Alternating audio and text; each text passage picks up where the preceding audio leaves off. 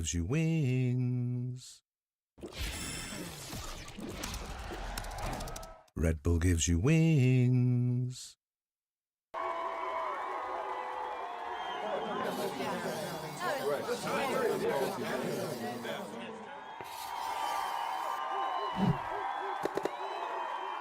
Red Bull gives you wings.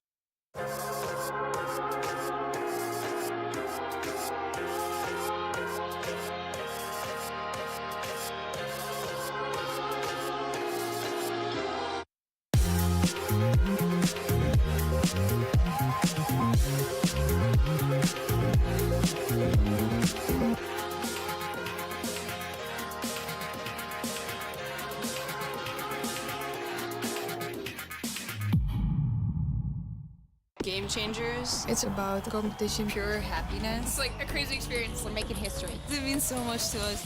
It's good to be back. I guess you know what I've been looking for, success. The beauty of gaming is it doesn't matter who you are. And as long as I'm good enough, Everybody's getting a 4K. I can go as far as I want. That's what I like to see, baby.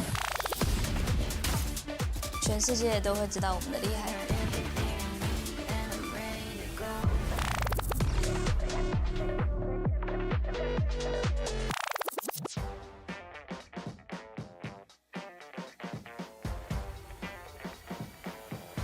Trap something.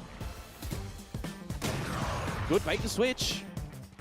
It's a massively ridiculous scoreline, but what else is ridiculous right now? Back the 1v1.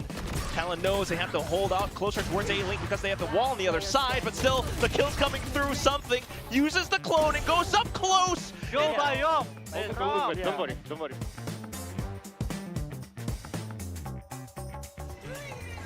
Entire one away from Showstopper, I should say, as he goes up and over the top and is able to find Flashback. And, well, he doesn't have his main weapon, but he also botches the rocket. It lands in front of the box. And this isn't Lotus, son. That's not going to get a kill. Cruz now just caught. Boombot gets the spot. Up and over. He's looking for the ace. Sends it. Won't be able to find it off that. Kenman. He will be rewarded for it.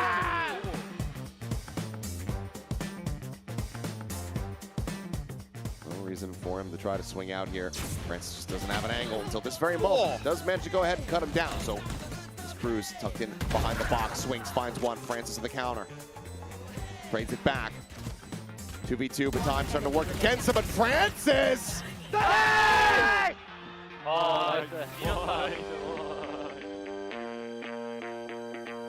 He's doing that one. I thought to play another angle, but still, this time it's going to be Manya instead of B main. Tosses out the flash, but Izu with Dimensional Drift into sight. What's the angle going to be? Hunter Spear, Shock Darts. I don't think that's going to help you out too much here unless Izu finds more frags. Gets one. Billy for RRQ off the clone, off the flashes even. But they just continued fed wide. Izu! Get the Let's go. Think twice about advancing forward. He loses his life because of that. Monyet trying to play defense here because she's able to redraw the weapon. Gets a bit of damage across. This crazy guy. Ooh, just teleporting right past Foxy9. He's brained them. They don't know. They think he's got out. They have no idea. Now with the smoke getting ready to fall, he gets the kill on the Foxy, and that's going to be... It was the only opportunity, but where do you think that from the shadows goes this crazy guy? Does he just fake back? No. He'll just go for this A connector plant. Crazy guy is so very close. The TP up over the top and gone. Maybe starting to register it now, but it's already too late. Crazy guy. Yo, that's my omen, bro. Holy. Pinned in, Cloudburst down. Hunter Spirit to try to feel the pressure. It goes forward with that short.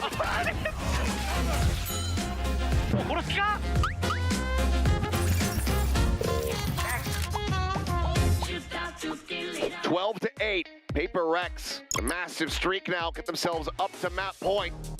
I'm gonna put my wall again, boys. So we rush B addition. Pre. I will out here. Then you just take your timing, pre. Okay, I can. I will kill 5 this round. Listen, you need insta scan, right? This one, right? You're talking about? Yes. Okay. Okay, con. Just shoot. Just make sound. Hey, they smoke mid. Careful, okay? B smoke까지. 오맹고 어디야? CT 같아, CT. They smoke B. Any hold on, pre? Hold on.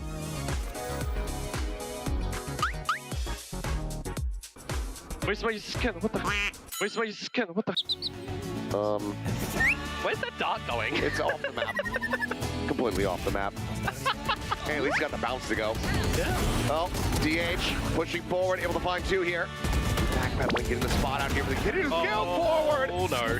And Patman finds the timing. 13-8, Paper Rex. A little bit shaky at the start, but they absolutely find their footing. And just choose not to really go for it. Yep. Flash him into the angle. RB sends out the snake bite. Smoke now, cycle forward. Goes for the swing, but does not get caught by the paranoia. ドローンで見ようか。Okay. 寄ってたらやめるよ。これ2入った、2入った。これ行くならダブルエントリーにしよう。待って、これ無理無理無理。オッペオッペ、やめようやめよう。キャンセルキャンセル。はい。これジャストシンプルにショート来てほしい、最後。エスプリット。一等上がっとくわ。今上げてみと。見た上がる見た上がる。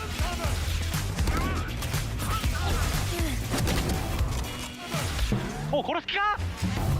待って、死ぬ俺、それ。あ、ごめん。はい、チェンシェプ、チェンシェプ、チェンシェプ。あ、すごかった、すごかった。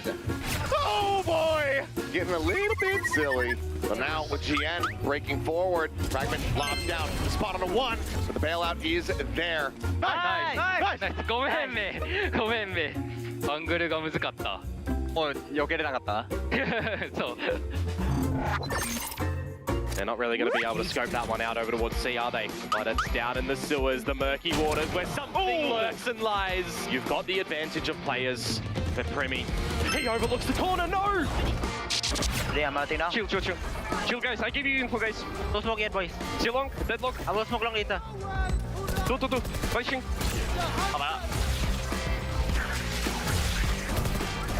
I'm gonna flash long. Go. I'm picking boys. Hunter Spirit deployed, but everyone from Paper Rex have set foot onto site. I desperately tries to hold on. Something goes for the pop flash. Gets the shot. Oh my god. Continuing to spray onto the spike. Jing sticks it all the way through. You tie things up 6-6 at the end. Got a bit of linchpin, you would assume, for RRQ successes on this attacking side. Monyet as well with him. A pistol so far from Cushy, the bottom fragger. Gold. Meteor. He wants his team with him, but they're nowhere to be seen. Seeing the cage as well, RRQ pay their due respects. Hey, can you pick Enemy go, go, pick go, pick it up. One long. Pick long. Garage, I think. Cypher 30. He's smoke ball. Heavy gone. I will check. Ready to go in, boys. Cha. Gotta go. Body tip. Half. Off. Bye. Continuing to dance around, and DH just ran out of ammo. Has to go for the knife. No range. It's a knife duel. Nice, bro. What's happening, bro? How he no bullet? Oh, that's gorgeous. That's fun.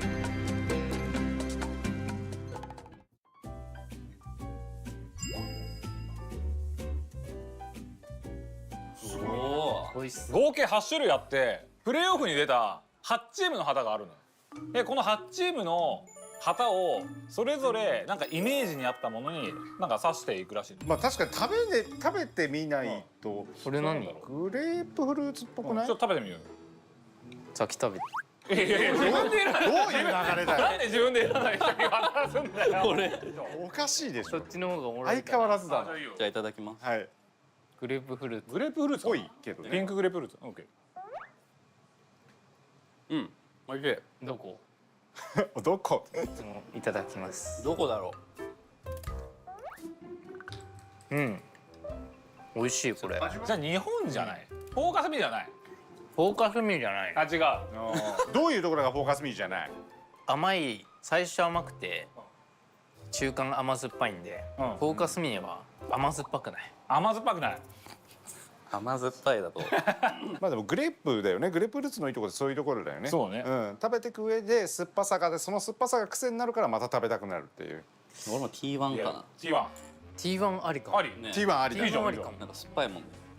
ラウンドの中盤から急に弾ける感じが T1 確かにいきなりね。いきなりメテオが出てきたり、確かに。スタックスがねエース取ったり。確かに。中盤から始まるから T1。確かにね。じゃあ T1 行こう。はい T1。いいじゃんいいじゃん。これかな。ああ、梅だね。明らかに梅だね。梅好きなのでじゃあいただきます。あ、うまっ。美味しい。どう？甘いですね、意外と。甘い。甘いんだ。食べよう。あ、梅いった梅いった。うん、梅美味しい。梅美味しい。でもなんか酸っぱくはない。酸っぱくない。あ、酸っぱくはないんだ。甘い。酸っぱ。あ、酸っぱい。あれ酸っぱいんや。なるほど。受け手によって感想が異なるチーム。つまりもうこれしかない。受け手によって変わるのこれだろ。人によっては辛い、人によっては辛くない。ああ、確かに。確かに。キャスターのイメージ、まあ僕のイメージが少なくともノンシムって相手によって戦い方スタイル変えるチームのイメージなのね。急にダンビを主軸にバカスカ走り回る、確かに確かに。そうチームになる時があれば、めちゃくちゃ韓国のなんかシステマチックなチームになる一面を持ってるの。確かにそうかも。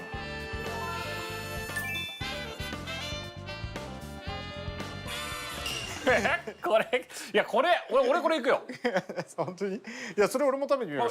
完全に俺これだけのイメージだともうジェンジいや待ってまだ中身が分かんない。いやもうジェンジセクスチャーが食べてそう。まず何なのかを食べてみようよ。まあ何食べてみようよ。ああ、とかで食ってそう。何それ。デザートじゃねえじゃんこれ。鮭？おにぎりじゃん。この中に絶対クリームパンだと思ったもん。蓋開けたら驚かされるチームは確かにジェンジーかもしれないね。マンチキンいるかな。どこにでも IGL のマンチキンがディフェンダーサイドでいる。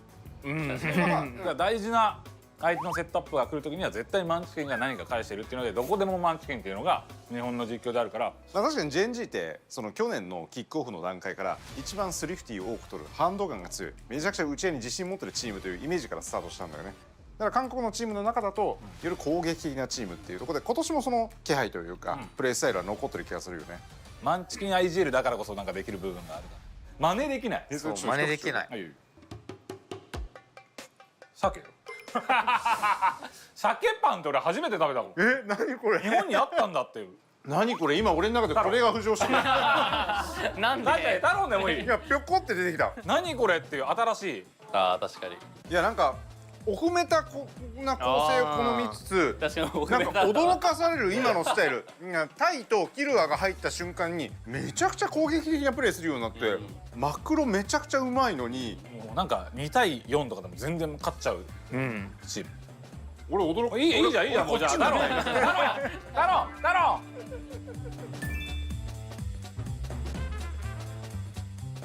これ俺気になるんだよな。絶対うまい。あとはブドウとコーヒーゼリーじゃん。俺ね、ごめんね、騎士が食べたいものが裏腹ね、俺好きなものを。あ、いいじゃんコーヒーゼリー。いただきます。コーヒーにコーヒーなんだね。もう安心よ。これ下に入って、なんか下が気になるっす。なんかちょっと甘いのかな。あ、コーヒークリームみたいな。コーヒークリーム。これはね、もうディアレックスだね。俺もディアレックスだろうなと思った。もう予想ができる通りに安心して食べれる好きな味なのね。でもこれは予想できるっていうのは悪い意味じゃないんだよ。予想できるっていうことはそれだけこう親しまれているっていうものだから。ディアレックスでね、メンバーも今変わってフィジカルをちょっと重きを置いたロースターに変更したんだけど、でも根幹にあるのはやっぱりこうシステマチックな部分、チームとして作戦を組んで連携を取って相手のことも対策して勝つっていうところを結構大事にしてるチームかなとは思うね。そう、メンバー変わってもやっぱディアレックスだね。そうだね。普遍的なものだよね。ずっと愛される。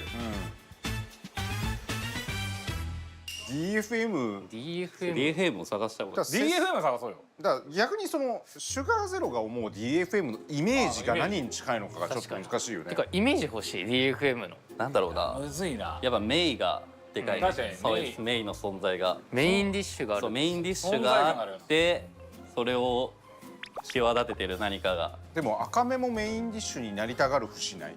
ある。確かに。あるある。実はメインディッシュ同士で。3人で弟だこれ。いいじゃんこれ。テス君と赤目とそう神部で踊ったじゃん。てかダンス教えてよ。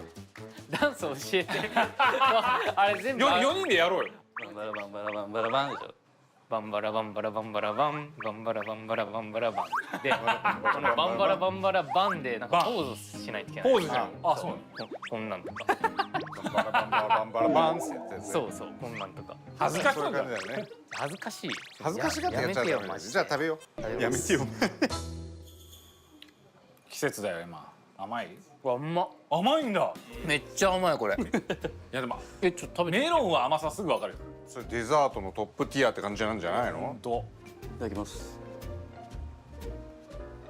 美味しい。甘いよねじゃあメインディッシュが半端ないということであうまいね。メインにかけたね。メインにかけたメインディッシュ。確かにこうデュエリストが主軸になってるチームではあるよね。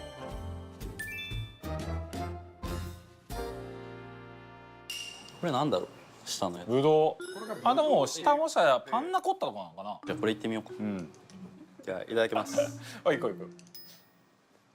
甘っ。甘い。一番甘いかもしれない。あ、一番甘い。ああこれ底なんだ。ちょっと下。ちょっと下下から食べようよ。掘るの大変だね。うんそれぐらい層が厚いってことだ。ちょっとしかない。あ、杏仁豆腐ですね。おお。あ、じゃあいろんな嬉しいね。味が楽しめるなんかでもイメージつく。いいっすね。俺も一個来ました。あ、来た。来ました。俺はねこっちだ。これかも。ああ、ペーパーレックス。ですか？RRQ。いや、で、ゆきしろも RRQ でしょ。じゃあ俺は RRQ はいろいろ積み重ねた結果っていうところで、俺も RRQ。ペホメタが来てちょっと辛かったけど、そういったところの苦しさもあって層がどんどん厚くなってってっていう。確かにそうだな。RRQ 最近はすごいよ。ジェムキンもやばいもんね。やばい正直言うと変わった気がする。プレーオフに入ってからなんかジェンジー戦終わってから本当にチームがまた一段階変わってるよあれは。ねえ、確かに。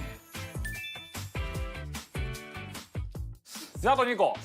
これそう食べたい食べたい。俺がもうこれを見た瞬間にさ下の皿ないと全部崩れちゃう作りしてるんだなって思ったらもう怖いんだね。これ桃かな。一応意見を聞きましょう。あ、すごくねフルーティーで美味しい。これもう全部食べちゃう俺。これ俺好みだからジェンジ。いや確かにジェンジ好きなんだよ。わかるよ。ここら辺に HSK いるよ。マンチキンの子マンチキン。そう、ソロと HSK マンチキンこれ俺マンチキン。このデザートは多分1回マスターズ優勝したことある。あだから皆に親しまれる味をしつつもいろいろな層に分かれてる味がある、支えているっていうところだね。確かに桃だけだとまあテクスチャーとか強調の激しいその強いデュエリストにイメージがいきがちなんだけど、この下のラズベリーの要素が例えばマンチキンでもあるんじゃないかみたいな。桃あと3つしかないからやっぱ4キルだよ。テクスチャーだ。4キル。5個ない。はい、というわけで、はい、こちらです。ペーパーレックス。はい、理由はですね、この下の皿がないと成立しないからです。アレックス。はい、これがないとこの形はボロボロと崩れていきます。確かに。これアレックスが支えてるよこれ。アレックスの上にいっぱい昴生君のが乗ってるかも。あ、大人の味だ。あ、大人の味なんだ。大人。アレックス。アレックス。なんかすごい。なんか入ってる。ゼリー入ってない？ゼリーが入ってる。ダバイじゃない。ダバイ。ダバイ来た。ダバイかも。ダバイ。実は一番強調が激しい。確かに。主張が激しく強みがあるっていう。外側だから明るいから法政軍とか神宮に目行きがちだけど中にダバイいるみたいな。中にダバイいて。中にダバイ。いいじゃないですか。ペーパーレックス。まあ皿も込みであれペーパーレックスだ。東京で行われる決勝戦あるじゃん。そうだね。まずはタロン RRQ どうなると思う？タロンでしょ。あ、タロン。タイやばい。タイもやっぱキルはもう結構やばくない？強い。キルはなんか結構支えてる感じで強いし。ゆきしろは RRQ がジェンジーとの厳しい3セットを制してからすごい自信がついてきているのか、なんかミクロが速いし素晴らしい連携を取ったの。そうね、俺はね気持ちはちょっとタロン。そうなんだよな。今のタロンで世界ちょっと見てみたいな。そうなんだよね。今のタロン強いからね。マジ見たい。マジで見たいね。シュガーゼロはどう？RRQ が韓国チームどんどん倒してたじゃないですか。でやっぱパシフィックの中でも韓国チームずば抜けて強いのに勝ってるから今すごい経験値もすごいだろうし自信もすごいだろうしで優勝するチームはじゃあどこ？まあやっぱペパレ俺もペパレ。あ、ペーパーレックス。やっぱ強いし、生み出す力も強い、すごいし、まあ、あんまり隙がない感じはあるんだ、3チームの中だったら。俺ペーパーレックスから優勝。あーまあまあまあ多くなってもしょうがない。そりゃそう。ペーパーレックス強いもん。今日はいろいろ食べたり飲んだりどうだった今今日は楽しかった。楽しかったよね。めっちゃ甘いもの食べて、シュガーも名前変えなくちゃいけない。シュガーフルに。確かにいっぱい食べたからね。シュガーフル。解明しよっか。来年からシュガーフルになってるから。ゼータシュガーフル。よろしくお願いします。シュガーどうだったの今日は？いや楽しかったですね。やっぱ普段喋らない人たちと喋れてすごい楽しかったです。あとはね、パシフィック決勝では千葉祐希さんが心配無用のライブをしてくれるということで、あとはね今着ている T シャツ、かわいいね、ライズパシフィックの限定 T シャツもあるし、あと後ろにあるねタオルとかバゲットハットとかもあるし、プレゼントもあるのよ。リストバンドとか、あとうちわもそうだね。さっき冒頭で俺たちが仰いでたけど、またショーマッチもありまして、たくさんね楽しみがあると思いますので、ぜひ会場でご覧ください。あとはねオンラインでも配信があるんで、ぜひ来れない方はオンラインで。せっかくの日本での開催だからね。そう、みんなでね、満席で埋めていきましょうね。今週末ダラアリーナ東京ベイでお会いしましょう。さよなら。さよなら。さよなら。全然大丈夫、心配無用。ユキ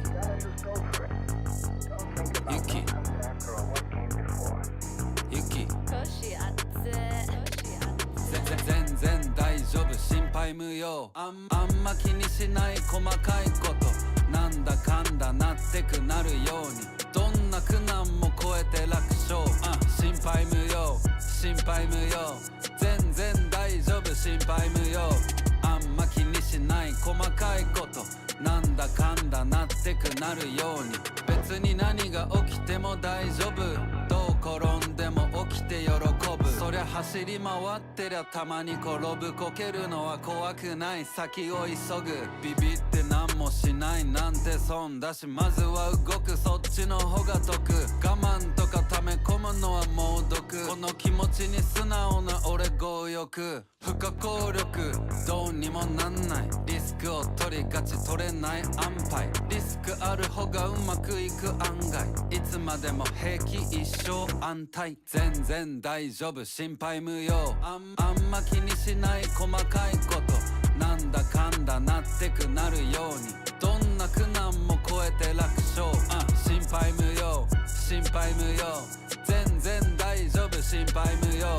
あんま気にしない細かいこと、なんだかんだなってくなるように、いつかはなくなるこの世の全部。だから今しかできない経験する。いい飯食ってEEX 毎回本番してない練習。地元で集まるいつものメンツ、心配すんなってよく言っている。アトランタで友達持つみんなが厳重平和な連中。自信がないとなる心配性。俺自身のこと疑ったことはない一回も。絶対いける、いちいち考えない失敗を。全然大丈夫、心配無用。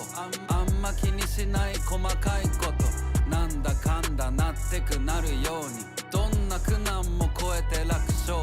心配無用、心配無用。全然大丈夫、心配無用。あんま気にしない細かいこと、なんだかんだなってくなるように。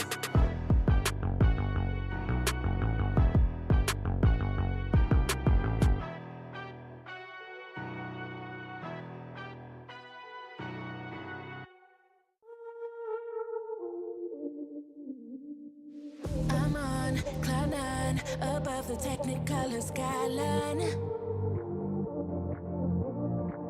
Floating so high, no gravity to keep my feet tight.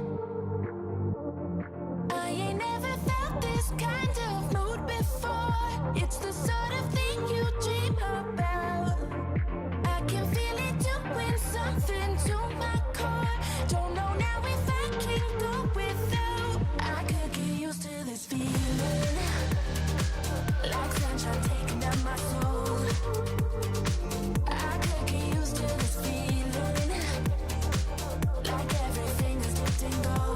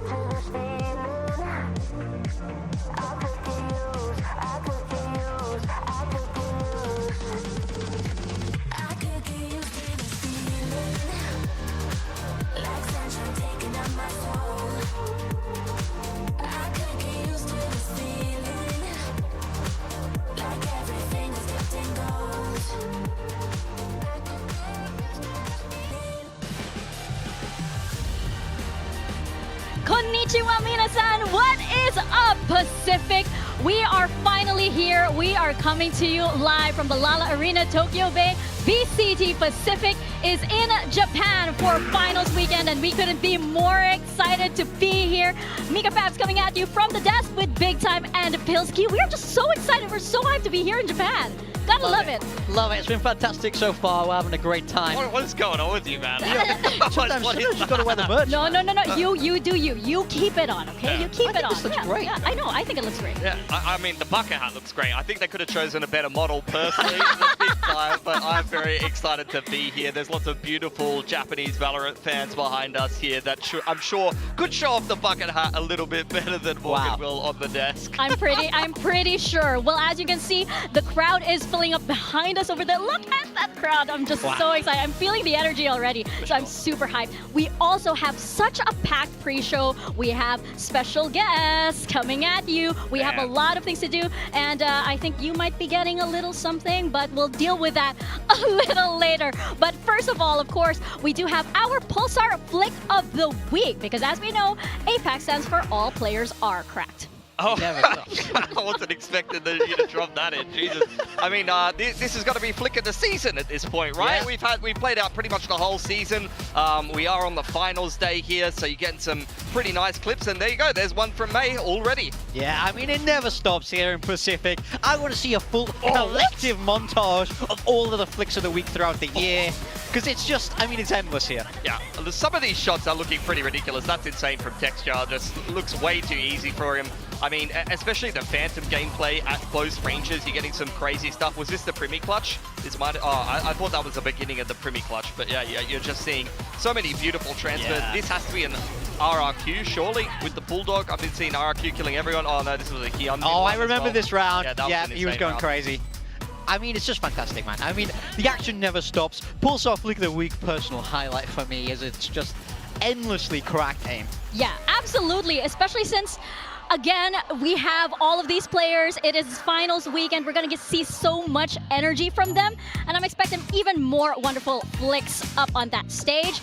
And for our fans, by the way, we do have some special merch for you guys. Look at everything that is on your screen right now. I want this. I saw some fans outside. We saw some fans who actually having the towel wrapped around, like almost like a scarf. Fantastic way to style I need this, that, honestly. Like the first thing I do when I get back to Sydney is I want to just jump in the water at the beach, and I need this tote bag, I need the towel, I need this whole outfit. This is all I need is a pair of board shorts and some thongs, and I'm ready to go. Like honestly, Pacific has got me covered. Yeah. I know. I would buy one of everything from this, that's for sure. Yeah, I wish we had like a bag here and we could have like a little live selling segment right here. We have the VCT Pacific towel right here. We have some pins, and you know, you do that thing.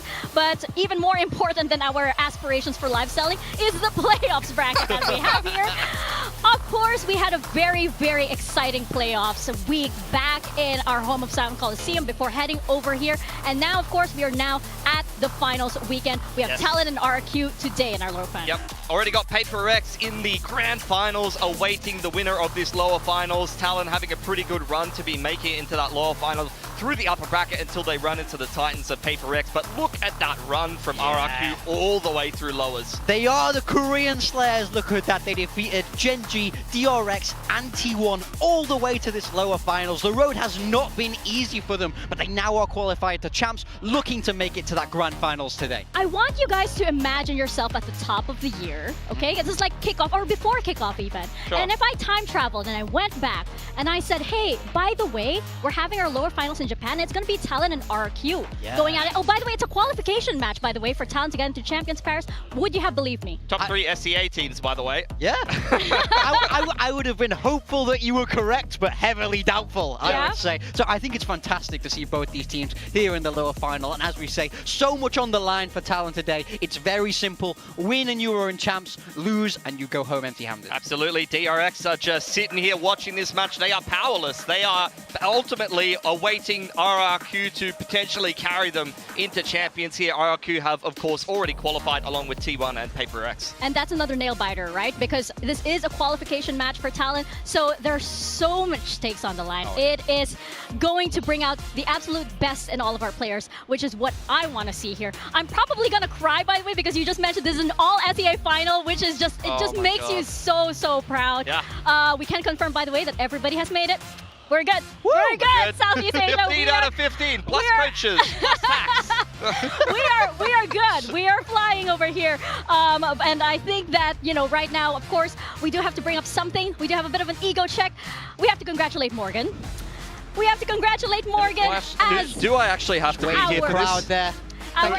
Do I have to stay on the desk? This is actually our Build Diff crowd. Just give us this. Just all look right? at those scores. Look at those scores yes, down there. I refuse. I am here, and I'm just gonna just give you. Oh my god. This It's upside down. Beautiful Predator Helios Neo 16S Let me just AI Ultra Slim gaming laptop. Congratulations, sir. Yo, Mika. Yeah, congratulations to Morgan for this. He's just from me. Well deserved, I would say. VCT Pacific Stage 2's best coach. I don't think that's ever something I would assume Big Time's name would be on, but there you go. That's got to be a career first for you. Congratulations, well done. Thank you very much. I think there are probably players on that stage now that would probably say, I'm not too sure that's the case. It's well deserved. I worked very hard for this. You did. I beat you all. Lucky. So there can be no complaints. But Yeah. I'm very much looking forward to this. Thank you very much, Ace of Predator. Yeah. and I think that it's confirmed that I suck at this game. I am very good, that is by well the way. established at this point. Yes, I'm very good at other things in life. This game is not one of them. We have to take a look at our final Build Diff rosters for the entire year. I want to know how you guys chose this roster today. I mean, I think so. Build Diff was a game all about kills. So for me, I was looking for the guys who were fragging the most in those positions, or I felt like we're getting a lot of value. So my team, May, of course. I mean, I feel like he's been going crazy all year. Got to bring him in. I wanted Kalua in as my initiator. He was putting up numbers from that initiator role very quietly. And then Primi, DH, Depp as my flex. And we're also giving coaches a little honorable mention here. I went for Alex as well because I think if you want a coach that's going to enable your team to get some kills, he's the guy. They know how to run it down. But very happy with my Build Diff team of the year there. I think my roster's good in Build Diff, but I actually wanted to build a team that I'd be like, I would want to see this team play in Pacific. And honestly, you know, I do have May, Envy, Primi, DOS9. I wanted to add as many, and Depp as well. I wanted to add as many players. Less so for Primi because his talent is doing so good, but I wanted to add players from teams that maybe haven't necessarily made it towards the top end in terms of playoffs. And then who better to coach them than Alex? I feel like the best coach to be able to enable people to go shoot and enable a team full of superstars. So I actually feel like I'd want to see this team actually have a crack in a show match or something like that. It would be crazy. That would be very fun. I chose mine based on like the kind of like best of the best. A big wrap up of Pacific. So the players for each role that like really made my jaw drop for every season. So those are players. I did have Ewok as well as my coach because it was mainly thanks to that near impossible comeback. It's just, you just have to respect all three coaches actually that have been here on this stage. They've been able to give up such, you know, amazing performances for these players. We have our most picked players right up on your screens. We have Primi, we have Francis from Nongshim, we have Meteor, of course, T1, and the highest scores also for our Build Diff. We have Something and Devi from PRX, and we have May as well. Yeah, I mean, Paper X, they just continue to dominate certain series, so I'm not too surprised about that. Something, I'm pretty sure that is the series against Talon in the uppers where he went absolutely ballistic. I wouldn't be surprised. I mean, Primi is an auto pick from Talon most of the time, although Diane Kalua was starting to make a case for them. I'm mostly surprised to see Francis here. Francis on Nongshim. There were, I mean, it's quite hard to pick Danby when there's so many great duelists in Pacific, so Francis was always a solid pick in Initiator. I can see why he was picked so much, and honestly, he's been the best player for Nongshim as they've gone into Pacific and gone into Tier 1 compared to the Ascension one, where I feel like the two stars were definitely Danby and Persia. Yeah, I think you're responsible for so many of that, yeah, actually. For sure. You I mean, picked for Francis some quite a reason, lot. every time Victoria picked Francis, he had a life game. Yeah, but you know what? It's got to be May at some point because he was just putting up the numbers. It really has to be May. It's got to be May. We have May on the desk right now. Hello, May. Thank you so much, Arigato, for joining us here on the desk. Thank you so much. I'm wondering how you're doing, by the way, and how special it is to have this event in Japan. We have Hugo from DFM as well to help with some translation. Welcome to the desk. So tell us how it's been and how special it is to have this event, our Pacific Finals, here in Japan. メイ選手、まずはお疲れ様です。こうやって東京でまたパシフィックのファイナルが開催されるっていうことになったと思うんですけども、実際に会場に来てみてどうでしょうか？そうですね、会場めっちゃでかくて、僕もこの舞台目指してやってたので、この舞台でやれる選手たちが羨ましいです。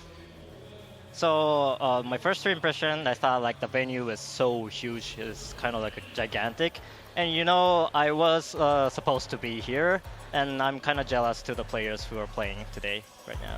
Oh, I'm sure like there are a lot of people. Of course, you have a lot of fans from DFM. We even saw it all the way in Pacific and Seoul. There was so much love for DFM, and everybody who was at Masters Tokyo a few years ago keeps talking about the crowd. So I wanted to ask, what do you think makes the Japanese crowd so special? What do you think it is about these fans? マスターズ東京からも含めてやっぱり日本のファンっていうのは韓国現地にも来ていただいたり結構熱狂的なファンだと思うんですけども、何がそこまで日本のファンを突き動かしているのか。なんかどういう例えば選手のとか。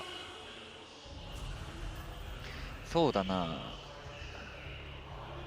多分そもそもこの日本のバロラントのシーン、ティア2がもうありえないぐらい盛り上がっていて、でいつかその日本のティア1チーム、ティア2チームがいつかこういう大きな舞台で世界大会を出ることをみんな望んで多分待っていると思うので、それが人気の理由だと思います。I think the most thing that fans are willing to see the Japanese teams at the Tier 1, especially for the finals and the the champions and the masters. And I think the VALORANT Challengers Tier 2 scene is kind of like a huge, like compared to the other scenes in like world. And I think the Japanese fans are willing to see the Japanese teams at the biggest venue. I'm sure you can tell by the energy in the crowd already how excited they are. I have a bit of a fun question for you, Mei. There are a lot of fans flying in here into Tokyo. Some are experiencing Tokyo for the first time. If you had just one recommendation for somebody traveling to Japan, what would it be? This can be food, this can be an experience, anything. 今回のパシフィックファイナル含めていろんな方がいろんな国から東京に来られてると思うんですけども、メイ選手がもう一番おすすめする東京の食べ物だったり場所とか、一番おすすめするものを一つちょっと教えてください。It's a tough one. It's a tough question. 東京で一番おすすめするご飯場所？ご飯でも場所でも何でもいいです。1個お願いします。なんかない。ないな。なんだ？なんでも。ラーメンとか油そばとかそういうのでもいい。いや、むず。Yeah, it's kind of like a tough question. It's a really tough question because there's so much to do, right? There's so much to do here and to experience here in the city. Yeah, absolutely. I mean, you talked a little bit or touched on it a little bit already, but I wanted to ask, did you guys keep up to date on the Challengers Finals? What did you think about the teams or the event itself and just the whole scene in general? メイ選手もVCJ のファイナル自体は多分会場で見られたと思うんですけども、実際に VCJ のファイナルとかも見られて、日本のティア2シーンとかに含めてどういう風ななんか感情というか気持ちを持ちました？俺もなんだろうな、日本のオフラインこういうでかい会場で試合したいなって思ったのが一つと、日本のファンはなんだろうな、自分の応援しているチーム以外のスーパープレイにもすごいリスペクトがあるので、そういうのがすごいいいなと思いました。Like watching the Challengers final, I really thought I want to play at the offline, especially in Japan. And I also like felt there are like huge respect to the teams that they are not like supporting. Like if they have like the super plays, the clutch moment. Yeah. Even though you are like supporting the other team, you are also like supporting the opponent too. Yeah, and I wanted to ask as well, because you've already talked about mixed feelings, not playing on the stage and missing out on things like that, but it wasn't all bad news for DFM. You guys did make the playoffs here in Pacific for the first time, and you guys had an excellent run, and May, you're in great form once again. So how was it playing this stage, and how was it having the support of the fans with your run that you made in Pacific this time?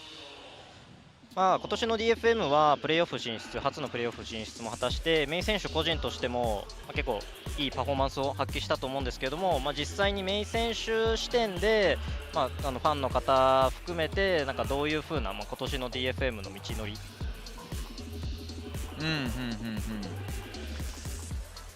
今年は、オフシーズンの好調な結果から始まって、キックオフステージ1と、あまりいい結果を残せず、ステージ2まただからオフシーズンから上がってキックオフとステージ1下がってでまたステージ2ちょっと上がるみたいな、割と、後半にかけて成長できた1年だったと思います。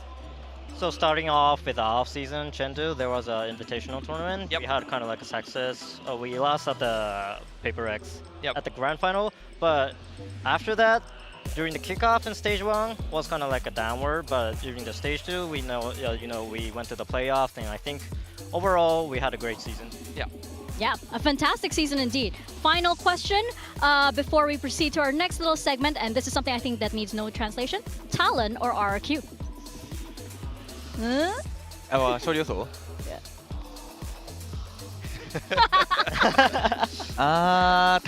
Talon today. Okay, all right. That is very, very interesting. Now, we have a little quiz for you, and we would like to invite you both to participate in this as well. We have a quiz for the entirety of Pacific. So, if you agree, circle. And if you don't agree, just make X. So the first question, or the first statement rather, is the new record for the most rounds played in kickoff NS versus RRQ match was 42 rounds. You guys remember this? This set records all around. 42 rounds. 全然わかんない。キックオフの最多ラウンド数の最記録はノンシム RRQ の42ラウンドですか？丸か×か？ Yeah, X. Everybody hold up their decision. Everybody hold up their decision. Okay, let's see. I think it was Lotus, let's right? See. I'm pretty sure. It is. I believe this is correct. This is correct. Circle. Circle. 42 rounds. I remember the score was 20-22. Yeah. Yeah, that's how I remember that number. Next question we have up on your screens. Ooh, Talon, win-loss. Has it gone on for 12 consecutive matches? Is it Circle or X? 12回繰り返してますか？勝ち負け、勝ち負け。わかんない。Okay. Trying to remember myself. I feel like this is I can't remember exactly how many, but I'm just gonna say yes. I feel like this is a trick question. It might be a trick question. I feel like this is a trick question. Answer, please. Up on your screens. I'm going with. Oh my god, I'm a fraud. Were you guys part of that? Did you play them at all? Do you play Talon? その間ってタロンと対戦した記憶あります？勝ち負けの。いや、してないかも。 I don't think we played against them during that streak. During the win-loss. Next question, please. PRX has succeeded in winning VCT Pacific every year. Does that include this year? Yes, of course that includes this year. ペーパーレックスは毎年 VCT パシフィックで勝利してる。あ、そういうこと。Okay. Oh, we're not including this year. We're not including this year. So just the past 2 years. Okay. Yes. I'm gonna go no. Trying. Hyuga, are you with me? I'm with you. They might have. I started doubting myself. Yeah. The May went X. I'm like, yeah. I remember some losses to DRX. I was like, did they win every time? I know they went to a lot of internationals, but I can't remember if they won every single year. But yeah. It's also because with PRX, it's like so close. Sometimes you feel like the wins aren't really like definitive wins, right? Yeah. All right. Next question. The single map kill record set by May this stage. 39 kills.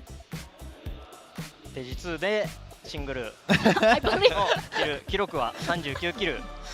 丸やな。I believe May. I'm gonna say yes, but I think wasn't it a tie or something with one yet? It's a yes, but it this was stage. it was in less rounds. But it's this stage. So I think it is a record. Oh, this yeah, stage. yeah, it's this stage. I mean, you got to listen to him. He's right here, right? That was Icebox, right? That was I an insane believe, game. Yes. We have one more question. Okay, this is the current best VCT region in the world is Pacific. Why is this even here? Come on, we circle This is all not around. subjective. This is not. Contrary No. to This is popular fact. belief. This is just facts. This is fact. Scientists have investigated this and proven it. I want to ask May why he thinks Pacific is the best. メイン選手はなぜパシフィックが最高の地域だと思いますか？それこそペーパーレックスとかディアレックスとかもう最強のチームは最強のままだし、なんだろうな、もう弱いチームがこの12チームの中で1チームもないのが一番強い地域だと思います。You know, there are Paper X and teams like DRX, they are all always strong, like continuously. And also, I think like overall 12 teams, I don't think there are no like the weak team. Like many teams, like 12 teams are all like a kind of strong and they have like their personalities in itself. Yeah, and every single team says that. That is like, it's just not exactly a power ranking, so to say, because every single team actually has a chance.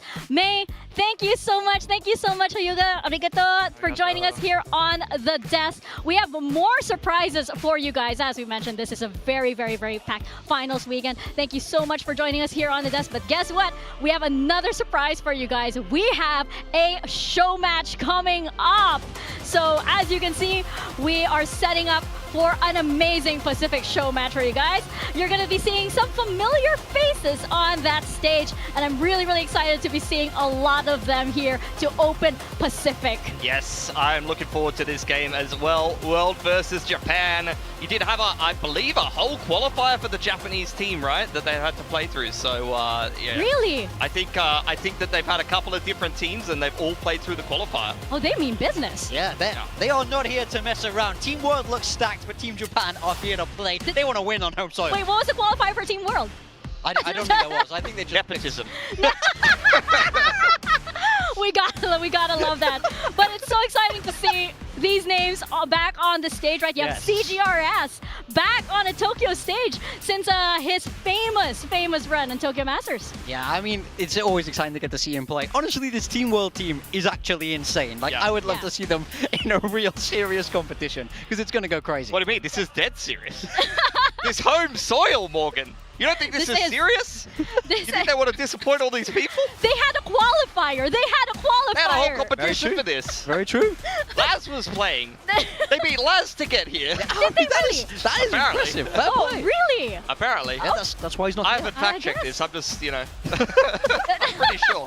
I heard it. It was a rumor. No, but if you say it, I'll believe you. Yeah. But no, it's okay. Go ahead. Take your phone, May. Damn it, I was going to keep his phone. We were hoping he left it. I know. I was looking at his settings on there. I don't think I don't think we can do that here in Japan, though. But definitely not. But looking over at Team Japan, you also have some familiar faces there. Everybody knows Sinfree. If you've been following Pacific, he is back on the Pacific stage. And you have Excurate as well. And of course, you have somebody called Tyson on that stage as well. Mike Tyson. Yeah. The show match. He's gonna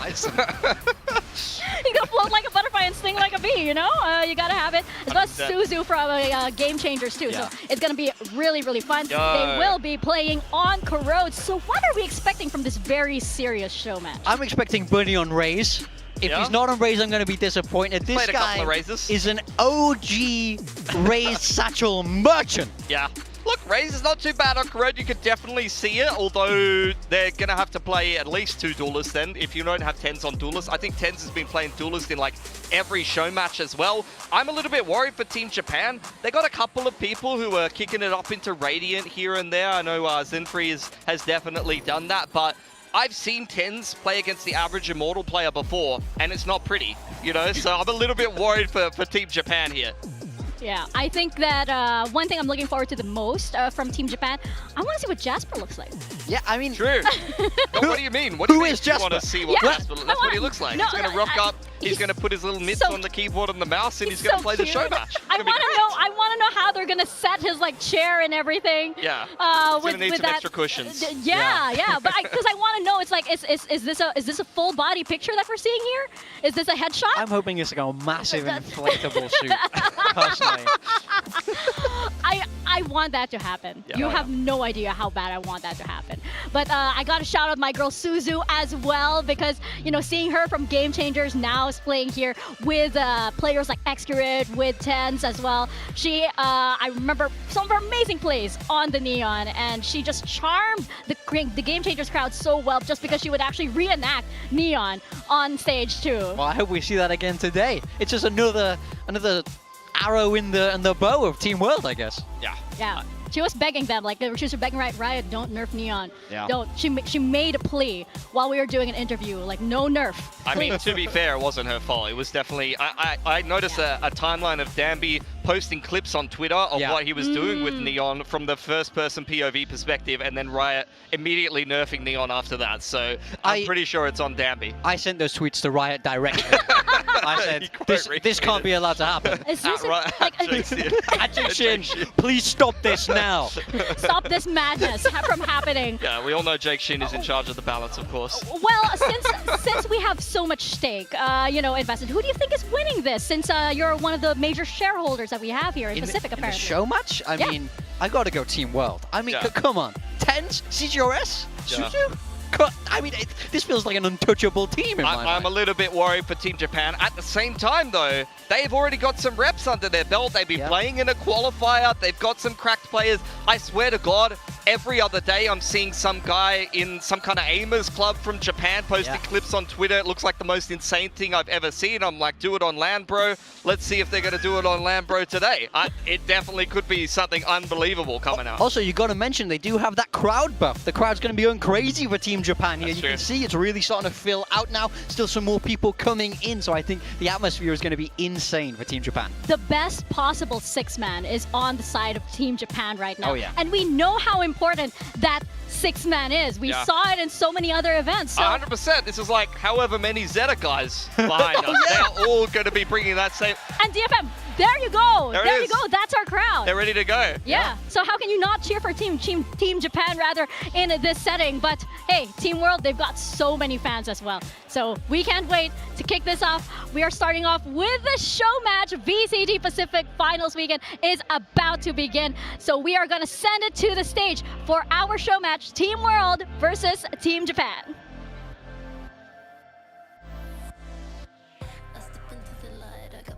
I'm ready, pressure don't face me, I'm cool and I'm steady. I rise to the top with my game left unheavy.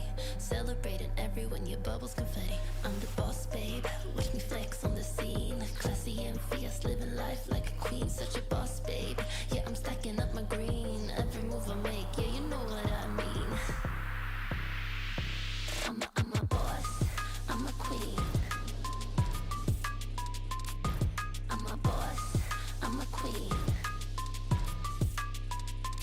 I'm a boss, I'm a queen.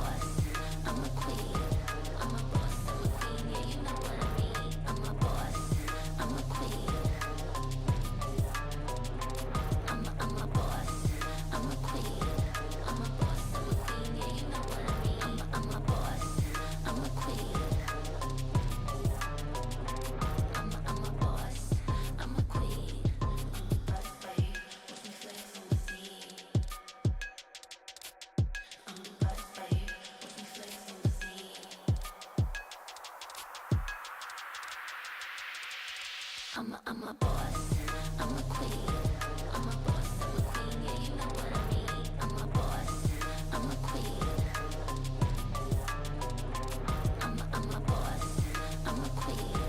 I'm a boss, I'm a queen, yeah, you know what I mean. I'm a boss, I'm a queen. I'm a boss, I'm a queen. I step into the light, I got my crown, yeah, I'm ready. Pressure don't face me, I'm cool and I'm steady. I rise to the top with my game locked and heavy. Celebrating everyone, your bubbles confetti. I'm the boss, babe, watch me flex on the scene. Classy and fierce, living life like a queen. Such a boss, babe, yeah, I'm stacking up my green. Every move I make, yeah, you know what I mean. I'm a boss, I'm a queen. I'm a boss, I'm a queen. I'm a boss, I'm a queen. I'm a boss, I'm a queen.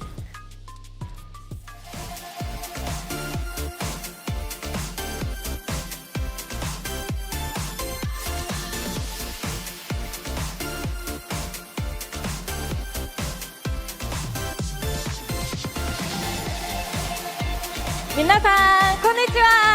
皆さんこんにちは。盛り上がってますか？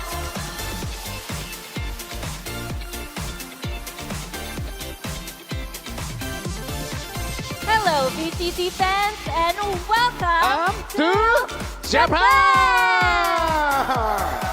りがとうございます。さあということでついにやってまいりました。待ちに待った VCT パシフィックステージ2ファイナルズ。皆さん改めて元気ですか？ありがとうございます。 Hey, what's up, everyone? It's been a while since Masters Tokyo, but VCT has landed once again here in Japan, and this time for Pacific Grand Finals. And believe me when I say it is great to be back. さあということでマスターズ東京を経て再び VCT パシフィックのグランドファイナルを迎えるためにこの地へ戻ってまいりました。 It is the finals week coming to you live from Lala Arena, Tokyo Bay, and we have a special treat for you all for a special occasion. そしてこの大舞台をさらに盛り上げるために本日ここララアリーナに国内外からバロラントのスターたちに集まってもらいました。 And now, without further ado, let's bring out the teams because this is the VCT Pacific Stage 2 Finals Show Match! さあということで VCT パシフィックステージ2ファイナルズのショーマッチが始まります。それではこのステージをさらに熱く盛り上げてくれる2チームをお呼びしましょう。 First up, introducing Team World!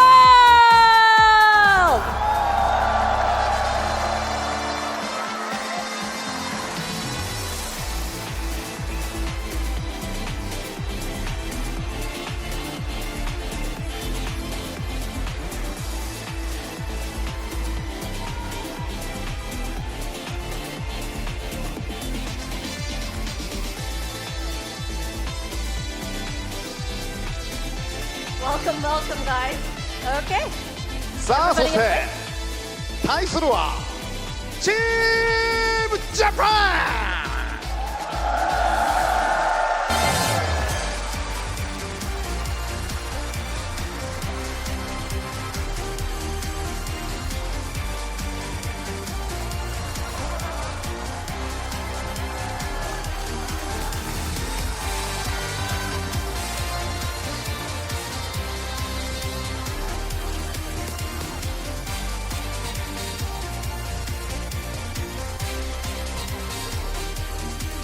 Thank you, Team World and Team Japan for joining us today. Now, we're going to take some time to talk to some of you guys. CGRS, you first. Now, Japan is a special place for you. Back in Masters Tokyo, you played as the sixth man for Paper X, placed top 3. What's it like to be back here? Oh, it's kind of a lot emotional for me. Like, it's been a while for that playing here again. I'm so happy to be here. Thank you for having me today.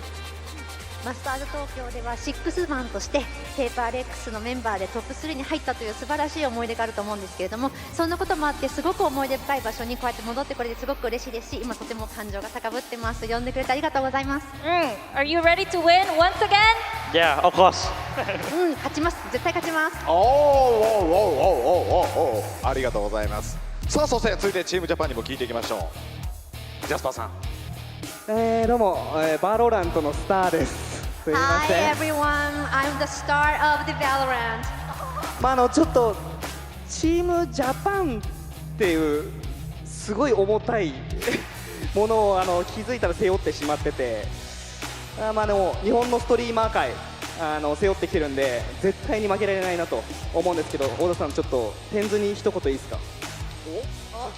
As a representative of Japan, I would like to say something to Tens. Is it okay? Yeah. Okay. テンズに一言 Hey Tens, do you know Zeta Lads? Do you know Zeta Lads? We beat Lads. I don't believe it. マジ信じないよっていう。イージーラズベル。いいじゃん。なんかダッサンがなんか逆に被害を受けてない？っていう感じでね、ジャスパー選手とテン選手も注目していただければと思います。Thank you. Alright, Tens, over to you now. I mean, what is a show match without Tens, right? First of all, say hello to the Japanese fans, please. Yes, hello everyone. Thank you for allowing me to be here and obviously getting to play a show match in front of the amazing Japanese crowd. So thank you once again. 皆さんありがとうございます。今回もこうやって招待していただいて皆さんの前でショーマッチプレーできることすごく嬉しく思っています。よろしくお願いします。And also, we had a little bit of trash talk going on here, but Team Japan, they have fought through a qualifier to get here. Anything you would like to say to them? Any words fighting back? I say good luck.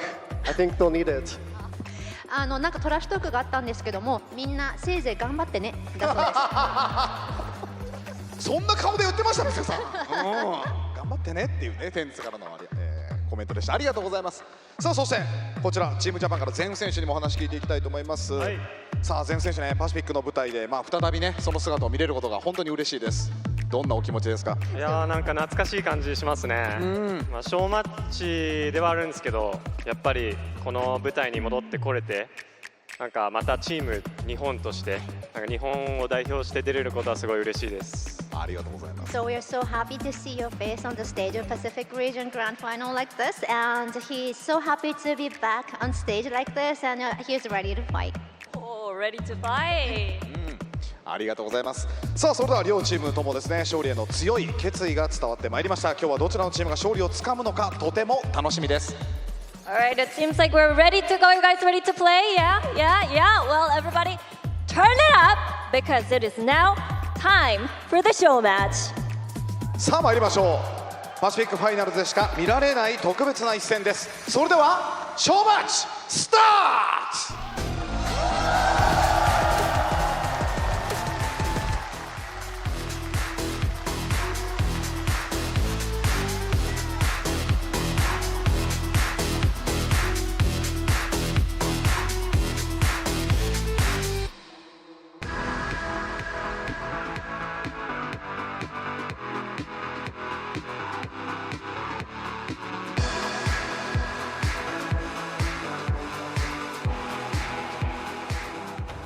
And that is it. I mean, we heard it from the stage. It's the peak of the summer season in Japan, and things are definitely heating up on the stage right now, too. Absolutely. Welcome, everyone, to Japan. We are excited to be here and to go through this show match as well, and it is going to be a heater.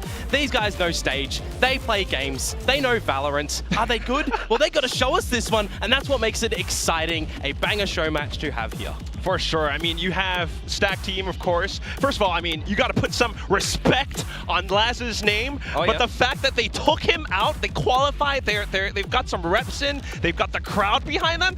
I think we should root for Team Japan a little bit. A little bit, maybe. I mean, you still got some names over on Team World, though, that also have played this game of Valorant before. I mean, you can't go away from that, right? So whilst we saw a whole qualifier for Team Japan to get here, we'll take a step back to have a little precursor on what that was. There were 4 teams that ended up playing in a single alien bracket, double alien bracket, one of those two, to go on through. And yeah, Team Laz's team did... They got knocked down, didn't they? So that's why we've got Zenfree's team right now. And I mean, we've got some fighting words from Jasper as well.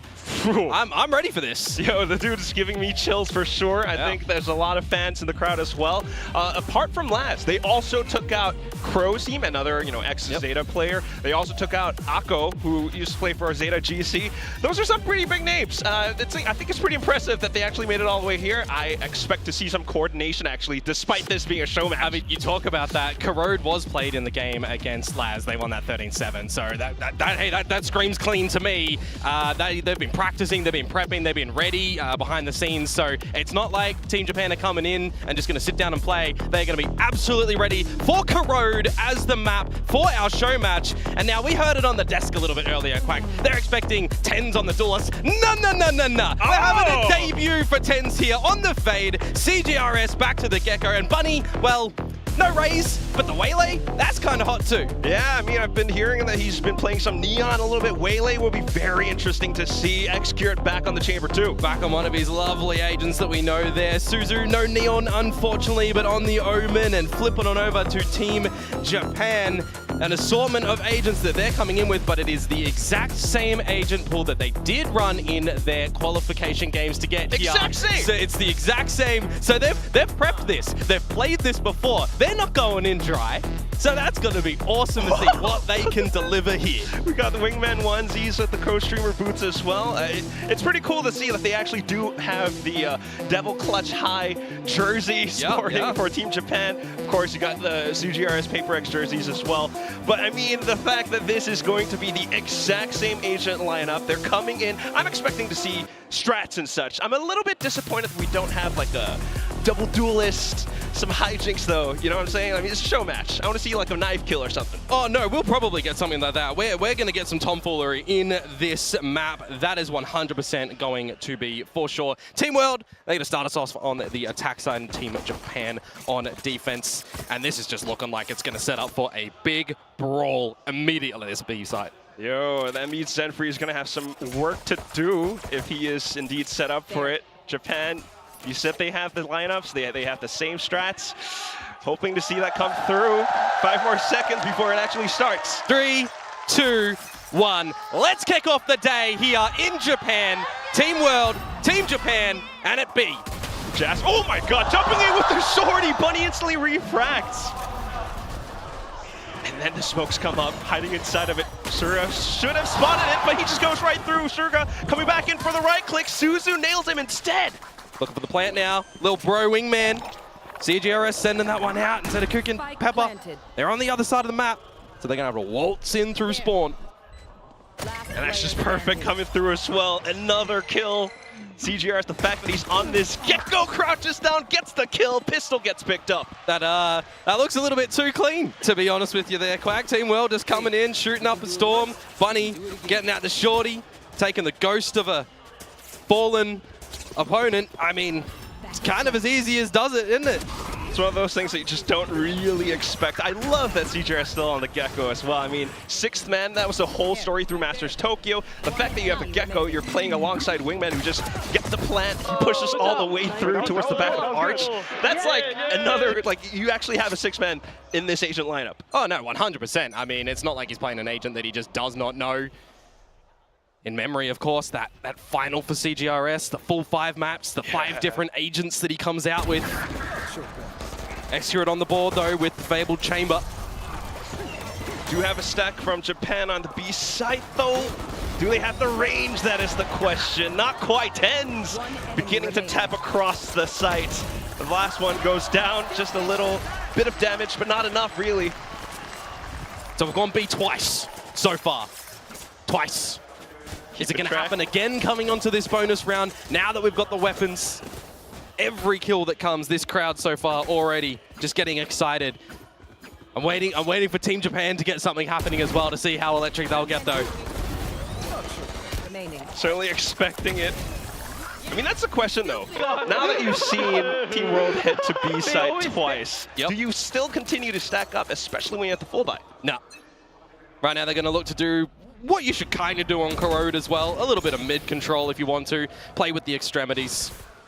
Yeah, the standard shear wall over at this A site though. And going to confirm some information that there is some presence this time.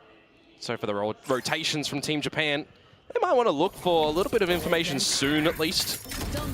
Okay, Thorns, got the shear wall going through. Oh, it's happened again! He actually lets the Bucky! Doesn't matter if it's Raze or Waylay, he's just getting in with the shotguns. It's what we know Bunny for. And that gives them the A site. Just worrying about Link, but no real pushes coming out from Team Japan just yet. They're trying to coordinate it. Yeah, plant goes down. It's going to be a little bit of a Link retake control from Team Japan. A little bit worrisome though. Oh, for sure. Already spent a lot of the initiating utilities, no flashes available. Well, speaking of, Dizzy is available, but Excurate, just a straight shot. I think this is just going to be a save situation. Pretty much going to have to, but not going to be able to find it at this point. Excurate's going hunting. The rest of the team beginning to push on in towards Link position as well. And there's the final kill. It's a perfect 3-0 start for Team World. Uh-oh. All 5 alive. All 5 guns being upgraded. Do we have coaches here? Call timeout. Have some discussions. Who would the coach for Team Japan be? Laz. Laz's coach? I'd chip it. Put Laz right in the booth. I mean, he used the IGL for sure, of course. But that said, the fact that Team World has been showing up like this. Team World. You hear it there first and foremost. 6-0 for Bunny. Oh, you know that he's just having fun on this one, right? Just in with the shotgun. But nerf now. You would argue without it. No, never mind. There is the shorty. He's going in again. Quick with the light speed. Okay, not quite the connections onto it, but swaps back over. And now he begins his onslaught. He's run out the refract though, so needs to land the shot, but perfect strafing from Zenfree. When there's no shotgun. Oh, second kill at least. But here comes Tyson. Oh my god. Onto the eco, of course, but no kills found. Not from Jasper. Just Saruga Monkey left, and he does manage to take it down. Yeah, there's some guns. This is where it gets interesting a little bit. Maybe a manageable situation. Let's have some fun with it. TP's over the top, flashes into the open, and that's where Suzu will take him down. That one gets a little bit too hard there when you just seen Shrouded stepping into the open. The 4-0, the bonus, carrying on. This is where we'll see the weapons be brought out yet again, and the operator for Jasper hoping to see some good things. But as we know from Excurate on this chamber, loves the operator, loves the snipers. It's going to come out on this attacking side as well. That's a sharp shot, by the way. We're going to expect to see a lot more of these sharp shots as well, but gotta say the holds coming out from Team Japan, a little bit lackluster. Oh, the operator's on the line, and it's going to be Excurate that gets the job done a bit better instead. Old mate Thrash picked up for CGRS here into the B site. Still legendary. Of course, you got the Thrash going through as well, but okay, Pepper being able to hold up from the back. Well, 4 versus 4 look to establish a plan, but they're locked out of the site at the moment with the rotations already here from Team Japan. Off angle a little bit, but CGRS just relays forward. Spike retrieved, of course, and now that could be the plant. Oh, Excurate, he actually gets away with it too! Rendezvous, CGRS to find it, and it's 5-0 now. Well, this is starting to get away just a little bit from Team Japan. Another rifle round that they're not going to be able to really coordinate any advantages. While he's playing from the back foot, it feels like they're going to have to try and come up with a bit of a different idea at the moment. You just got to feel for Jasper in that moment too. The operator just missing the shot. That's why I guess it's Team World. They've got the chemistry, man. Yeah, for sure. I mean, we've got a lot of these players that do play in, you know, a lot of different show matches. They love the stage. They play the game. Pistols again for Team Japan, though. They have done some damage with this previously. Just looking for a round. A lot more damage, and hopefully that translates into a round. But right now, not quite. Convergent paths deployed into sights. Excurate to relay and hold off rotations on the back. Just Zenakukin hiding inside of elbow. Able to find one. Pepper comes in with a Marshall shot. All of a sudden, it's chaos on the A site, and CGRS tries to hold. Excurate coming back in. CGRS for another kill. He's got his ult back. That's insane. Didn't we nerf Gecko? Like, what? Wasn't this agent just not played? We're getting a second Thrash online when it was just used. He is just farming orbs, farming plants, farming kills. Yeah, we're gonna need to see a timeout, man. I don't know what to tell you. Can we get some crowd help? You know, we'll get some assistance come through from there. Nice. Hopefully, maybe like a Japanese chant going on, but otherwise, right now we're coming back in with the op. Hopefully. Well, got to start to deliver something. Ooh, pushing out of a link. It's good. Getting a bit ambitious. Get some early rotation, some early information. Passive and defensive hold, but look at that perfect Thresh connection. Bunny takes advantage. Trying to hold out from Link now, but it's smoked off, of course, by Suzu, who's just been assisting the team to near perfection. Nightfall retake, though, but the shot still landing. Excurate absolutely denying. That's a cracker of a shot to come through there. This is looking like another flawless round from Team World. That's just going to be the audible call for Team Japan to get out of dodge, save these guns. We are seeing very commanding play come through from Team World at the moment. They are fierce. There's just been no momentum whatsoever for Team Japan. Zenfree, oh, even getting traded outright. X marks the spot.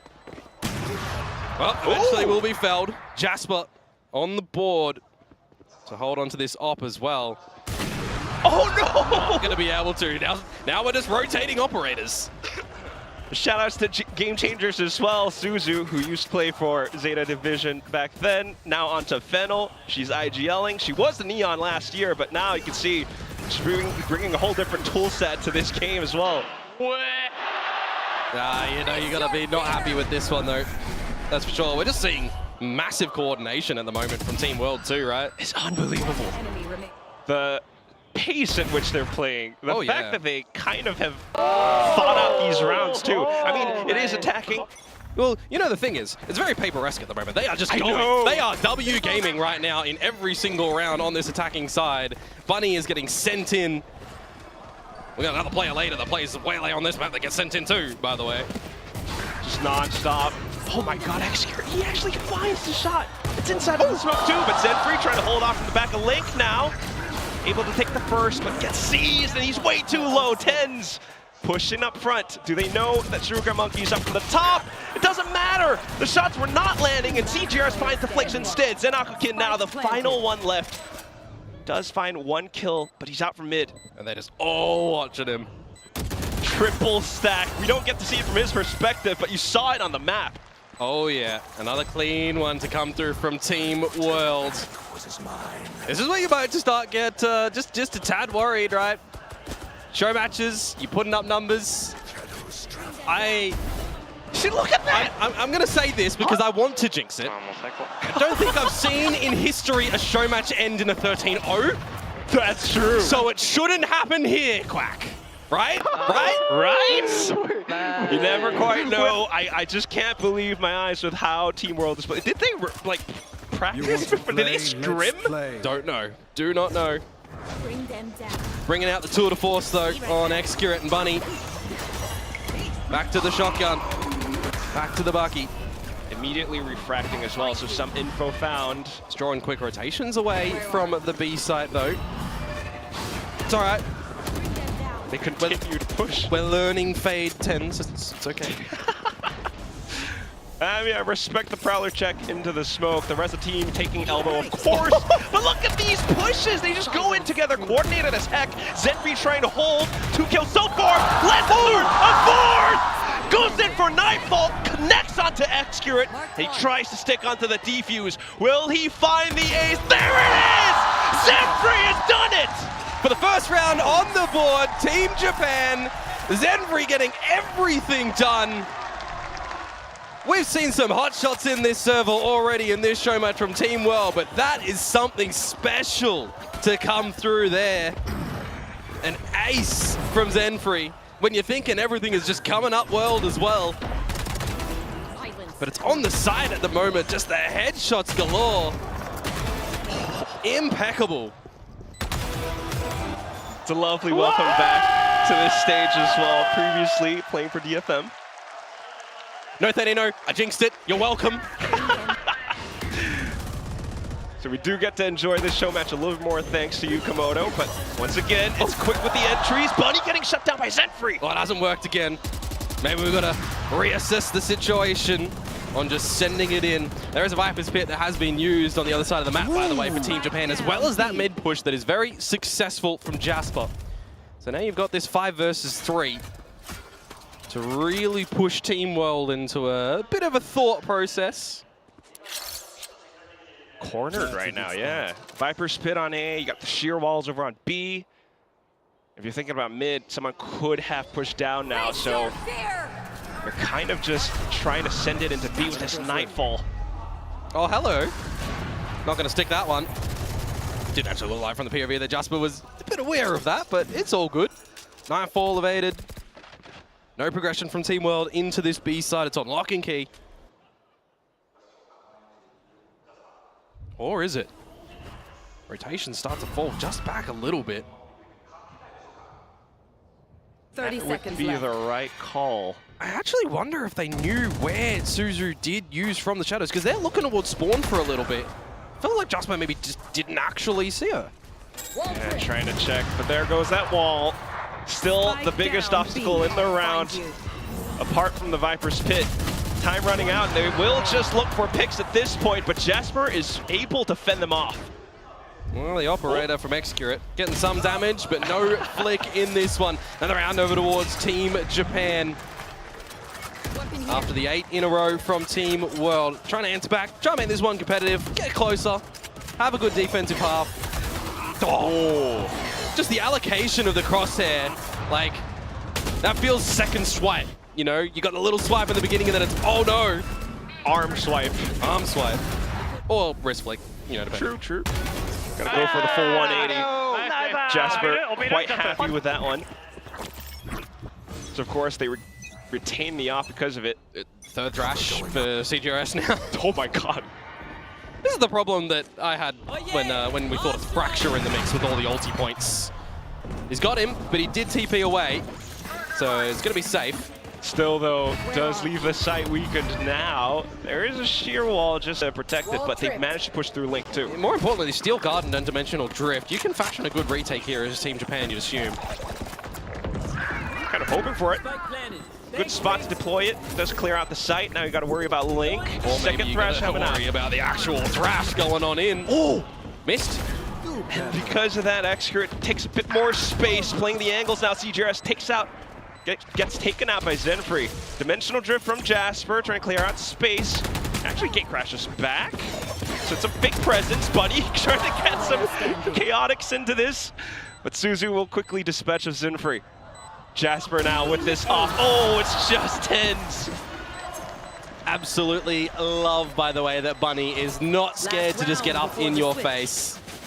Just having fun. Because it kind of has just been working, hasn't it? True that. He's just happy to take one for the team. Oh, yeah. Well, now we're on the side of Superstition, though, for a 9-3 curse to come on through this next round for Team Japan, or is it going to be a double digits scenario for Team World? So good. Gotta love the team's reaction to Tens' clicks as well. Bucky again for Bunny, of course. One away from the paths. Might not even go for the orb, he's just looking to dive in back to the old classics. I'll get it off my kill, you watch this. Oh! Maybe not. All right, Nightfall gets baited out though. Japan, they're trying to push up front because of it, but they don't expect Suzu to be in the corner. Jasper being able to find the trades. Pepper puts a hold outside of the smokes. And now I wouldn't mind Bunny going and collecting that ult point, just to make sure there's a way that you can get back into this round potentially. There he goes. Exactly what is going to happen. Meanwhile, you've still got the Sheer over at A that'll give you some info. Suzu's gone, so you don't have to worry about a way in which Team World can get through. It's still outside of this B site. Wingman sent to clear. Close corners. Couple of pot shots through just in case they decide to push through the smoke as well from Pepper. On time limit, though, if you want to get Lil Bro back. Okay, avoided so far. Oh, and here come the shots. Pepper up from the top. Bunny, the only one left. No Lil Bro anymore. He doesn't have the spike either. Has to shoot his way out of this situation. Goes for the first, gets the second as well, but ultimately numbers a little bit too overwhelming. Team Japan will get their third. 9-3, the halftime scoreline. Is that going to be enough, though, for Team Japan on a map that is still lent to this defensive side since it's come out? Such aggression from Team World in the very beginning of this one, just having some laughs. Everyone having fun in the server at the moment. Zenfree getting that ace as well to get on the board. These are the things that we get excited for. Will that excitement wear off once they swap sides? I mean, you got, yeah, the chamber could work out, but when you think about the Waylay, oh, the fade will be quite important, wouldn't it? 10's on the fade. Yes, on defense. You know, it just screams to me, Prowler for info, and then go and shoot. that's the vibe I get here with this one. Yeah, you wouldn't be wrong. You wouldn't be wrong. He's gotta get them stats up, you know.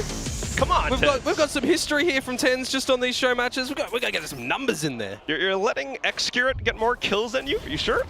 Oh, he's hunting them, to be fair. That is very true. I will not deny.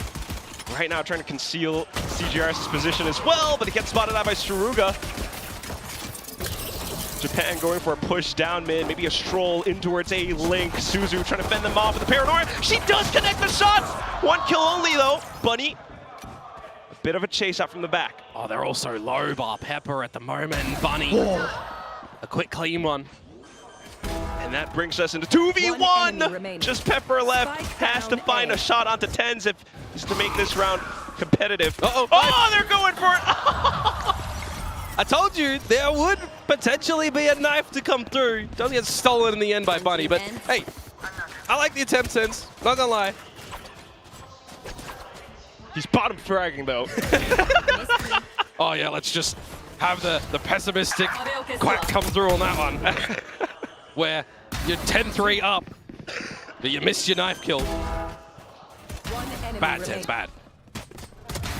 We're wagging our fingers on that round, but nonetheless, the score put up to a 10-3 right now. Now this is where I might start to close the gates a little bit on Team Japan. Well, they do get a bit of this quick control in mid, just straight up through, and it doesn't look like they were a bit aware. Yeah, Frenzies as well. Hopefully they will meet their mark, but Tens just fires off on this Ares. Another kill coming out across as well. Oh, hang on a second. Okay. The Minima Ares, I rate it. Minima skin line. Of course, a very artful one. And now you've got the Outlaw from Xcurate. One left in the chamber unless he reloads. Zenakakin trying to play with the off angle. The shot's connecting at the end, but still the mosh pit CGRS just absolutely smokes Pepper. Yeah, didn't see a world in which the Gecko coming out on this map actually looks kind of neat. We've just seen some good wingman placement, clearancing, team coordination from Team World in this one. It's pretty hot. I can't believe that this is the score. If they actually convert the bonus on the next, that will be map points. Well, they did find that in the first half, remember? 8 in a row. One enemy remaining. Nice. Good job. So here we go. Potentially the final full buyout from Team Japan. Got to deliver something here. The massive stacking from Team World, by the way, over at this A side. Pepper, I have to be a little bit careful. It's a trap. So luckily enough for Team Japan that they're, well, just not here. One hell of a strat. So far, only spotting Bunny, though, so they're not entirely sure if they should just send it into B. This has got to be the Paper X influence, right? CGRS, player, Tens, a lover of them. Xcurate, his brother's there. Oh my god. It's all happening. The W gaming is here for World. It starts with a W. It was always written in the stars for this stacked squad. Team Japan now able to get down to B-side at least. Yeah. Definitely formulate this into a round in the 5 versus 5 where you've still got Team World just having to clear a lot of angles. Okay, okay, we saw Tens, you know, doing his due diligence with the Prowler. Still though, making it past these smokes, that's what's crucial here. Jasper going out for a blind side, trying to fend them off. Spike still ticking away. Zenfree putting up a good hold outside of Blink, and now into towards elbow. Saruga out with a 2K. And Hunter's onto Tens. He's not going to be able to find anything. Team Japan will not drop the bonus round this time. They will lose 2 though at the end. So that plays a little bit with their economy. Still not too bad. Gonna be able to extend their life somewhat. The 5 stack on A side not quite working out for Team World. Yeah, sometimes it'd be. Sometimes you go in with a call, try to fashion something, and it doesn't work out. It's all right. They've got a lot of cushioning in the rounds count. Is that 4th ult? Well, you know, not in the it's single the half, it's the but 4th rush in the map. or CGRS. Yep. One could argue it's like doubled because you can use it twice if you retrieve it, you know. True that. Shadows traveling. And on the defense as well, it could be quite useful, but Jasper will go for a quick entry. Gate crashes out. Just the anti-eco, and they'll know it. Get an idea on who's spread around the map. Go for some easy shots. Look at the info line Tens is taking. But is he gonna hit the shot? That's the question. It's Tens. We're gonna get Prowled out first. Okay. Minima Sheriff 2. It's my favorite skin line, and Tens is using it. I think that says quite a bit about the skin line and for your taste as well, Komodo. It's bland. It's minimalistic. Off to mid now. Suzu connects. I'm not worried yet. 30 seconds to go for Team Japan into CGRS's crosshairs, and they're not even looking at him. Uh-oh. There's a gun. 3v3, and he has the thrash. Uh-oh. We're hunting. We're swimming. Here's them trying to set foot into sight, so he sends it out. But it gets canceled at the end. The siege perfect from Zenfree. Still though, accurate. Picture perfect, and now the rest of the team coming in for support, but Team Japan have them surrounded. Some damage delivered for sure, but Team Japan another one on the board. You clean up whatever's left. But the guns will come back for Team World here. Of course, the op on defense going to be quite crucial. But ult's also kind of beginning to build up for Team Japan. Yep. It's 1 foot in front of the other. Spread up across the map for the start and default in this next one. An investment towards mid though too for Team World. But it's ultimately Tens first that may be on the chopping block. No C's available now. Oh, Bunny is just down mid. Okay, okay. Some good fire cover. Yeah, spot out that no one's immediately close. Nightfall, you're going to have to get out if you've got this mid-control attempt. They're just going in for it. All of a sudden, a 4-man push going up mid. Bunny, just with the sprays, manages to hold them off. Saturate, tossed into the ground. Thought the Hinder might come onto himself there. Just narrowly dodging it out. And it's back to the drawing board for Team Japan. I say that. Now Suzu is trying to paint the streets with their blood. Saruga able to find the trade. You're going back to Bunny though. Oh, and he just goes wide! A third kill! Zenakukin, can you deny this from going into map point? Bunny getting confident, just refrags back into the shorty. They're hunting with a knife! Zenakukin, he's on the hunt, but Tens! Blinded, a shot in the back, and that's map point. 12-5, Team World looking to have a, you know, an air quote kind of clean show match here. Zenvry certainly tried to deliver what he can over on Team Japan with 21 kills, kind of leading at the moment. Getting Jemkin a bit of a run for his money at the moment on this Waylay though is Bunny. One enemy remains. Going crazy. Relatively selfless too. They're having fun. Wait, Kevin. And now just one round away from claiming the prize, which would be pride and dignity. You gotta remember, bragging rights. Bragging rights. Maybe some swag from the roadshow right here in Japan as well, but off into the side. You got Pin quickly coming up, trying to get the spike down soon. Zenfree able to clear out the top of heaven from that angle. More kills on the tally. Looking like another round as well with the flank being watched as I say that, Jasper. A little bit sleepy. That might be the gap that CGRS is looking for. Wingman suddenly aware that someone's inside of the smoke. Running out of ammo though, so gotta be careful with the reload. Pepper in and out of the pit too. Xcurate now the last one left and he gets taken out. And then there were 6 for Team Japan. Can maybe even find another one here with the lighter investment that Team World are going to come out with. See if Xcurate wants to bring out the tour de force again.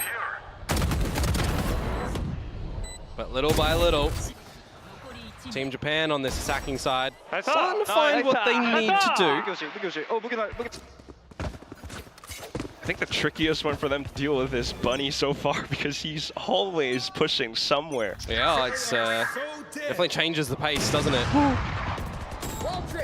Some slight sniper duels, but there he goes, Bunny again. Refrac's back. And tripping the shear as well. Keep a bit of interest to see if anything else is going to be over at the B side. But meanwhile, you've got just such pressure in mid from Team Japan. And Suzu around the other corner with CGRS. Might be in for a world of hurt. Good smokes at least to hold it off for now, but yeah, as soon as it clears, she's gonna have to send in the flash. Unfortunately with Classic, no firepower, but CGR is able to hold 2 kills. Sharuga trades, and all of a sudden an open B site. Get in, get the plant. You know Xcurate has the tour de force. So you get that operator already on the connector line. Does Pepper have it? Ooh, the flick's not landing. He will go back in for a repeak. Bunny taken out. Now Xcurate's just going to get locked out. Taken down by Pepper. Another one to the tally of Team Japan. Guns will be back here, though, for Team World. No, 10s. It's Corrode, Quack. There has to be an... we saw an Ares already. That's the true. Odin was a given. That's true. Is he going to be playing on the A site? You'd expect, but I mean, there's still, you know, the Hutton warming over at B. A mid makes a lot more sense. Give us an Odin ace to close out this show match. Odin ace. Bring them down. That'll be the day that I hang up the mic. Well, so far not onto the A site. There. Bunny though. Yeah, gonna be locked in towards mid though with the fading of the refract. Bring them down. And we just have the light speed out of there and successfully so. Some slight clearances. Team Japan still being very cautious. Well, Pepper's getting a bit of a forward line. It's risky, but Jasper is here just behind. Oh! And this time the microflicks are good! Couple more peppered shots into Link as well. Suzu trying to fend them off with Paranoia, but has to put up a smoke somewhere soon enough. Blindside, and it's Jesper to find entry into sight. It's a 1v5. Oh, the trigger discipline doesn't quite work out. He does get one for his troubles, though. It could have been something. It could have been something. Snuck in. Just unexpected, but no. I had my fingers crossed for the ace. Oh, did you now? 12 to 8. A bit of a run back attempt at an overtime here for this show match. Are we actually going to get an overtime? I don't know, maybe. I mean, Jasper, we beat Laz. Tens is another just a different story. All he said was good luck. Good luck, you're gonna need it. 4 rounds, buddy. Slow and steady now for Team Japan again. Yep. Just the Bucky for Bunny. And he hasn't really pushed out that far this time around. Spot out some information in mid first. You got that toxic screen that's just obfuscating things that does now go down as Team Japan want to go towards this B site together as a team. Sudden change in pace really forces Team Japan to question their actions. Bunny is rotating to A. Oh, second guessed. Over towards B now. The brighter idea. CJRS at the jump spot calls the information. Smokes, mosh pits. Oh, don't stand in that one. Possible flashes, but still ultimately the steel garden coming through. Bunny convergent paths. Suzu getting kills. CGRS doesn't end with the thrifty. Yeah, very may well. 20 seconds to go. CGRS still has the thrash as well, and it's going out. Oh, the health is just coming back, but Pepper, he's got to find every shot. It's not happening. A stolen Vandal, and CGRS finds the final kill. Team World takes the show match. Oh, that was a fun one, wasn't it? From the beginning, 8 in a row from them, ever so commanding, to some funny business in there as well. An ace for Zenfree, who it does in fact in the end top the scoreboard, by the way. But on the flip side for Team World, CGRS stands atop. Loving every moment of this one. 10 spike plants as the Gecko. But of course you can't forget, Bunny. We're going to toss it back to the stage. Team World! Congratulations, guys. You beat Team Japan as well. Now we're going to have some time to talk to the captains. Kevin, if I could have you over here.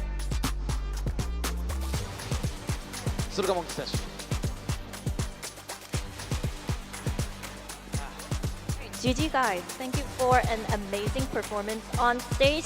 Now Kevin, I'm gonna ask you first, what was it like to play in front of the Japanese crowd on this amazing stage?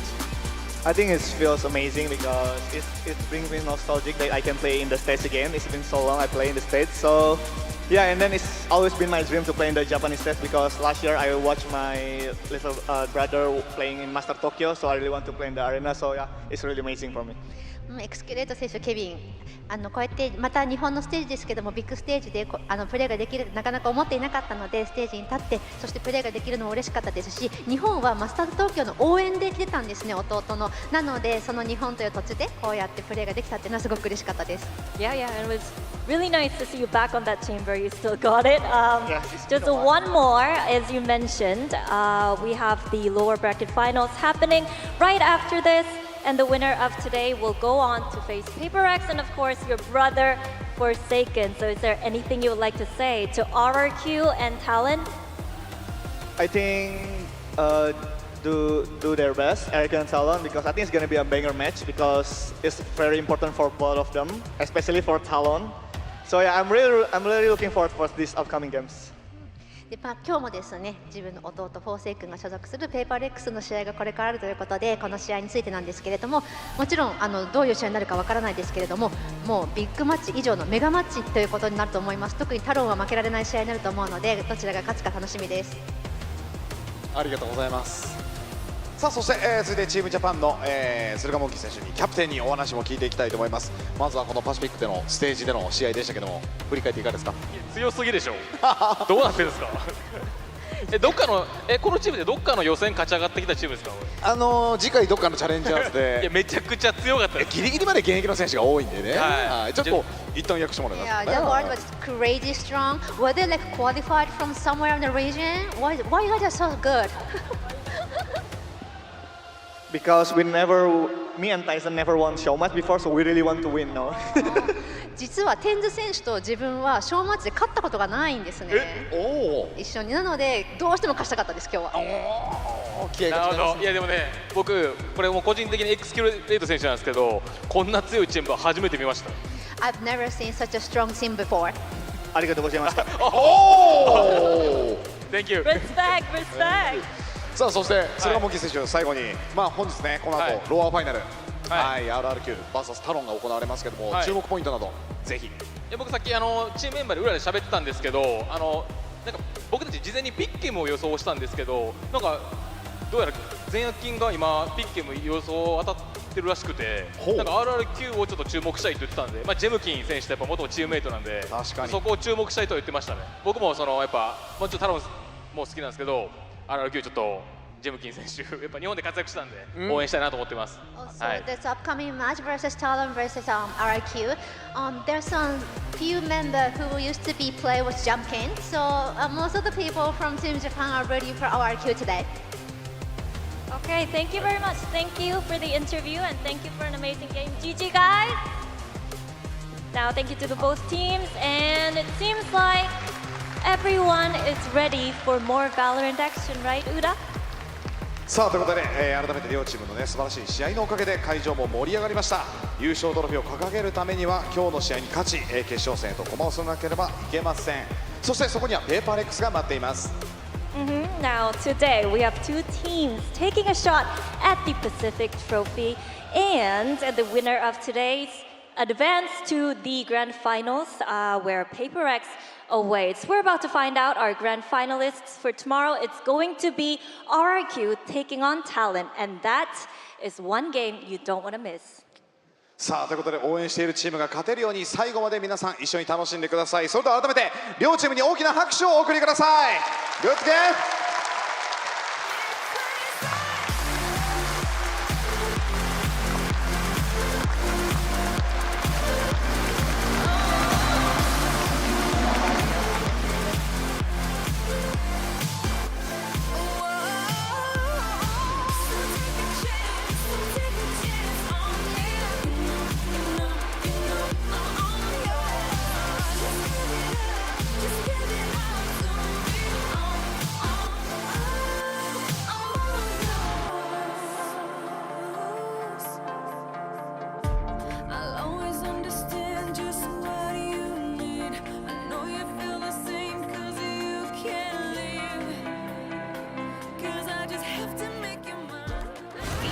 Good game indeed. That was definitely a treat for our crowd here in Tokyo. You could see how hyped up they are just to see some good Valorant action, and how hyped up the players are as well. See GRS. Hello? Yeah, he was coming out in prime Masters Tokyo form. You got to talk about Zinfree on the other side. He almost dropped 30. Absolute hard fade dip on 10s. 100%. Like, he was the standout for Team Japan. Unfortunately, a little bit too slow to start in this show match, but Team World was so stacked, and unfortunately, we didn't inform Bunny that he wasn't literally meant to be a bunny this game. He was just jumping around on the waylay with the shotgun, doing some ungodly things. Only Zinfree was only able to deal with him, really, unfortunately. He was still raised in a waylay cosplay. I'm not sure. He's one of the most fun players I've ever watched. Yo, double light speed is like double satchel, man. Yeah, same thing. Goes straight into the side. Easy. Pretty much. It's the same thing. Obviously, you can see the rest of the crowd as well, really enjoying themselves. You saw a special shot of our co-streamers too, who are enjoying themselves. So I think we saw Wilson down there, of course, representing RRQ. I think we have some Talon representatives as well. So it's going to be really fun as we enter our lower finals. And this is it, gentlemen.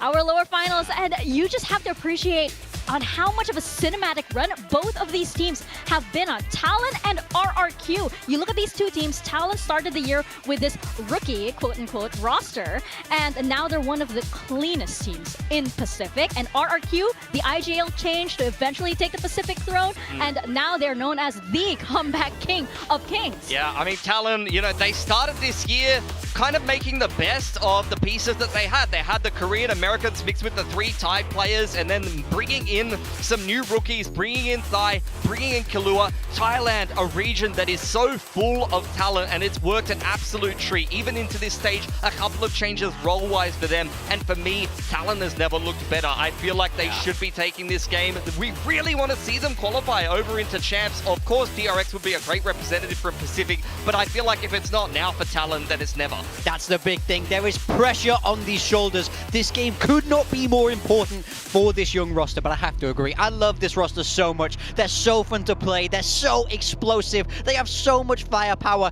across the board, and of course, led by Cruz, who's proven himself to be one of the best IGLs here in Pacific. Absolutely. And can we just say, this is not the Talon of yesteryears. No. Oh, yeah. This is a very different Talon, and I mean it at its very core. You look at Cruz and you look at Frost, the relationship between like IGL and coach and really being the core of this team has evolved to the point that Frost has mentioned he can actually just let Cruz go. Yeah. Cruz can actually veto timeouts at this point. To have that kind of trust and working synergy within this team, I think that's what really makes this team so deadly. They are one mind. Absolutely, I have to agree. I think Cruz is the key to this whole thing. He's the father of this team, of this young crack.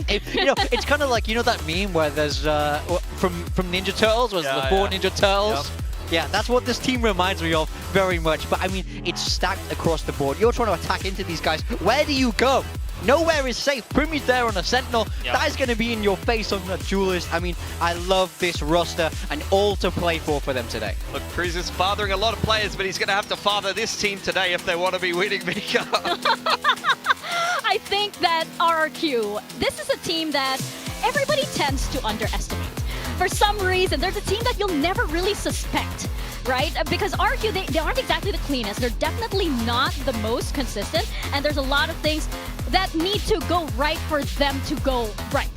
if I might say so. However, when the score is 2-10 in favor of the other team, which team wins? Yeah, I mean, that game was insane. I can't stress that enough. Their game against Gen G, they're in the playoffs 2-1, started this fantastic run for them, defeating Gen G, DRX, and T1, all of the Koreans, to end up here in this lower final. Yeah, they've been fathering the entire Korean scene at this point, basically denying a Korean team a spot in the top 3, although T1 did go through to champs off points and a fantastic win over in Masters Bangkok. RRQ looking to even try to qualify into the grand final to defend their Pacific title here. They are the reigning champions, the winners of stage 1, and they are just playing better and better as they make this run all the way through the lower bracket. Feel like Monye and Jibkin are back in good form. Crazy Guy has been calling an absolute storm up on these attacking sides, and I feel like Xpero has been very clutch in some of these tight games. Like, it's just been comeback after comeback for RRQ, particularly when the game gets tight. You're seeing these guys just have some incredible resilience in this stage. Incredible resilience indeed. I mean, there's just something special about teams that will just refuse to lose. Like, that they'll fight until the end, and not every team has that, because Valorant is it's a very snowbally game, right? So you feel it when a team starts to lose it. You feel it when they start to give up. RRQ is not one of those teams, but neither is Talon. That's what's going to make this lower final so exciting. Yeah, this Talon roster really shocked us coming into this year. We saw them make roster changes coming into stage 2, then with that full tie roster, and you called it immediately, Pilski. You said these guys are at least top 4 after game 1, and they've proven you to be exactly right. I think they're the second best team in Pacific on their day, but that is the question. Can they deal with the pressure? Oh, it's still a young roster, but when they have this much of a ceiling, not only from Privy, you see these rounds from almost everyone on the team. I've even seen some insane games from Cruz. Unfortunately, PaperX has just had their number. I believe both in the groups, which was very tight. Both of those maps going to all 24 rounds, if not OT. And then unfortunately here on Bind was the cleanest win yet from PRX, a 2-0 to send Talon into this lower bracket match against RRQ. Yeah, you just know that Talon were just so frustrated with that match. I was actually, oh yes, Cruz, you've got that great form over there. 3-pointers. I personally would have had Frost dunking that in, but you know, that would have been my creative choice. Personally, I do not have enough knowledge to pick up on the reference, unfortunately. I'm doing my people a disservice here.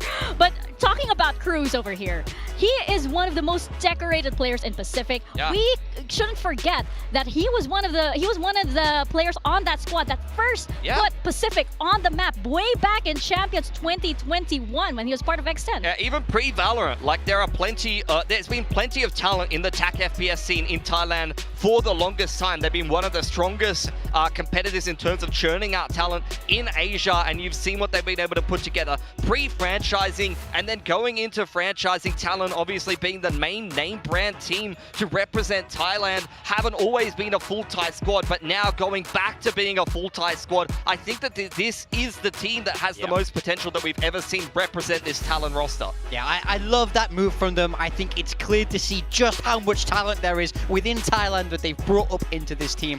But as we say here, this is for champions now. It's all on the line. They have to beat RRQ today, and if they fail, that means DRX will find their way into champions, and that's something this Talon team will want to deny. Very, very important match up today, and you can tell that the whole of Pacific has their eyes on this match. Of course, on the side of RRQ, they are also defending their throne. They are currently the reigning Pacific champions, so they want to make sure that they're going to go 2 for 2 on this. Yeah, I mean, in a way, it's easy to forget because after this highs of stage 1, things slowed down for them in stage 2. They didn't do a fantastic job at Masters. They came into stage 2 starting slow with a loss to Global Esports. They've really been on a roller coaster ride, but now they're picking back up. This is a train at full speed looking to charge into the finals. Yeah, it honestly feels like a bit of a PRX run through the lower bracket at this point from RRQ. This is exactly it. Look at the comeback they were able to put together against Genji. That game was done.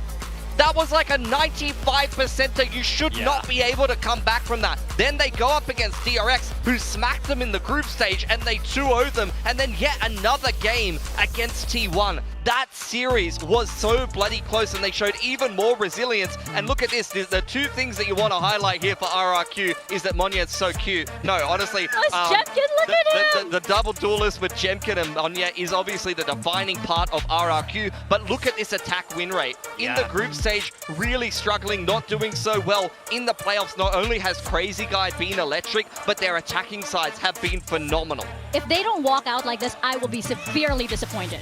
This is worthy of a lower finals walkout. Come on. Yeah, absolutely. But I think you're totally right, Pilski. I think they found this style in the double duelist now, really managing to make it click for them. We're seeing Monyet really step up on this role as well, and Jemkin as consistent as ever. And if they're able to put in the shift on this attacker side that we've seen them do in the playoffs, I think they have a very, very good shot today. They've really been mixing up their attacking side. You're going from these, classic RRQ plays with the double duelist where they're running it down together. You have these coordinated side hits or very fast and punchy retakes like you see on Haven versus actually some much slower play on the attacking side. They've been doing a lot of conditioning. They've been doing a lot of slow kind of contact up against T1 in that particular series. So for RRQ, look, a lot to look forward to in general. But Talon, they've been dominating a lot of statistics. You can see the pistol as well as the 5v4 and the 4v5. They have been one of the highest rated teams all competition. They've just really been completely dominating in terms of most of the statistics for the most part, Talon, whereas RRQ have slowly started to work their way into it. But you can see their pistol, their loss, after they lose the pistol, they win the most second rounds, and Talon win the most pistols. So that's going to be important to see who starts these halves off well. Yeah, watch out for that today. If Talon win the pistol, they are not safe with RRQ on those ecos. I think one of the key things about this matchup, though, is you got to look at that operator usage. We know how great RRQ have been with this weapon. That's going to be a staple part of all of their defender sides to try and slow down the aggressiveness of this young Thai squad. I like how you pointed that out because I was watching Spike Talk last night. Shout out, by the way, you had Frost and Baby Bay release a new episode of Spike Talk, and both of these gentlemen are playing in very important matches this weekend. How my mind is blown. But anyway, I was watching Spike Talk and Frost was saying how much they're so wary about the operator. They know RRQ love this, and if you look back at Talon's previous match against PRX with something on the op and how frustrated they were, you know that they're going to be so prepared for that. 100%, and Jemkin loves to play a similar style. On the Yoru, he loves to play these deep off angles where he's just waiting for you. He loves to play on the Waylay, activate the Refractor, just walk all the way out onto a very deep line that you're not potentially going to expect. So Talon, they need to be much better drilled today against RRQ than they were against PRX, because if they make the same kind of mistakes, they won't be going to champs. Yeah, I'm really right there with you on that one. I think that is the key. They have to stop Jemkin on this operator. They have to be more prepared than they were when they played Paper X, because if not, Jemkin will roll these guys. He can hit those shots. He is an incredibly scary player, so I'm really looking to see what kind of game plans Frost and Cruz have cooked up in order to try and counter this RRQ playstyle. Definitely, especially since the last time these two teams faced off against each other, it was very, very early in stage 1. We didn't have Ty on the duelist yet. Yeah. We did not have him. We did not have this kind of competition. We did not have this kind of roster wherein Thai is really coming into his own as a duelist. So how does he match up against Jemkin? Oh, that's going to be really exciting to watch. It's very different. These teams have changed a lot stylistically. Even though the rosters haven't changed, you can see Thai is the key player because this man has really come into his own on the duelist. He's been backed by Frost as being the second coming of Primi, and you've seen him really deliver up to that level. He's had fantastic statistics, talent, and incredibly well-rounded team, but he is a player that can not only put up the numbers, but he's also happy to be that selfless entry. Yeah, he's very, very good at that. As you say, Frost called him the mini Primi, but maybe we should start calling Primi the big Ty, the way this guy's playing. He's making his own name for himself, lighting up the server here for Talon. He came in as a relatively unknown and has really managed to dominate. Did you say big time? Bro, come on, man. Yeah, we should start calling him big time, actually. Stop Stop promoting yourself. Stop promoting I'll start yourself. calling him big time when he gets 0 kills and a half. It is. That's what I'm used to from you, buddy. Let's not make it a thing, all right? Let's just make this a thing. Jemkin here as one of the top duelists of Pacific. Absolutely. He is so scary, but as I mentioned earlier, I'm pretty sure Talon have their eyes on him. If not, they probably dedicated like most of their force and their prep to this guy. You can see it there. This is the defining difference between these two teams. First in first kills, first in op kills for Jemkin. He loves to get involved nice and early on, although Monyet is really the hard entry of RRQ most of the time. Jemkin on Sunset, for example, he does have to do that hard entry duty, but Jemkin is more of a player where he's happy to take the duels at his own pace. He's not necessarily going, you know, balls to the wall into the site as fast as he possibly can. He can really take the game's pace down a notch and find those entries in a more kind of natural way for himself. Yeah, I love that when they play the double duelist. I think the double duelist enables Jemkin so well because Monyet is able to be the one breaking those lines, charging through those smokes, and Jemkin is great when the game slows down.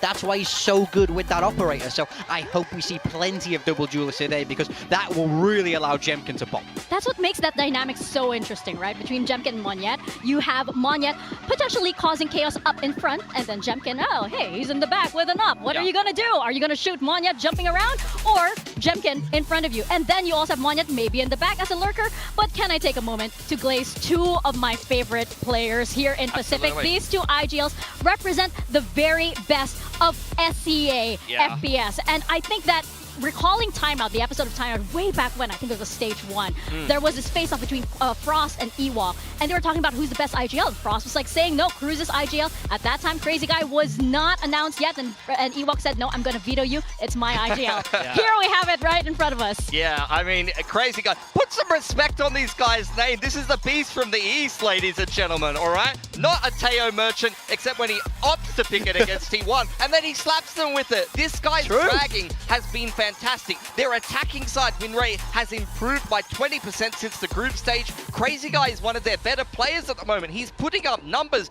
on Breach. Breach has no hands, and he's still fragging. You know, like this He's guy, in the back with Util, and he's still killing you, man. Still killing people. So I really have a lot of respect for Crazy Guy at the moment, and he's a big reason why they've been able to make this lower bracket run. But then, yeah, of course, on the flip side, you cannot deny Cruz. Cruz is doing it all here. He's a leader. He's an IGL. He's a translator. He's a third coach. He's a coach. Father figure, babysitter. He's a K-pop idol. He's a K-pop idol as well, right? Dancer. He's a dancer. I wish I was him. I know. I wish I was him. I'll never be him. Actually, he'll be dancing Shinpai Muyo. Who knows at this point, right? But yes, these two are definitely the brains behind these two teams. So I'm so excited to see them face off. Crazy Guy, we just want to point it out. A cautious IGL.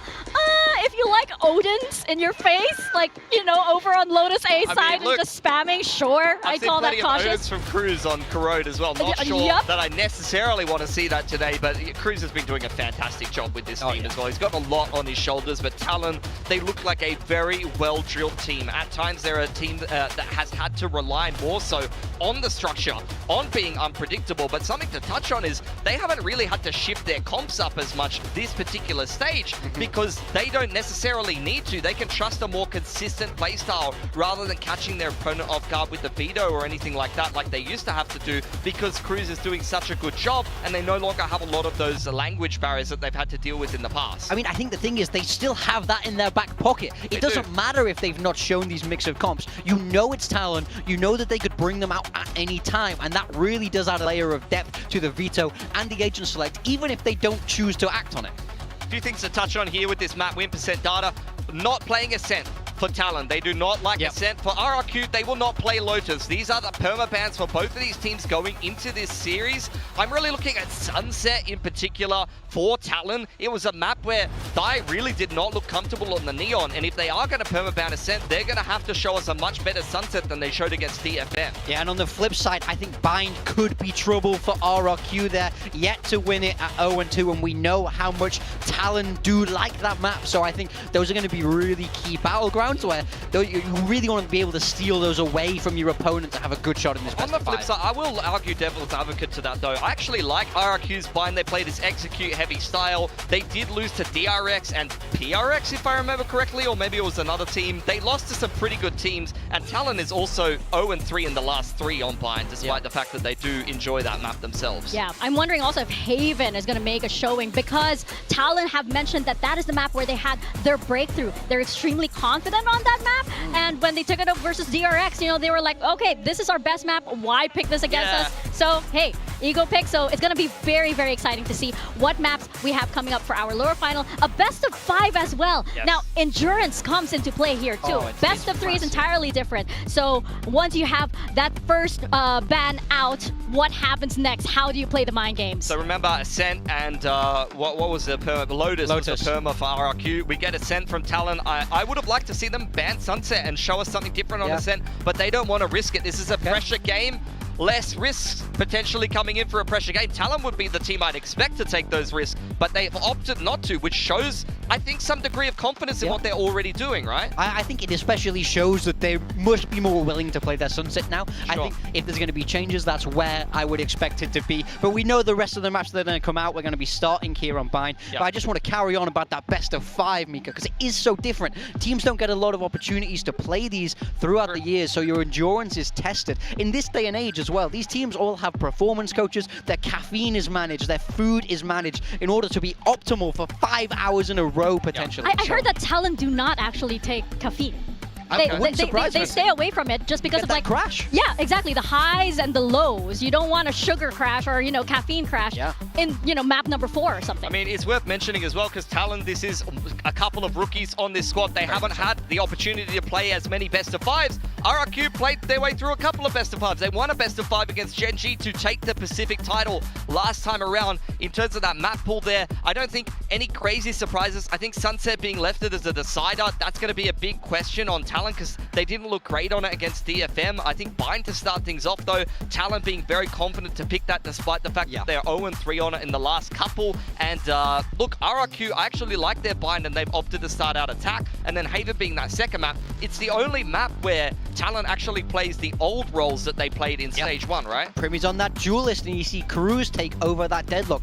Like you say, that's the only one where it's different. We still really have no idea why they've decided to mix it up for Haven. But I think, to be honest, they could swap at any time. So I think that's the good thing about Talon is you don't know where they're going to go in the agent select. I still think they're going to have some more stuff cooked up that they haven't quite shown us yet. This match is really the place to bring everything you have, win and you're in for Talon, so it does not get more important than this. Yeah, stakes are very, very high indeed, and it's 2 Southeast Asian teams as well. We always talk about Southeast Asia having this really chaotic, unpredictable, sort of wacky style, and we're going to see 2 of the best teams in Southeast Asia go at it here in the lower final. That is exactly what you're going to get here from RRQ. This is an exec heavy comp. This is madness. This is Jemkin TPing into backside. Monyet, Lightspeed double dashing on in with a hail of util behind it. It is absolute craziness. There's insane set plays that RRQ love to run on this attacking side, and they're going to back themselves with that. Yeah, we've seen RRQ play this twice. Their attacker side was incredibly fun. They had some great set pieces, some great retakes as well on that defender side, but they've not managed to get a win here. Now they've had a bit more time. Do they want to change? Do they want to come in with something a little bit more default? Do they want to win a pistol? Do they potentially want to win a No, pistol? no, they don't do that. We don't do that. Definitely help.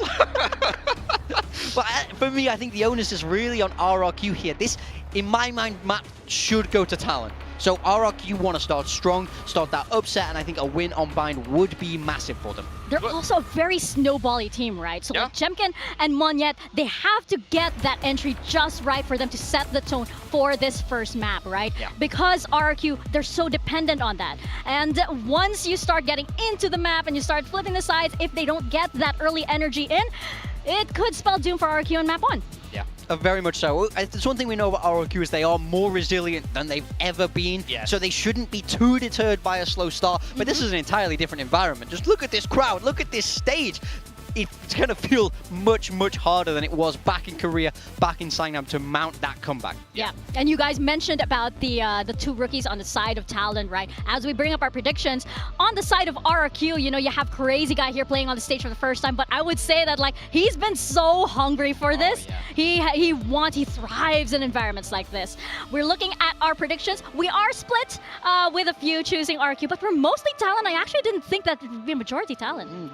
You and Talon as well, right? I mean, yeah, I've been back in Talon since day one. I think it's now or never for them to qualify for champs. I've been keeping an eye on RRQ's Twitter as well. I think Talon have been getting the scrims in. RRQ have been scrimming the visa office mostly, as far as I've seen on the social media lately. So that's going to be another thing that they're going to have to overcome coming into this final. But RRQ are so resilient that I really believe that honestly, they can do it. They definitely still have the potential to win this final, despite any level of adversity in or out of the server. They would be the team to be able to recover from that. Yeah, I've got Talon at 3-2 for all of those same reasons. In my mind, this game just means so much to them. Yep. This is a qualification game, and I think they're going to be able to find that extra 5%, but I think it's going to be incredibly close I'm the whole way. surprised about that. You think that, I really think if this goes to 5, RRQ is the resilient team that'll win. I think Talon need to win some level more decisively to be able to win the series today, because we've seen RRQ already play these close series, and they usually win them. That's why it was so difficult to predict this, because you have so many cases wherein one round can just switch everything around for either team. Like RQ, yes, incredibly resilient, and you never ever count them out, but sometimes same could be said for Talon. All they need is just one 1v4 from Primi, and hey, they're back in the game. They're riled up. We know this happens every day. Yeah. It's like every second round. Exactly. That's just him on, you know, the first round and everything. We're gonna find out if that all pans out. We're gonna take a very quick break, but when we come back, it's gonna be the lower finals of VCT Pacific.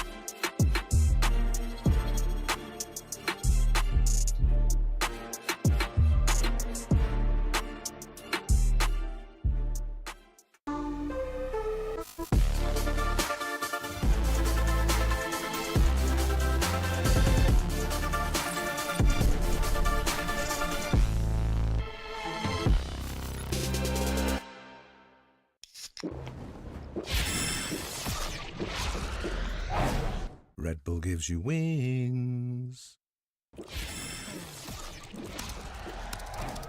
Red Bull gives you wings.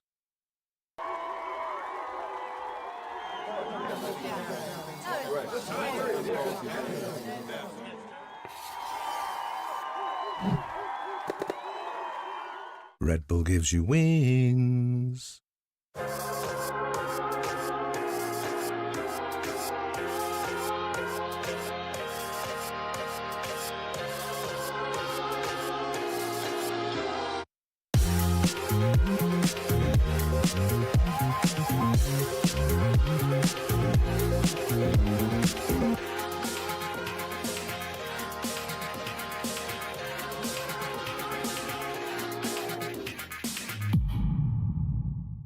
Game changers. It's about competition, pure happiness. It's like a crazy experience. We're making history. It means so much to us. It's good to be back. I guess you know what I've been looking for, success. The beauty of gaming is it doesn't matter who you are. And as long as I'm good enough, Everybody's getting a 4K. I can go as far as I want. That's what I like to see, baby. 全世界都会知道我们的厉害。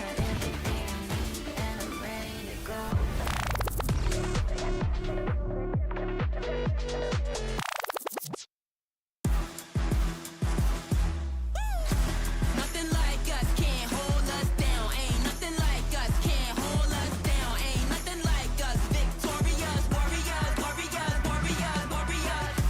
Nothing like us can't hold us down. Ain't nothing like us can't hold us down. Ain't nothing like us. Victorious, warriors, warriors, warriors, warriors. Okay. Nothing like it.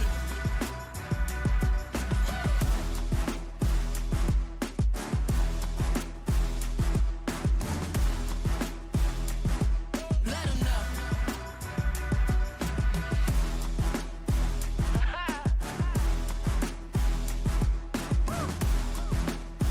And it's glorious. Nothing like us can't hold us down. Ain't nothing like us can't hold us down. Ain't nothing like us. Victorious, warriors, warriors, warriors, warriors.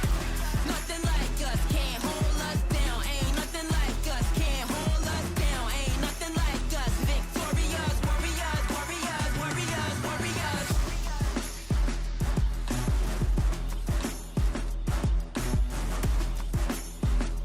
Nothing like.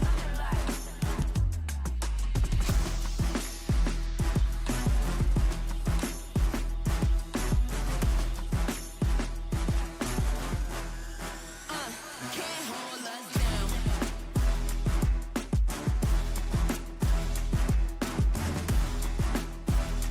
Nothing like it.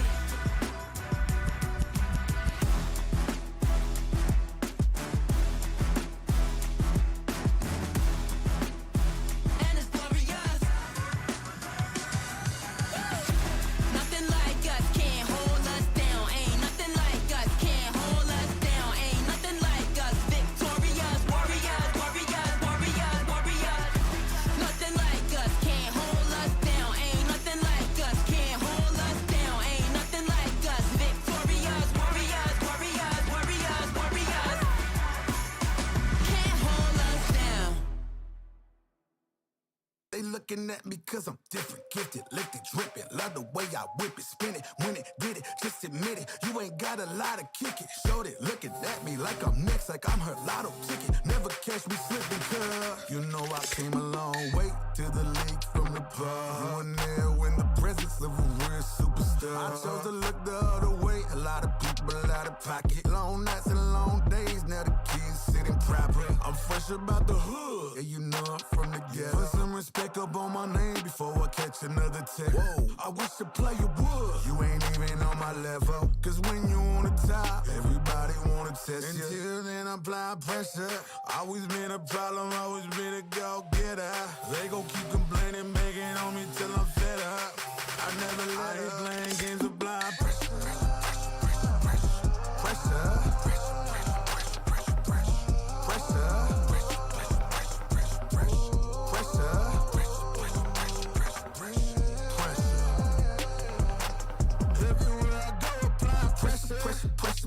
squeezing like a loaded weapon. They mad cause I'm styling on them. Where I'm from, they call it flexing. Crossing, moving, dropping buckets, footwork like I'm David Beckham. I'm about to catch a body. Obviously, that's off the record. Breaking ankles, taking names, dropping dimes, ain't talking crazy. Hop stepping in the lane, I go hard up in the paint. It's like every day is Halloween cause I'm a beast. I'm a monster, I'm a feast on the competition. My mission is to win. You see the rock go swishing, then I do it again. I make it look too easy, that's what she said. They look so mad cause they wanna be me. Until then apply pressure.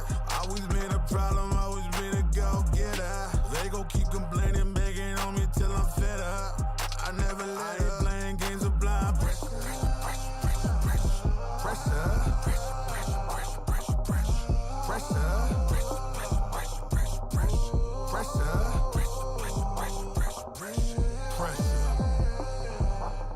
Everywhere I go, apply pressure.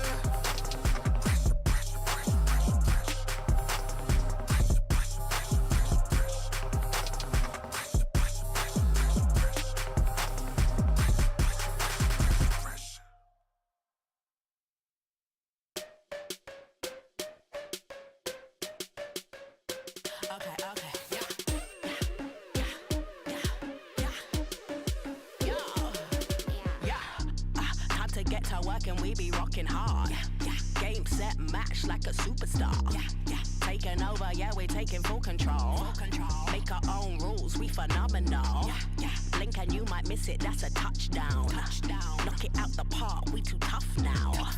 We ain't rolling over, but we're rolling. We ain't never stopping, but we're holding.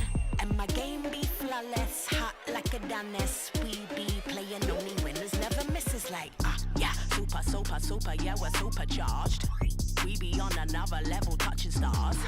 Hit 'em, hit 'em, hit 'em, yeah, we hit 'em hard. Winning every day, battle scars. But my game be flawless, hot like a Danis. We be shooting them winners, never misses like.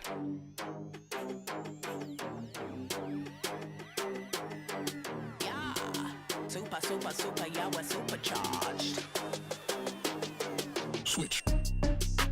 Flawless, flawless, flawless, flawless. Yeah, yeah, yeah, flawless. Okay. And my game be flawless, just like a goddess. We be hitting home runs, never misses like.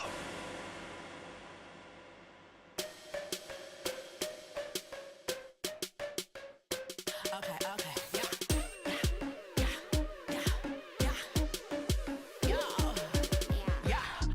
Time to get to work and we be rocking hard.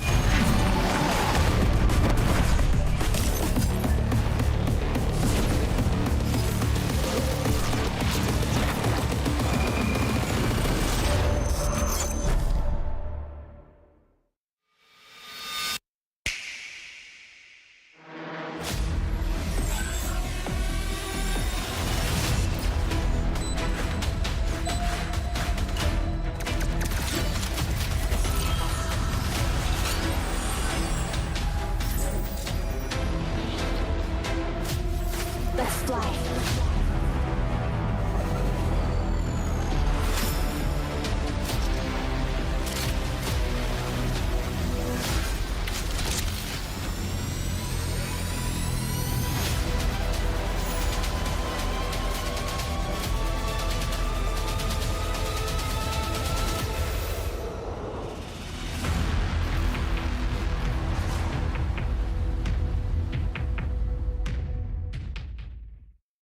Experiment with the 3K!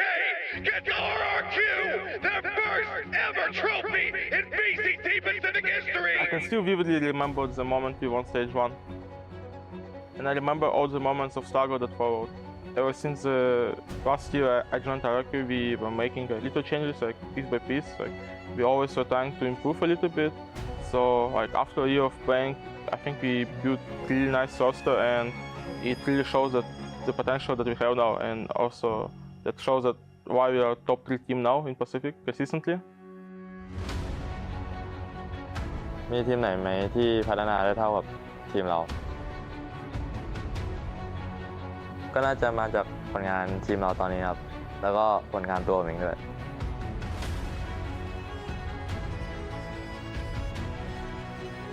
ไฟนอลสเตจที่อลังการที่สุดของแปซิฟิกทำไมผมถึงจะไม่อยากชนะมัน I think Town shows scary goals, but I don't think they go on as much as we. We still have to climb higher to defend our trophy. We cannot stop here. ในชัยชนะรอบนี้จะส่งผลให้เราได้แข่งในรายการแชมเปี้ยน ผมรู้ว่าฝันของทีมคือการถือถ้วย ผมจะทำให้ฝันของพี่ทีมเป็นจริงครับ The team standing in the grand final today will be RRQ. เจมส์กินถึงเวลาของผมแล้ว I hope you're gonna have a great match in Tokyo.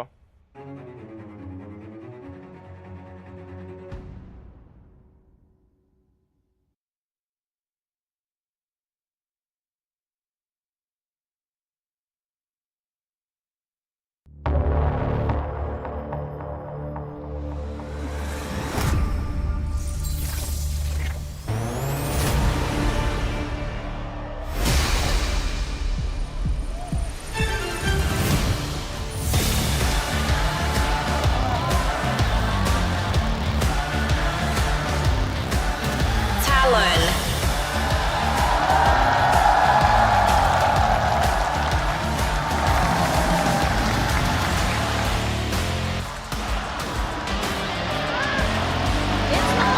You've been waiting for, live from the your VCT Pacific Lower Finals, Talon and RRQ.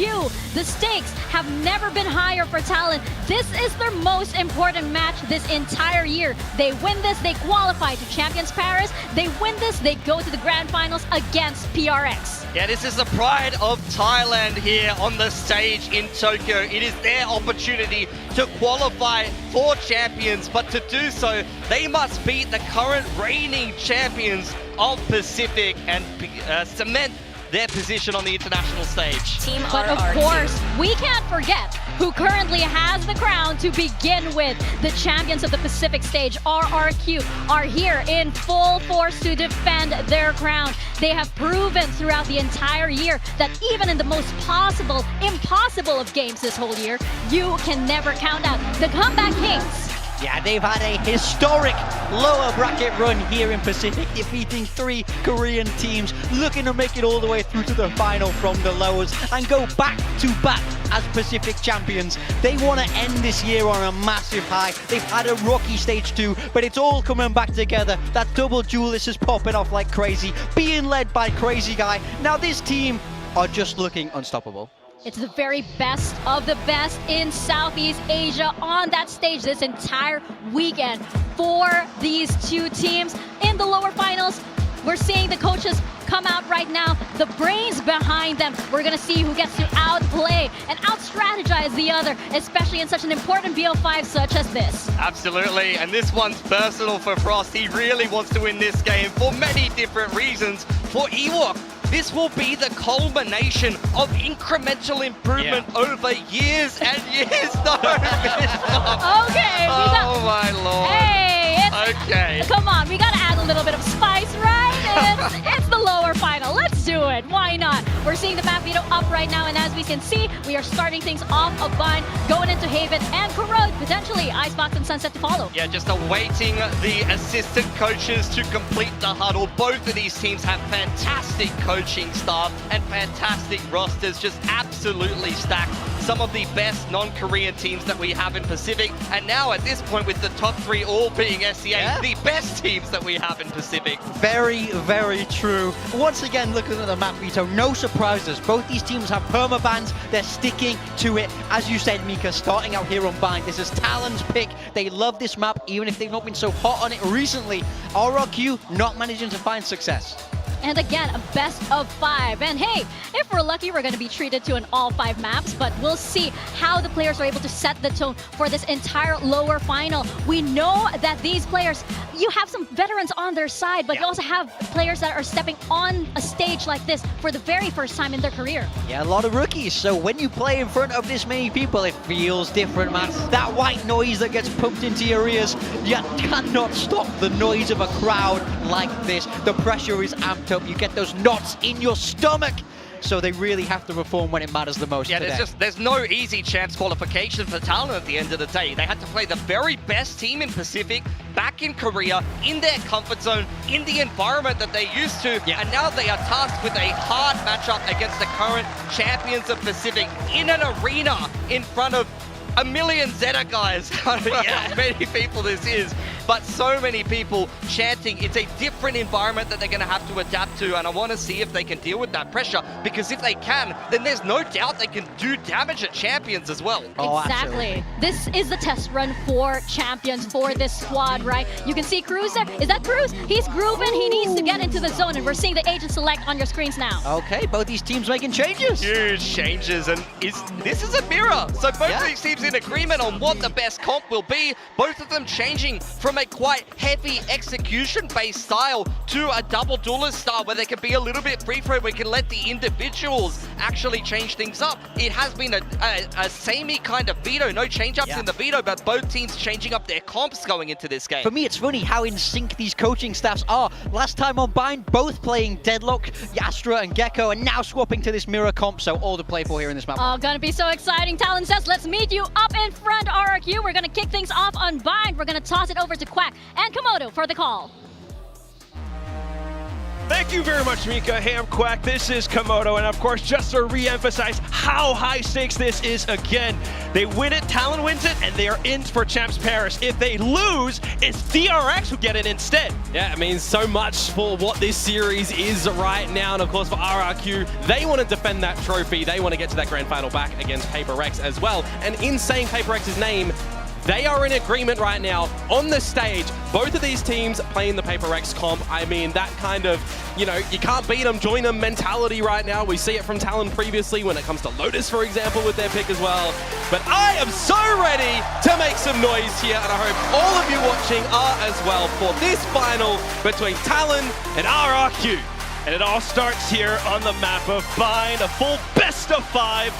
And you just gotta wonder, I mean, how did this composition even come to be?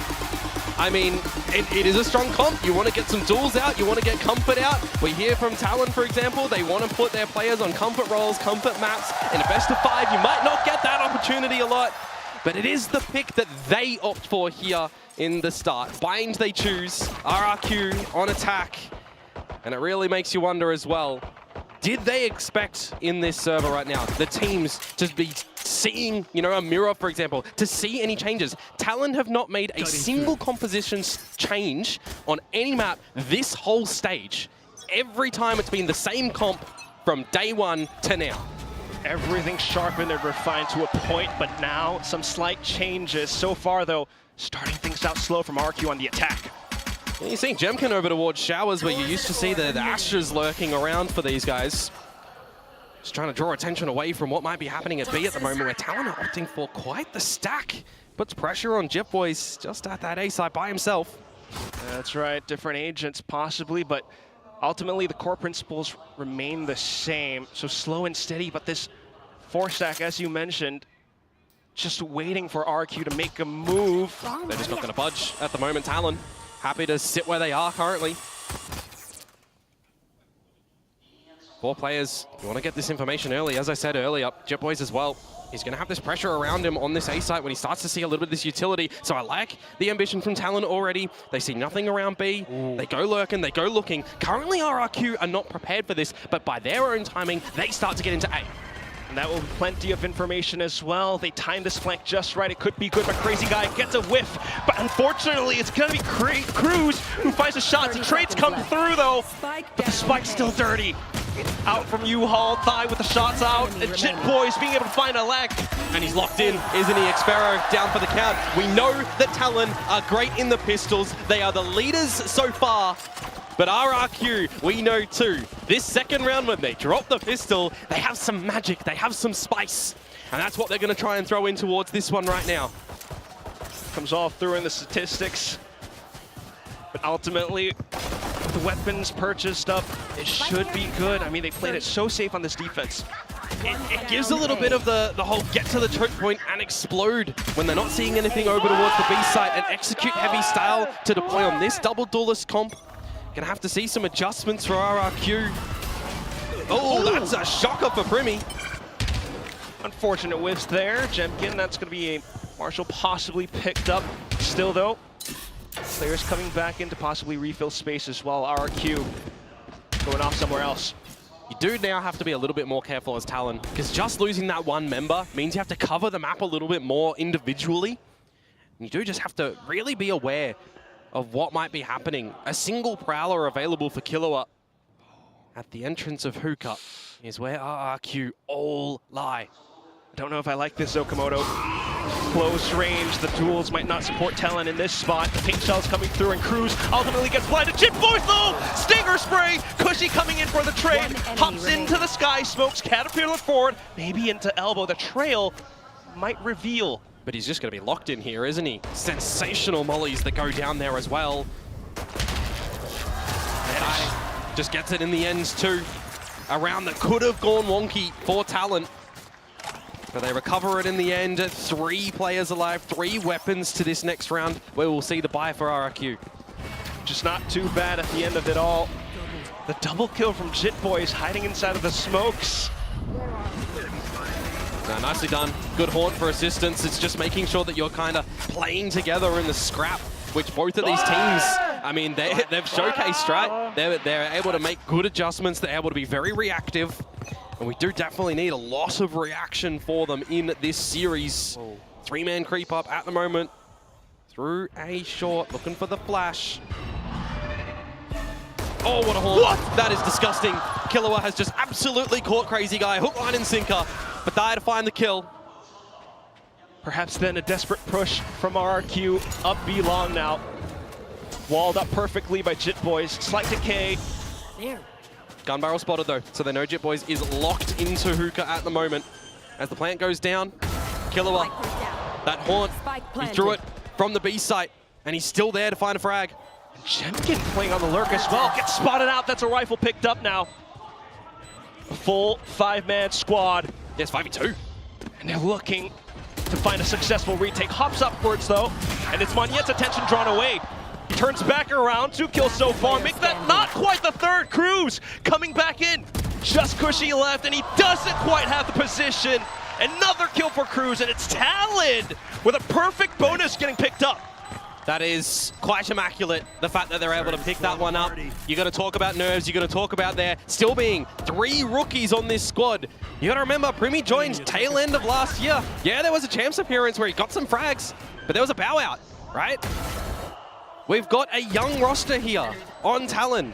They need to not be shaken. And they're already hitting shots, already coming out with plays from the get-go. All fired up. Just gotta respect and love the fact that Thai came into this stage 2 as the new duelist as well. Yeah, there's massive responsibility, especially when you're going up against someone like Monet, someone like Jemkin. You got so much to do here as Thai. Of course, Primi as well on this Yoru. Right now, a lot of showers play. Aggression through the flames. Monyet will not carry on. It's the spray from Thai as well. 2 HP, he will back off. The rest of the team coming in to hold this position. And this should be a bit of a reset on the round now, you assume. But no, Talon want to go. Continuing to push on, hunt for some of these kills. RRQ happy to stay and trade as well. They duke it out. Jemkin finding the shot. All of a sudden, it's a 3v2. Primi, does he have the angle? He's good for the first. Spike down A. Has to back off. Got to go for the reload. Got to call in some assistance. JitBoys here. Primi. Double dipped and punished. 1v1. JitBoys. He was flanking all the way throughout this chaos. Xfero might not anticipate it, but he has a lot of time to work with. Who is more poisonous in this moment? Xfero or JitBoys on the Vipers, trading sides of the map. 30 seconds to go. And Xfero will have a lot of time to choose where he wants to plant and how he wants to go for the post. Will it be the TP from JitBoys? Just having to cut some time, it will. Xfero then slithering his way into tube. Might go for the peaks as well. JitBoys clearly noted because of the TP. Slide off angle here for Xfero. He's just waiting, biding his time. JitBoys is the one who has to make the drop. Silently. Stealthily so far. Xpero coming through! And that will be him sinking his fangs into this round.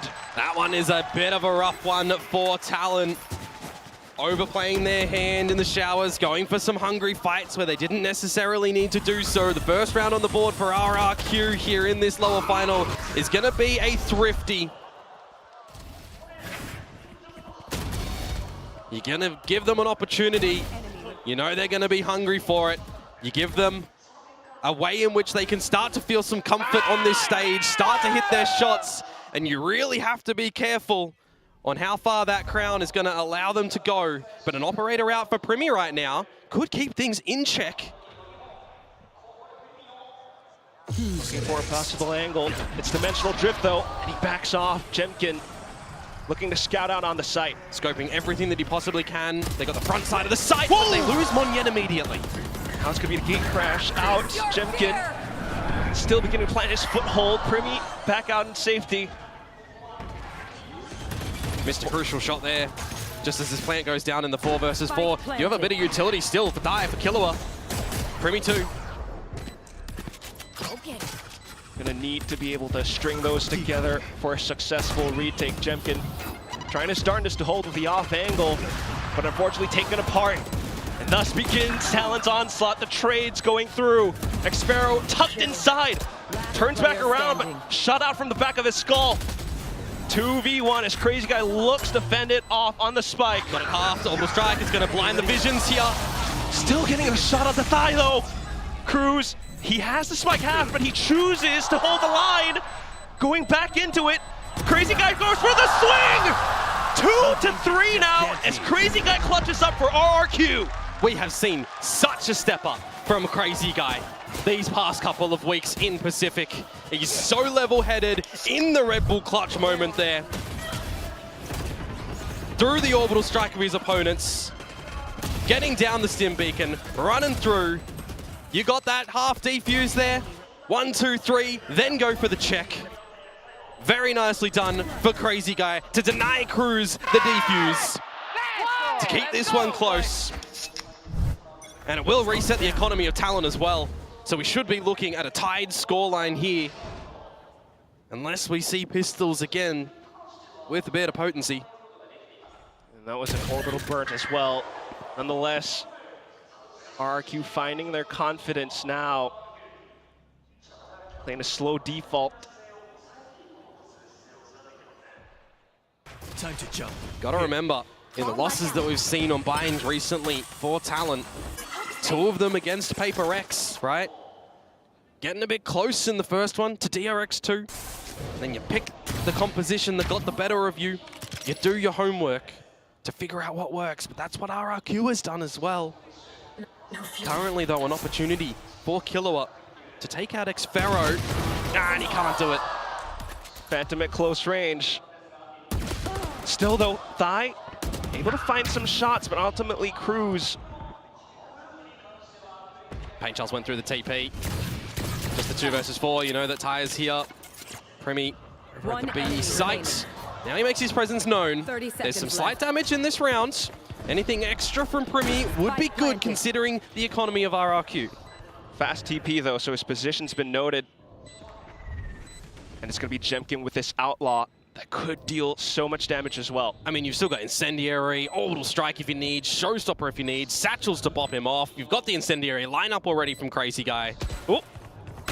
And it's not even needed as Jemkin's just gonna remove the counterpart on the Yoru. 3 versus 3, we do get tied up. And now we have to start to see what all the ultimates on this defensive side are going to look like for Talon as well. For example, the Viper's Pit that you'll put through the top of A at short, very common. But for Talon, using it in a later moment generally, instead of preemptive. Of course, at the end of the day, it is still that mirror matchup after all. Yeah. It's going to be in the server. Who is better than the other for this map? Primi has brought out the operator. Down to the lighter shields because of it. But an opening kill could be gorgeous. It just goes by the wayside slightly to Xpero, which gives you a different look. You've found where the Viper is. Been leaning towards B a little bit more by themselves. And there's just absence in Hookah at the moment. The miss sees is not ideal. Yeah. But no one else inside of Hookah or Talon, though, to take control over Garden and then peek into B long. Yeah, but what do they think is going to happen? Because we've already seen Talon regain control of long time and time again. Are they overstaying their welcome? RRQ are aware. Gonna clear it with utility. Finding the timing, though. It's not quite there. It's gonna be the trades from RRQ to be successful. That Prowler has just bailed RRQ out. It took the bullets instead of the bodies. What a way to tank those shots. Now the spike gets planted because of it. xFaro springing out on the lurk. He was noted earlier too, seen by the operator of Primi. A forgotten moment, a forgotten player. But Cruz will refrag. Here. And for the site to get smoked off, a deep smoke, so Thai has to respect it too. He's going to carry over the operator.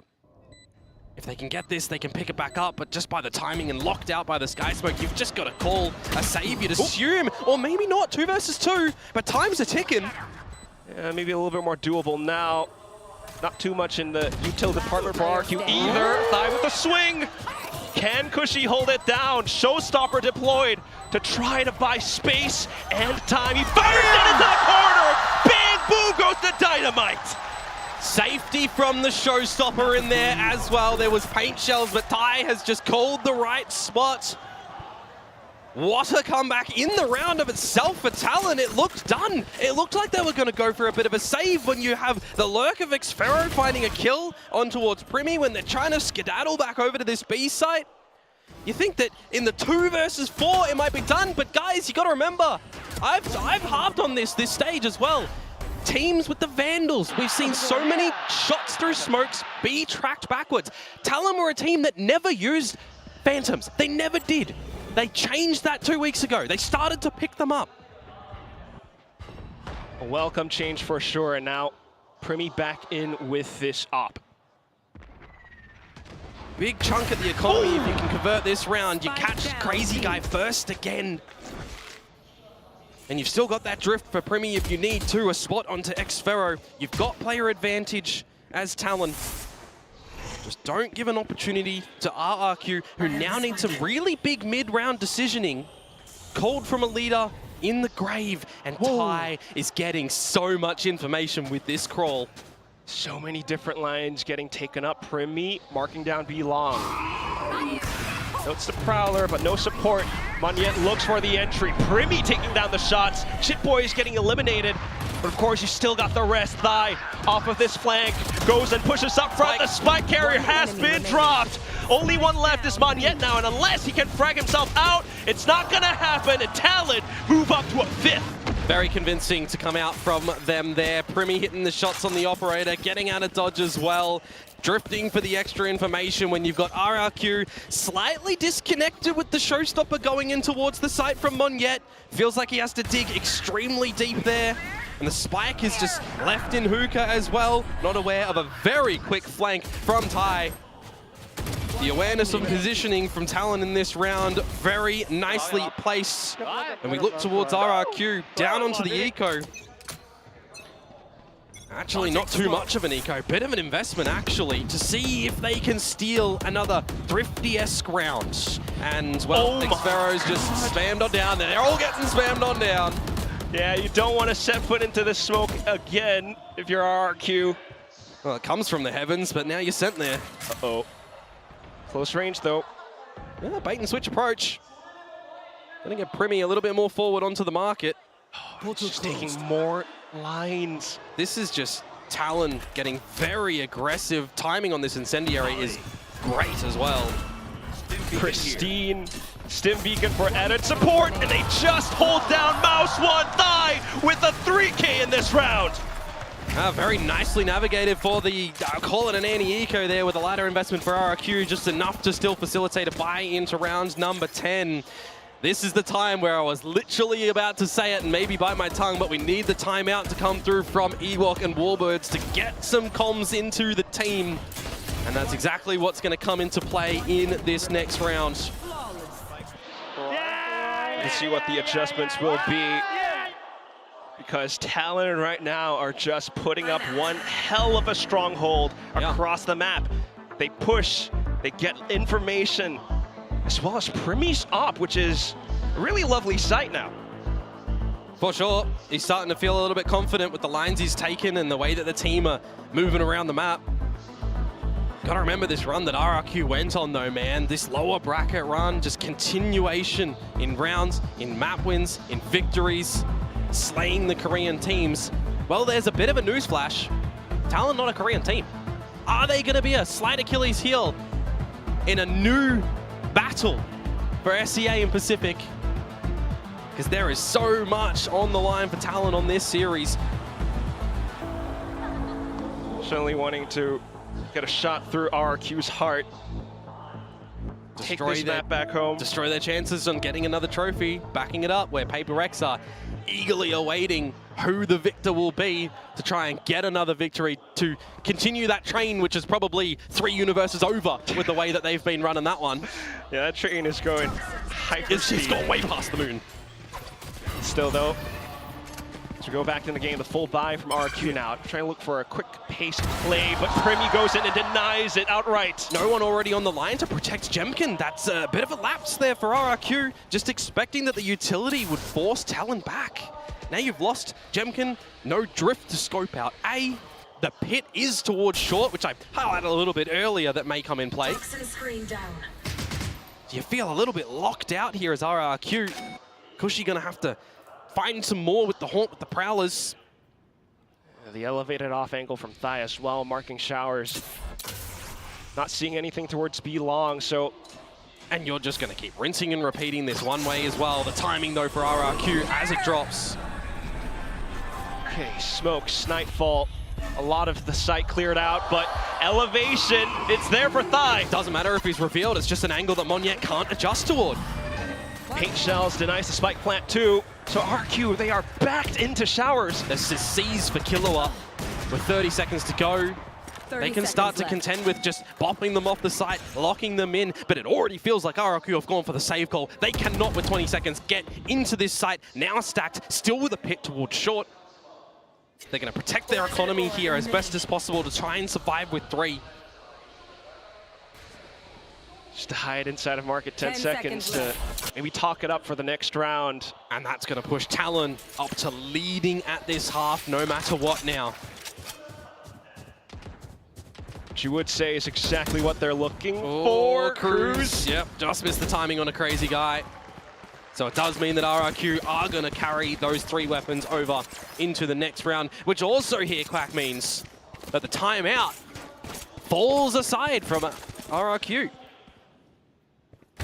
Not something that's working out too well. The fact that Jemkin was picking up the alt orb, not having any additional cover. Yeah, I mean, Talon is a team that had currently kind of been atrocious at converting rounds after timeouts. RRQ toward the higher echelon of the teams, you know, up in the upper bands. Difference here. Different stage. And Primi goes at it again. Monyet has just been locked out of so many of these duels, and if not good for one and traded, he's not had a great start. Oh, and as the crown falls onto Jemkin, Jemkin drops it onto the floor. The rest of the team now suddenly in a 3v5. You've lost your double duelists. They were the same 2 that went out last round, and you save with these 3. Are we Groundhog Day again? With a minute and 10 too, it just might be that. Maybe a different story with Talon beginning to eliminate every player. Just Xfero left. The spike away from him. Careful now though. A 1 versus 4 is not how you win. It's a 4 versus 1 that you actually lose. But the hunt is slightly on. Thai being looked at. Oh. Xfero saw it. Cautious as ever. But with this pixel perfect angle from Cruz. He's chipping away at him. He's counted all 3. He's going to get out towards the A site. He can pick up a plant. He can pick up a hit here too. 30 seconds left. Pop that down. I mean, it would be the 1 versus 4. There is a world. Oh, possible. Turn back around just in time. Get some shots in. Goes for the pit in this 1v2. Clone and blindside's available for Primi, but an operator in play, you need the shorty out, and it is. Oh, it's close range, and Primi just cuts him at his torso. I wanted to give a valiant applause, and the attempt was there rather for Xfero, right? He tried 1 versus 4, finds the 2, drops the pit. He's kind of played it the way that he needs to, but the valiant attempt rather just doesn't pay out. You can't contend with the start that Talon come in with this round. 5 versus 2 moment. Everybody hitting the shots. And it's kind of the engagements individually at the end there that Talon do give over that gives Xfero away to get back into that round. Nevertheless though, 5 in a row now on this defensive side from Talon. They make it 6, it'll be a 9-3 half. Who's next? Which would be lovely on your own map pick. Primi, once again opping. Swaps over possibly to a different weapon, but RRQ continue into this site. Cushy finding the first pick. Alt's getting deployed though, just to buy a bit more time. The rest of the team is here. Primi able to find 2! He puts a good hold up inside the lamps. And you know he wants to fight even more. Xfero though, watching on the flank. Jitboy's down, 3v3, and it's just the rookies. They come in. Showstopper out! And Thai is ready to let it rip. He's just gonna keep him in check. Primi holding the defuse all the way through. Xfero has to make a move! He finds the kills necessary, but Primi sticks the defuse to the end. There's just no way you can do anything at the tail end of that moment. Xfero will go down just before the exchange of the halves. Another kill over to Primi. Talon are not holding anything back. What an opener, by the way, onto Cruz. That's a headache sent towards him, but for Primi, I mean, he is just hitting the nasty ones. The rookies come in. It's an effort by committee for Talon. 9-3 half. They have to be absolutely happy with how that one has come out. And if you are wondering as well, because everybody knows I love the HUDs in VALORANT. It is a new HUD. We are doing things a bit different. We're upgrading. Gotta love it. Different stage, different HUD, and of course different results as well for some of these teams, different comps. Higher stakes, different crowd, glorious crowd. You are here at the finals venue. Where do you want to go first? Wingman Photo Zone or finals exclusive merch? I'm going with the merch. It's tough to get merch in Australia. When you hear exclusive, it gets you. Yeah, you can't get it anywhere else. Photo, that's memories though. For sure. But you can put the VALORANT agents behind you on a shelf, Quack. Come on, if there are any riders watching, Komodo needs merch. He needs to get hooked up. What I need is tasty VALORANT, and we're getting that, so we're good. Back into this second half, that's right. I mean, throughout this entire first half, the double duelists of RRQ have been disabled repeatedly again and again. Legitimately, and on this attacking side as well, you just cannot allow that. It's been rocky for Monyet and Jemkin. They got to start to step up. I mean, look at Ty, look at Primi, 16 and 12. Right? Double duelists for Talon's working out. Now they're just holding inside of market, anticipating this push. Jitboys finds the first shot, crouches down and gets another. Meanwhile, they continue to fan out. B-Long wanting to be proactive and take space, but Primi finds a triple. A flawless pistol picked up by Talon. You blink and you'll miss that round. That is just, Talon are hitting their shots. They have warmed up. They are fighting here on this map of Bind. RRQ currently awaiting you, right? We've seen the close OT loss against DRX. We've seen the 9-13 loss to T1. We're not currently seeing the lower bracket resilience that we've seen from RRQ. Is it trying to warm up into the server? Are you getting a bit of stage fright right now? All of these things can happen. They did come back from a 10-2, but this is a very different scenario. Now Talon trying to pick up steam into this B site. Primi with the Marshall. Still though, shots falling off. Cushy lands a classic. We did see a challenge from RRQ in the second round of that first half. So maybe the full save eco could do it again. Two players in lamps. Talon respecting the space. There's still a lot of this utility that RRQ could invest into this. Protect your back a little bit as well as Talon. Expect that Lamps is dirty territory. Great check from Jitboys. Does he expect the other? He does. Still though, the other trio out from the back, and Jitboys just continues to mow them all down. Ace, ace, ace, ace. You can hear it. He's beginning to move on for it with this ghost in his hands. Picks it up right where he leaves off. And the crowd is electric. We had an ace in the show match to get Team Japan on the board. And now the home crowd here of Japan, excited again that there's another one in this final. Jit Boys with the Marshall and the Ghost getting the job done. Getting the confidence, getting the kills. But now we ask the question for RRQ. Are you here in this map or not? You've got your first buy on this defensive side now.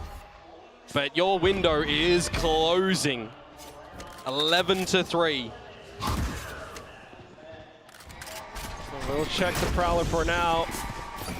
All the utility gangs sent through. Cushy will land the first shot, but look at that spam! He thought he broke the eye, but he didn't. That'll haunt him. Oh. Full rotation now from Talon to disconnect bar one. See if there's any little trailing players that might sneak back in towards the location of Jit Boys. Happy to just sit there. Remember, this is the bonus round for Talon.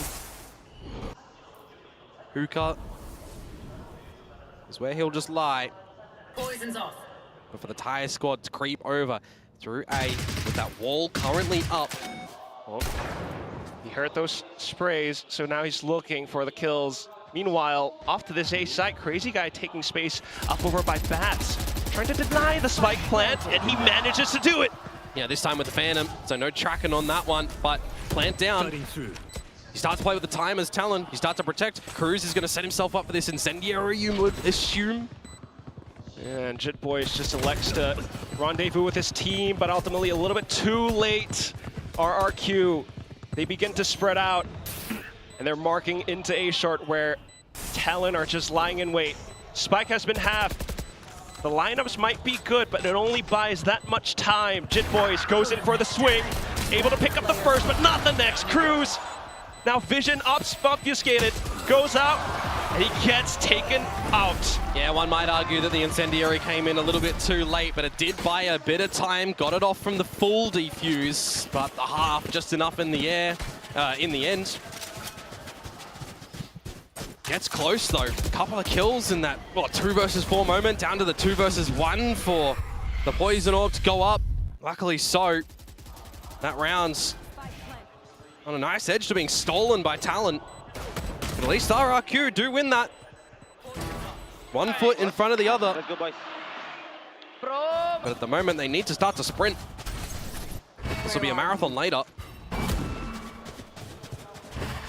Conserving your energy possibly, but right now at least just more information getting picked up as Talon begin to make their moves. Some pressure into this B site. Got to think as well, any scenario that Talon can get into a post plant, you can deploy that Viper's Pit. Oh, Monyet's just going to spot out the shoulder of Jit Boys and think better of going for an individual duel. It's the right idea. As you say that for Crazy Guy, we have seen him time and time again be taken down first. Ooh. But he has found the right angle. Oh, you would have thought! No, not like this. Just off by a hair, and that could have been it. Monyet, though, so far so good at taking back up that space. Incendiary now, just to fend off and go for a safe spike plant. Oh, it's shaky from Jemkin. The duel's not quite there. Primi this time showing him up. And then for the Heaven Peak to go off wayside. Primi beginning to go on to tear. Xpharaoh, the only one left, and he knows he has to save. I mean, the piggy bank is empty for RRQ. Monyet's got money sure, Kushi's got money sure, but Jemkin, Crazy Guy, nada. You're flipping towards the mentality for the next round too. That pit still available. Primi has picked up the Dimensional Drift. His kills in this round, very calculated. Not a duelist, by the way, for Primi. But he's certainly stepping up. Everyone's stepping up here for Talon. Xpharaoh, hearing the footsteps, getting a little close, but he should be able to take this Phantom into the next round. 8 map points now for Talon. Match point. Just as you mentioned Primi as well, I mean, he's always had some reps on this Euro too. Yeah. Now, 18 kills is the kill leader. Timeout call. Talon used none. RRQ have used one. The change in approach for Agents on this one, not looking too crash hot for RRQ. A team that we've seen on Ascent so far, for example, this stage. 4 different Agent deployments, finally getting the win when they do, you know, in a lot of people's minds, a pure calculated counter TP pick, right? Against the comp that T1 deploys. No Ascent here. Change your ideas again. You know, I always respect changing it, trying to change it, especially when you think about the stakes of this game.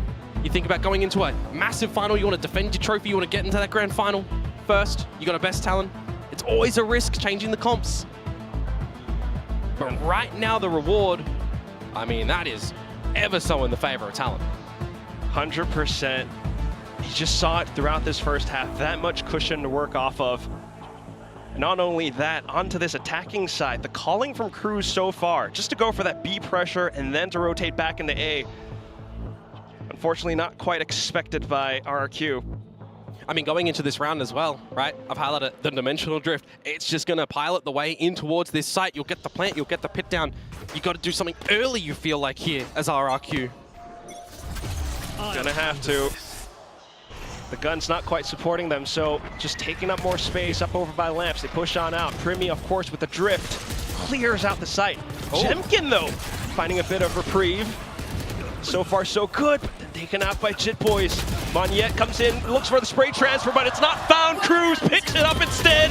The last player, and that's just Xfero, quickly spotted out by the back, and Jit Boys beheads him at 13-4 as the final score. Well, you want to talk about shaking off some nerves for a new area for Talon.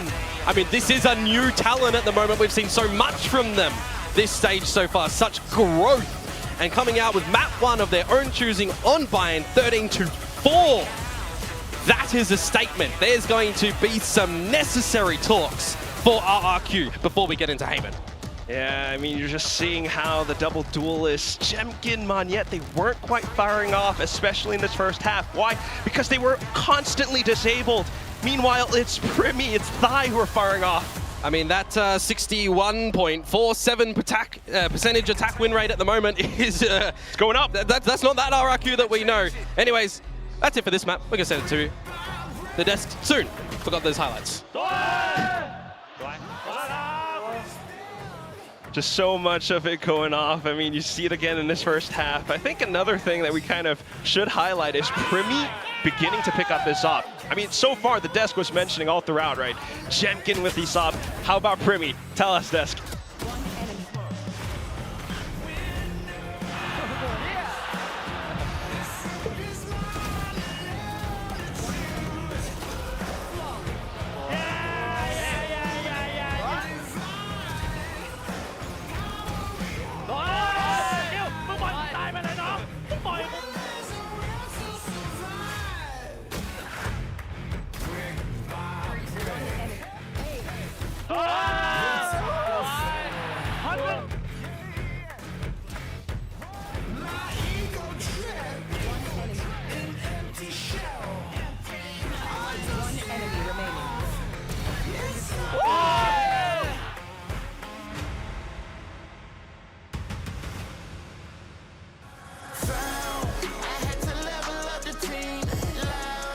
さあこちらには見事勝利を果たしたタロンからフロストコーチにお越しいただきました。勝利おめでとうございます。So good game for map 1. Yeah, it was a good game. I'm okay with the result. I believe we're making a lot of the same mistakes that PRX burned us the last time. So if you don't fix that, it may be a problem in the next couple maps. まあいいプレーではあったんですけれども、前回のペーパーレック戦で苦しんだ時のミスと同じようなミスを繰り返してしまったので、そこを払拭したいと思います。次の第2マップどんな戦いを見せてくれますか。 What can we expect from you guys for map 2? Well, the fortunate thing is this map is, or this veto went top heavy for us, so we have some really good maps coming up. I fully expect the next 2 maps to be in our advantage, and I expect this to be a 3-0 from here on out. もうここからは 3-0 でいきたいです。バンピックの方に関しても自分たちに分があると思うので、第2マップ、第3マップ取っていきたいと思います。おー、楽しみですね。引き続き楽しんでいただければと思います。第2マップでお会いしましょう。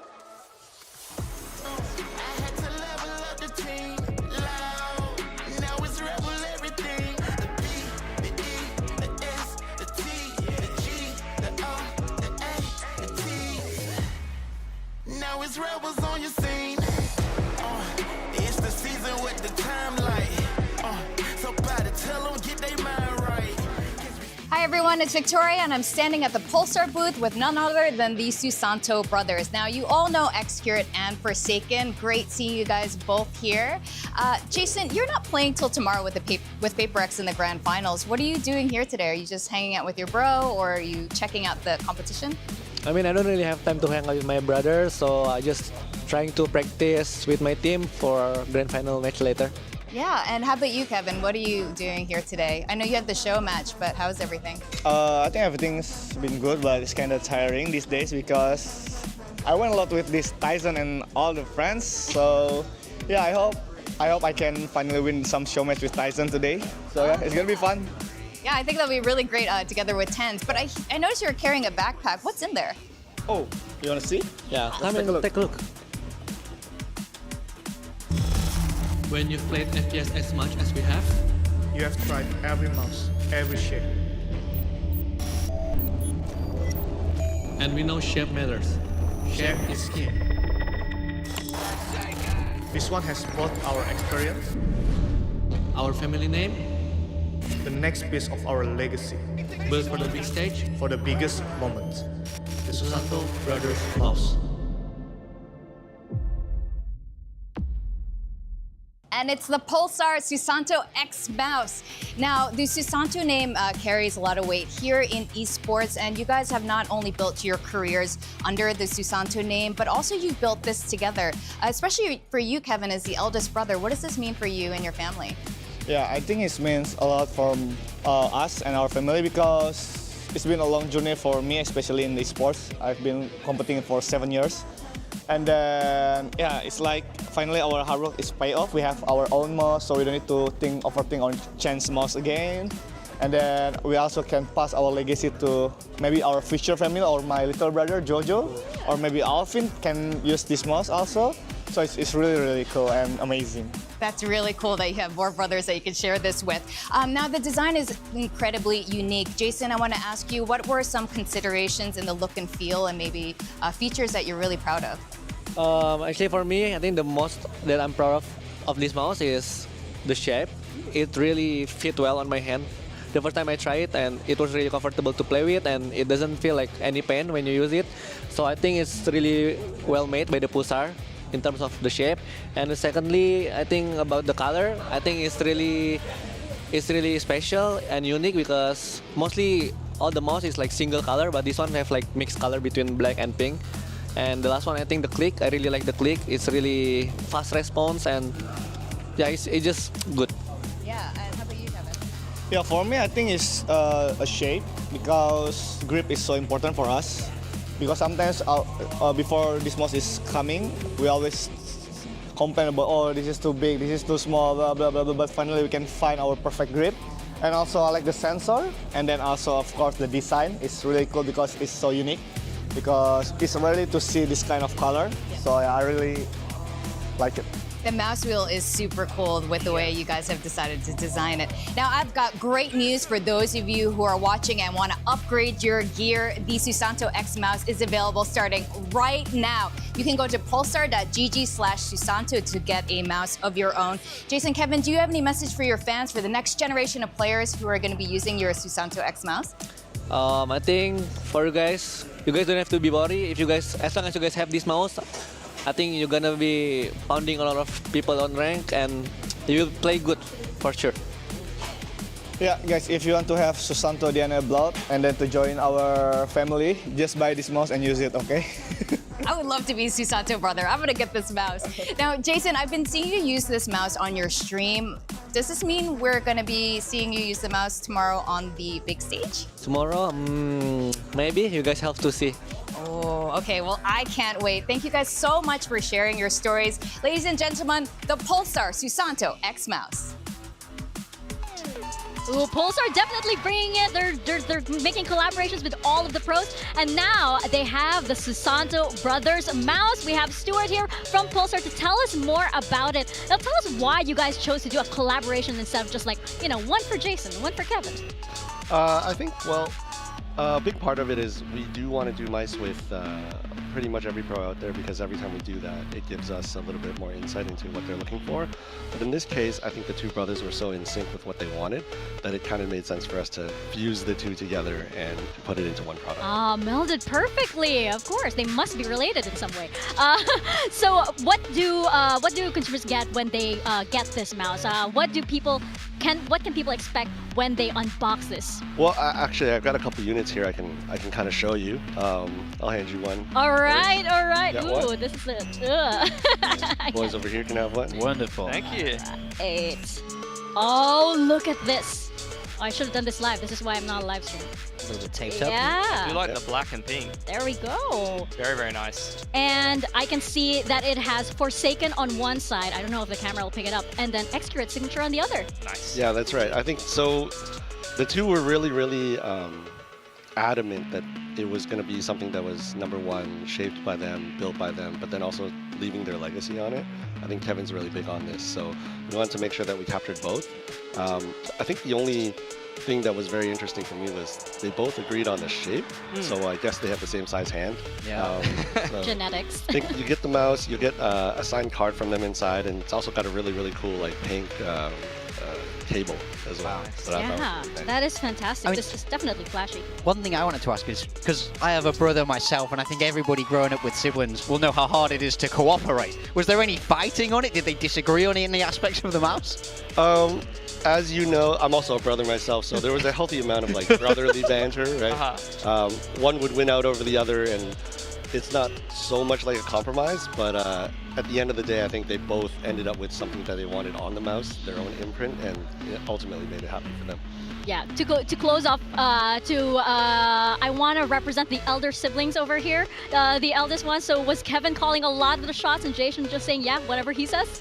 The dynamic seems like that maybe Yeah. on the surface, but I think there's something deeper there. Ooh, okay, interesting, very interesting. Well, this one is going to be very popular for sure, the Susanto Brothers mouse. So thank you very much, Stuart, for sharing this with us. And look at that, it's full glory. You guys can get yourself one as well very soon. And as Victoria said, just head on over to pulsar.gg to find out more. Thank you very much, Stuart, for sharing this with us. I hope we get to keep this. I'm just saying, no, really? Yes. Really? Absolutely. Oh my gosh! No, this is really. You're Yes, joking. 100%. Oh my god, thank you so much, Pulsar. Thank you so much. We have a Susanto Brothers mouse now with us. Thank you so much for joining us, Stuart. We will see you soon, and we will get back into the game. So you can just leave the headset over there and the Pulsar stuff as well. Thank you so much. Always good to hear that. I mean, I can't imagine them communicating, cooperating to build a mouse. It's absolutely insane, but it is a banger, so you want to check that out. Look, I'm a dinosaur at this point, so I, honestly have seen many years, like 2 decades now, of peripherals being marketed and different approaches from different companies. The thing that's great about Pulsar for me is just the fact that I remember back in the day, you'd see other peripheral companies design a mouse and then you'd have a pro endorse it. They'd slap a pro's name on it. They'd say, yeah, I really like this mouse. I've grown to love it. I enjoy it. But for Pulsar, they really do build it for the player. The player co-designs it with the company, and then you're getting a product that the player would actually really enjoy using on their own. So I think that's really special, and that's a little bit of a different approach than you've seen some other peripherals companies take in the past. Exactly. It's in the same trend of, like, you know how you have these famous basketball players and they have their shoes and they design the shoes and they have their own variants. It is exactly like that. Going back into the game, we saw Talon dominate on combined. We saw Primi definitely putting up the numbers, not a duelist by the way, and I quote, "We are now proceeding into Haven." What are we expecting from this? Are we expecting Talon to continue the momentum? Oh, so you're getting Talon. They are sticking to the same roles. Primi will once again be on the Yoru. Jip Boy's just had a phenomenal game on Viper. He's going to be on attack first, Cypher, and this is one of the only maps you'll see Thai not on the duelist. He's back on that controller role, similar to what we saw in stage 1. Yeah, he was electric in the start of map 1. Look for him to continue on the side of RRQ, sticking with that double duelist. But both Jemkin and Monyet got shut down in that map 1. I need to see them both get that ball rolling here. Starting on the defense is going to be a little bit more tricky for them. Definitely gonna be tricky, especially since we have both of these teams really showing their stuff here on Haven. They've taken a lot of very big teams on this map, and for Talon, as I mentioned earlier, it is one of their breakout maps. For RRQ, they do very well on this map as well, so we're gonna toss it to our casters to see if Haven goes the way of Talon or RRQ. Kwakamoto, over to you. Thank you very much, Mika. Yes, that was a very lovely desk segment. I wish we could have gotten some Pulsar gifts ourselves. But that said, we're going into the same comps all throughout. Yeah, 100%. I mean, we're getting Primi. I'm not a duelist in the server today. But hey, I mean, he was dueling up a Storm over on Bind. Let's see if they can keep kicking up some sand over on towards Haven, or if they're going to get put in the dirt here by RRQ, looking to retaliate on this map. Really, I mean, the desk kind of highlighted it. We were highlighting it earlier. Monyet and Jemkin have to appear in the server. They're on the defensive side to start off with. It is technically, stats-wise, the better side for RRQ in this stage. They will just start off by dealing with the recons and respecting the smoke. Yeah, the biggest thing for me for Talon on this map is how Cruz does pilot this deadlock. Ooh. I always love the ideas he comes out with and the sensors, the post-plant utility that just does stall out a lot. Currently though, Talon commanding this C site, looking for everybody in this post. As Jip Boys as well is just going to hold off towards the spawn for the info in this double Senti versus double duelist battle. Just such a beautiful take as well. Pressure into TP. The whole team's already up C long, and here comes that lurk as well. Jit Boys firing off shots towards the back line. It feels the pressure. Unfortunately, taken out by Primi out the sides of Garage, and all of a sudden, just 2 left from RRQ. Grab net for Cruz, out early, gonna catch him in the spawn. Xpharaoh though. Oh, he's made it a little step as well, but the Paranoid does catch through. Cruz, having heard the footsteps, goes for the swing. 2 kills found, and Talon once again picks up the pistol. 3 out of 3. They are certainly putting in the effort here. Getting the trades, getting the free space as well. RRQ, a team that we know, right? Absolutely loves post-plant retakes, right? Especially when it comes to maps like Haven, like Icebox as well for later. But we're lacking it. We're lacking a lot from them in this series so far. We're needing to see them get their one team moment, I feel, to start to get in towards this series. That's so true, and so much of it hinges definitely on this double duelist as well. They are pretty fond of controlling the extremities on this map. Right now, with the pistols, trying to play sneaky. Oop. Got to get out of dodge though. Noted that there's 2 there. So you'll count that for Talon. Primi is going very hungry though towards the side. Oh, and it's just the Marshall too. Quick on the snaps! And he doesn't gate crash out just yet. Looked like he started turning before the kill even was actually collected. Just knew that one was going to be the finishing blow. Jemkin rotates over. Crazy guy is locked in towards the cubby. Now dead. 3 no-scopes. Well, that will be a pickup possibly for Jemkin. But ultimately, look at this site. Completely open. Min-maxing as well what they're going to lose in towards this round, right? With the Marshal, you got 2 Ghosts, the upgraded Vandal for Cruz, and Dion towards the Guardian. So they're actually going to have a pretty substantial buy going into the bonus for the next round, unless they lose anything more. Oh, no sir. Nope. Not happening today, Komodo. Jemkin maybe looking to die to the spike, but yeah, I mean, damage from the Marshal at the moment will just need to be a headshot, right? Maybe you can try and run in towards the site and catch them if they are looking to leave long here. But it's the Ghosts. Waiting for a bit of a hunt first. A hunt? Joe Boys is going to go for it. And Jemkin deny this joy. It's not happening today. That's what you say to death as Talon picks up the rounds, and as you've mentioned, the economy is beginning to boom. Yeah, the 2-0 start. I mean, it's the same sort of start for Talon, right? They ended up winning the bonus last map. Are they going to be able to do that here again? Or are we going to have some normal standard proceedings on this map? One enemy. RRQ to come full guns blazing. Need some good ideas on this defensive side. They're going to actually opt for the 1-4 stack with the gate crash. Immediately sent over to C as well for Jemkin. Scanning ahead. Another classic RQ stack. Yeah, standard little A lobby take as well from 4. Get up through the sewers, get the stun early for any quick push up through the long side. But as quick as that happens, Talon recognize it. Straight to B, to the plant, 5v5 post. This is what I'm worried about too. I mean, we've seen this all throughout stage 2. Talon have as well, and because of that, Jitboys is anticipating this push-up, but he doesn't get the drop. Thai sends out the flash. Now has to play it safe. Armor-piercing rounds, though, and they are looking to punish him. Killua being able to fend it off, and he's still playing hooky all around grass. Monyet has to be aware. Fast lane just to give him some more space to go back and pressure into the site. Instead, Cushy relays forward.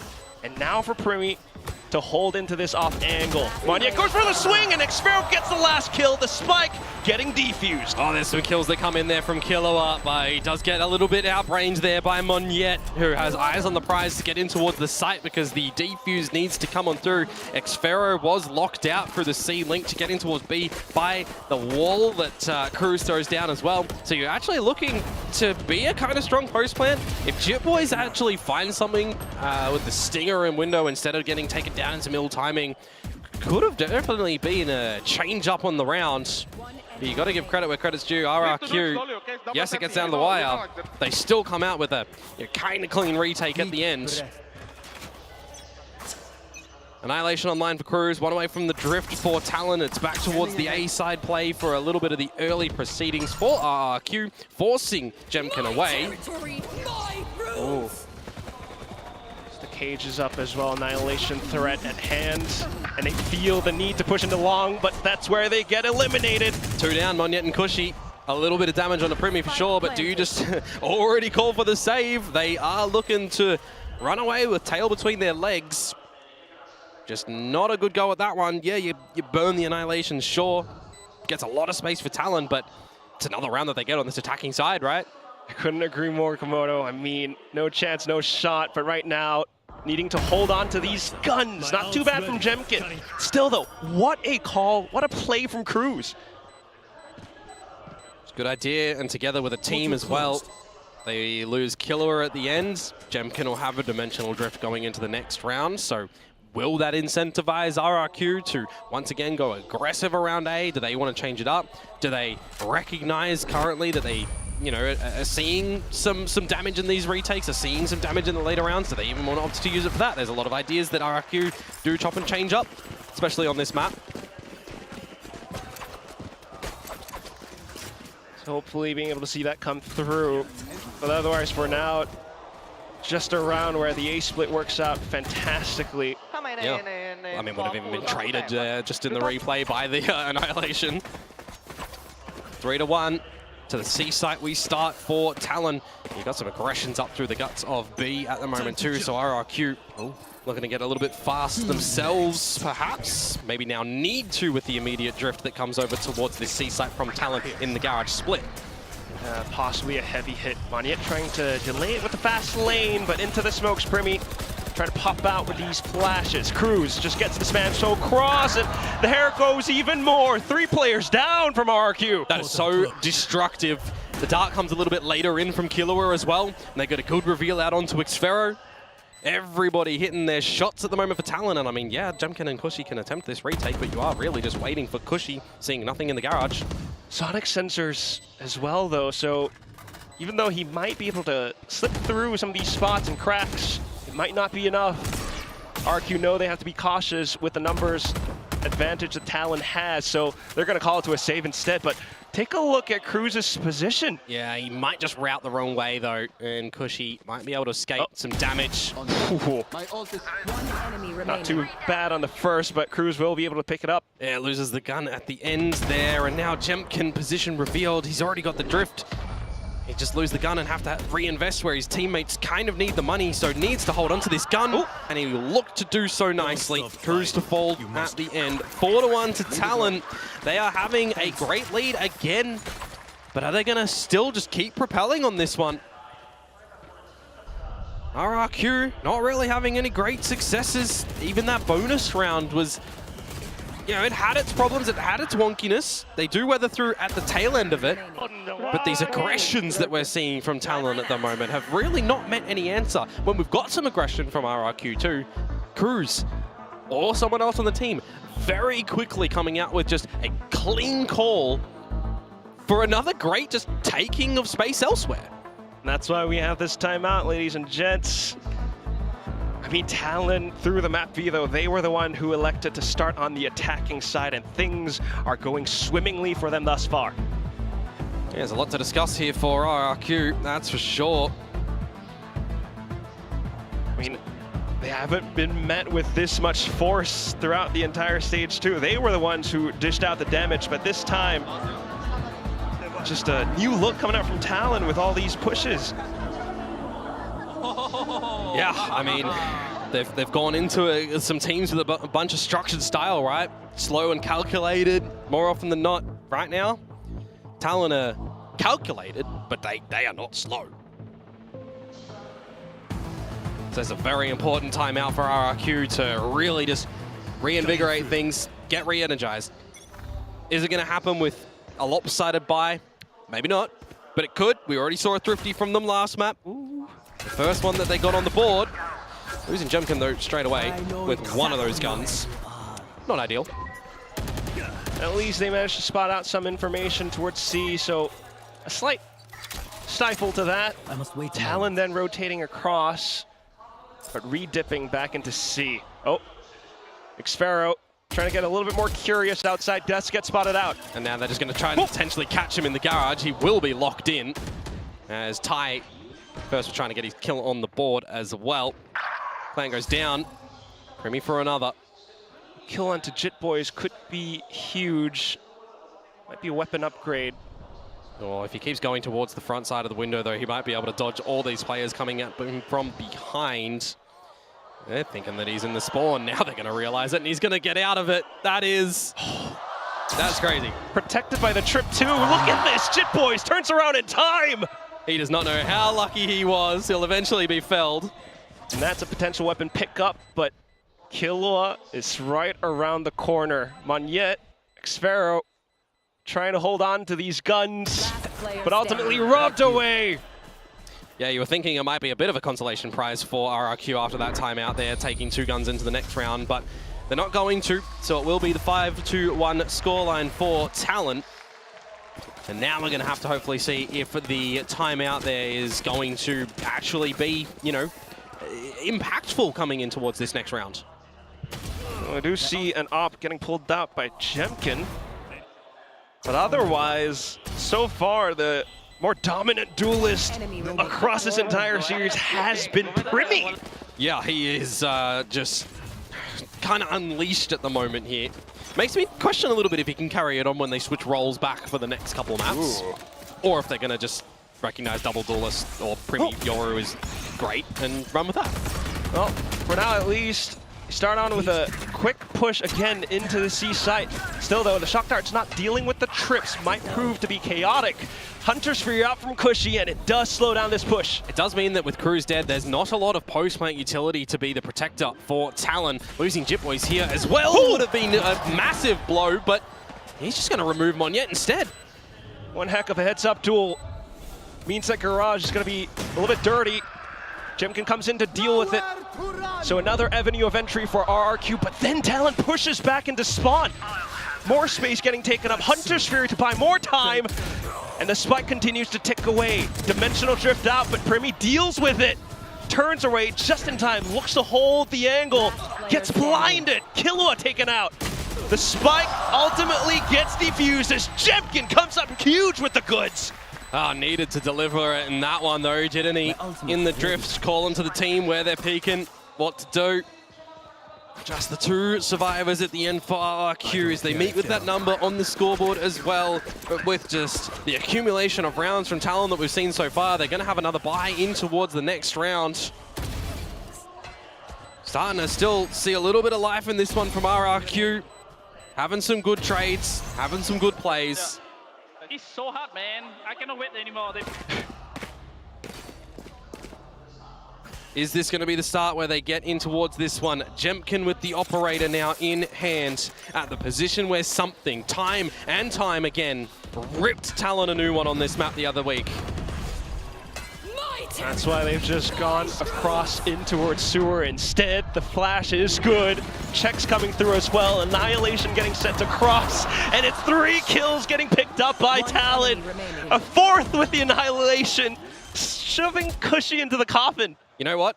What operator? Let's just not even go towards long and give it the light of day. Let's go towards the murky sewers and pop out and catch you off guard with some good timing on the recon and the flash. The stuns, yeah, that looked a little bit funny from Cruz's perspective. I will get that one hopefully later when the replay comes through. But importantly, something that got the better of them time and time again. It looks like Talon have figured it out, or will at least start to figure it out, right? Adjustments before the series itself in how they're going to contend with the expectation that Jemkin will be bringing out the AWP.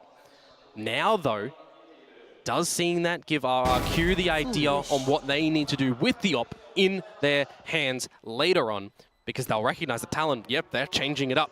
They're knowing where this operator player is going to be strong on this map, and they're not going to fall prey to it again.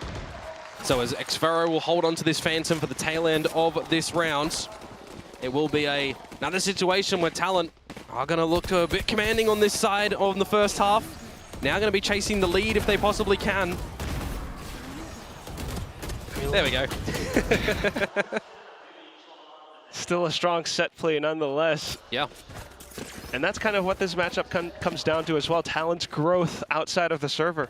And Primi recognizing too that there's going to be some lighter shields in play down towards the Outlaw instead of an operator on this attacking side. 1 kill, drift in. Which a good little pop and play idea again towards this A side of the map with a couple of different players though. Oh, but still with a flash, Primi lands the shot. That's exactly what he wanted though. Gets the kill, gets out of dodge, has the drift. The team can slow down. They can have a little bit of rest in this round and then adjust. They hear the Vandals, they hear the Phantoms shooting their way. They know the buy situation of RRQ. Right, we saw a similar approach from one of the first few rounds. Just that this time, RRQ gets proactive down C long, trying to hold and look for the frags, but still, Monyet runs away. Jemkin was eliminated. Yeah, 4 versus 3 now. Feel like Xfero, if he was to the C site, would love to throw out the hat here to give an idea on where Talon might be ending. But now with the drift going into this A site, it's going to scope out Xfero at the backside of the site, but nothing in the sewers. Not quite scoping out Crazy Guy either, though. And because of that, frags getting picked up now. RRQ may be able to hold on to the site. TP'd into the corner, but the recon reveals all still. Monyet and Xfero dispatching 2-piece. Yeah, feels like that was a little bit too disconnected from Talon at the end there when they send in the drift to the A site. They weren't together as numbers. They're still a little bit split up. Gives some great opportunity for RRQ, for some individuals to find a couple of clutch moments there. Xfero gets his kill. Crazy Guy gets his kill. That's a 4 versus 5 conversion. Go on the way of RRQ from the deficit. Very important round for them to keep it competitive on this map of Haven that they opted to pick as their first map for the series. Got another buy to come in from Talon though. Time to jump. Another idea towards the B site for the starting engagements. Wow, and they just managed to slip right through the cracks. Cage and everything up. Primi even able to hold it close. Cushy solely working through from A-Link. Able to get the flick, but still Primi, some more damage. And it reveals more positions from RRQ. Yeah, 3 versus 2. You've still got the drone for Killua and some Shockies if you need to send them in. camera placed, which would have been heard, but it's still from deficit that RRQ try to get this retake. And it's just not going to come into play, is it? Jitboys and Killua get the kills. Talon finds 7, but that's not even really the thing that I'm highlighting here. The timing of Jitboys' utility for the execution and the tail end of that one. His cages in that round provide entry and assistance from anything that might have come through from A-Link. That was very well coordinated from Talon. I mean, they're dancing around the site together with double blocking of the cages. It was a bit ambitious to push through your own cage at the end there, yes, for sure. But it was just a very well played out execution from Talon in towards that B site. Need to see more adjustments from RRQ, and they're not really given the opportunities, toing and froing between gun rounds and eco rounds. Just because of how Talon have been ebbing and flowing all throughout this first half. Yeah. Primi once again with the Outlaw. Some slight pressure coming up from Thai. Does force RRQ to reposition. Is knocking on the door and no one's home. Break and enter right now for Primi. Call for his boys to come on in as well. They're just going to get a plant, and now you can start to hunt in this gamble stack of RRQ towards the A site. They have read this one wrong. Assume that the orb will be gathered. Cushy one away from the Hunter's Fury. One yet, an overdrive, but you don't feel like that's usable here. Cushy does get the Fury, by the way. Okay. That could help out towards the last potential round of this first half. How do they get to the spike to deny any ulti points, though, for Talon? Because Killua's one away. Primi is halfway there, but he's got the right gun for this moment. Got to make it past Primi first, and I tell you what, with this Outlaw... You just have to go and sacrifice and throw caution to the wind here as RRQ. I don't think it's going to happen, though. Caution to the wind, and it affords Primi an alt points. They will be able to push on through, though. Crazy guy with the shots on this classic. Yeah, get a Phantom and get out of there as Monya. That's more of a bit of a prize, but actually with the loss bonus, sure, go in. Oh, and just the graph net lineup from Cruz as well. What a way to show it off. They die to the spike. They were going to go anywhere. Xferra will take the Phantom and escape. Last round before the switch. If he got any kills with it for the hunt that would still come on, he would have got an ulti point, so that would have been a little bit of a positive too. But hey, 8-2-3. Seen this number before. That's right. Still though, RQ are able to buy back up, and as you mentioned before, they have the ults now. Yeah, and the operator for Jemkin too. What, second time that he's been able to come out with this one, and it was dodged and done nicely by Talon last time. Just really feels like the money situation has been such a problem for RRQ time and time again. Great flash, but Primi has not checked the corner. Some slight lapses, and Crazy Guy picks it up. Into the A site though is not the idea. It's the C site, and the operator only gets one. Not too bad on the refrag, but as he hops haphazardly into this cage, Neuro Theft gets picked up, Killua affords another kill, and suddenly it's a 2v2. Overdrive in from Monyet though, and he is looking to get the beams out. Killua gonna remove his head! Perfect precision, and Thai repositioned as well. Crazy Guy has no idea where to look. He has to be careful. Drone to see if he's immediately coming from behind, but by the timing, Crazy Guy can slip in. He'd love 2 1 versus 1s at the moment. Still though, you've got Hunter's Fury come in to investigate. Recon Vault didn't reveal too much, but look at that perfect dink! Crazy Guy now trying to play through the smokes. Great on the flash. Thigh swaps over to the shorty, but Crazy Guy manages to sneakily slip around. He times him on that one. The paranoia is perfect. Thinking that he might get in towards the dark cover immediately on towards the spike, and Crazy Guy just a slight little reposition as well at the end there. Disconnected plays from Talon in the 2 versus 1. A bit of a slip up, but a necessary collection for RRQ, you would assume. The Red Bull clutch to put them with 4 on the board. Couple of over-checked positions in this round too. The trades come on out. You got to be very well coordinated with the battles happening at the A side, at the C side as well. But in the end, it is Crazy Guy getting out the clutches. Last seen, front of sight, slips in past the logs to the back. 8-4 at the half. That's a different scoreline from our first map. And they definitely want a different result line as well. Mentioned the clutches. Crazy Guy picks up his 10th. Feel like a lot of them have just been in this stage. That is true. RRQ throughout their entire lower bracket run have been making comeback after comeback. Dare I say it, making waves. Yeah, they might actually find their occasion to rise with Pacific. They're gonna have to do it in this map of theirs. They get both of them if they win this series.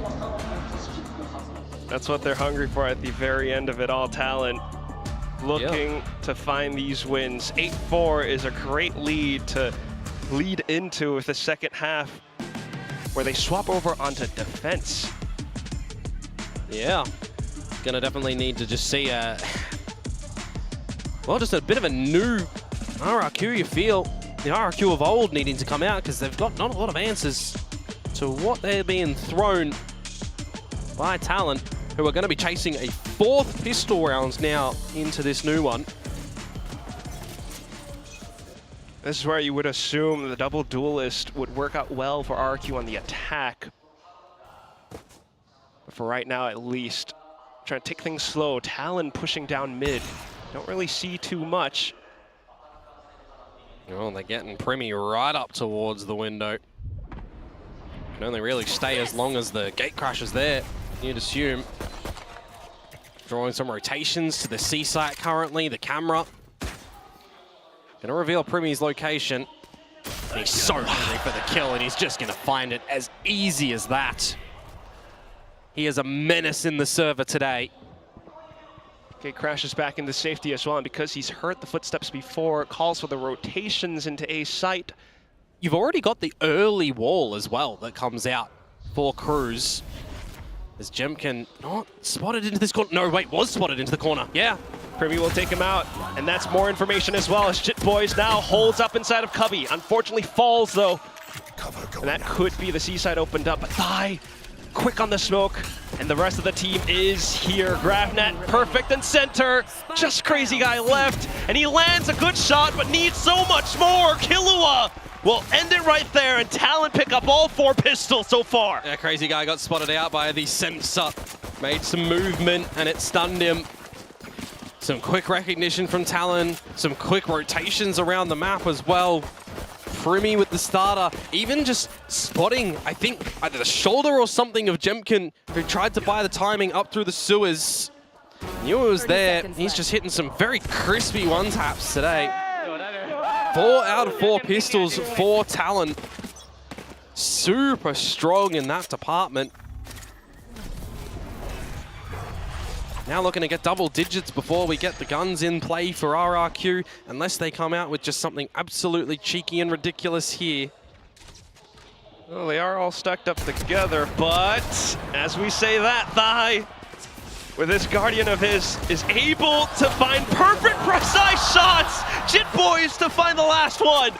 That would have been a ridiculous ace to come out from him with the Guardian as well. Clicking on the mouse. Just can't get the last one found.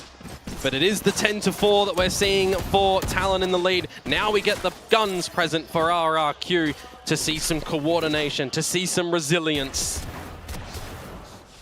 To come out with some shots in the Lala Arena.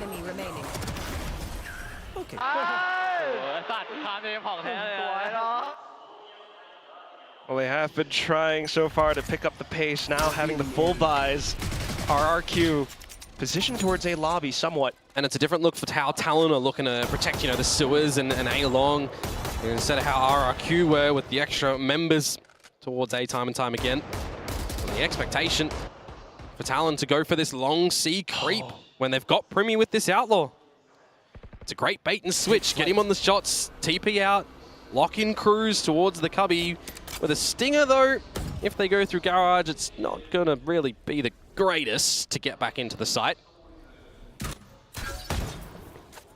Jit Boys though trying to play sneaky with the cam as well. Forces RRQ out of the corners. Oh, that's a bit of a headache. Gonna change the way that Jemkin's gonna go for a bit of a fight, you'd assume. It's Primy. They are super close and just catching him with the gun. Corner checked as well at the last second, but Crew's still able to do some work. And look at this, they're already here on the C side as well. Progression smoke hides inside of it. You've got flashes as well. They continue to hold them off. 30 seconds to go for RRQ. They don't know Kushi's already in the site though. They won't just spam away. Jit Boys though, able to land some shots, but runs out of ammo at the last second. Xfero able to pick it up. Oh, that gets super costly. Even if there was another bullet in the chamber, you would expect that Xfero might have actually fallen there as Jit Boys is caught in the reload. They had the numbers on that C side. They knew where things were ending. That is not a clean round for RRQ, but it is a very required one. Just a little head of Thai spotted as well. A couple of just small moments there. By the way, great transition spray from Xfero.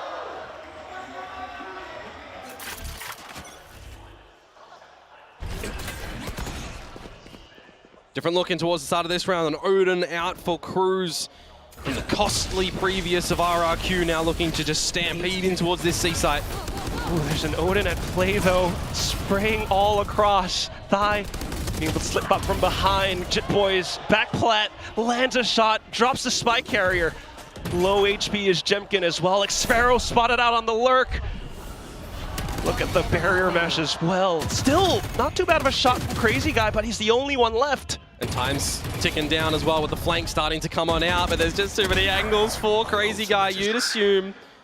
Makes a go for it, but unfortunate TP out into the open. The awareness at the moment of Talon Clap too. Xfero is not able to get these huge lurks out.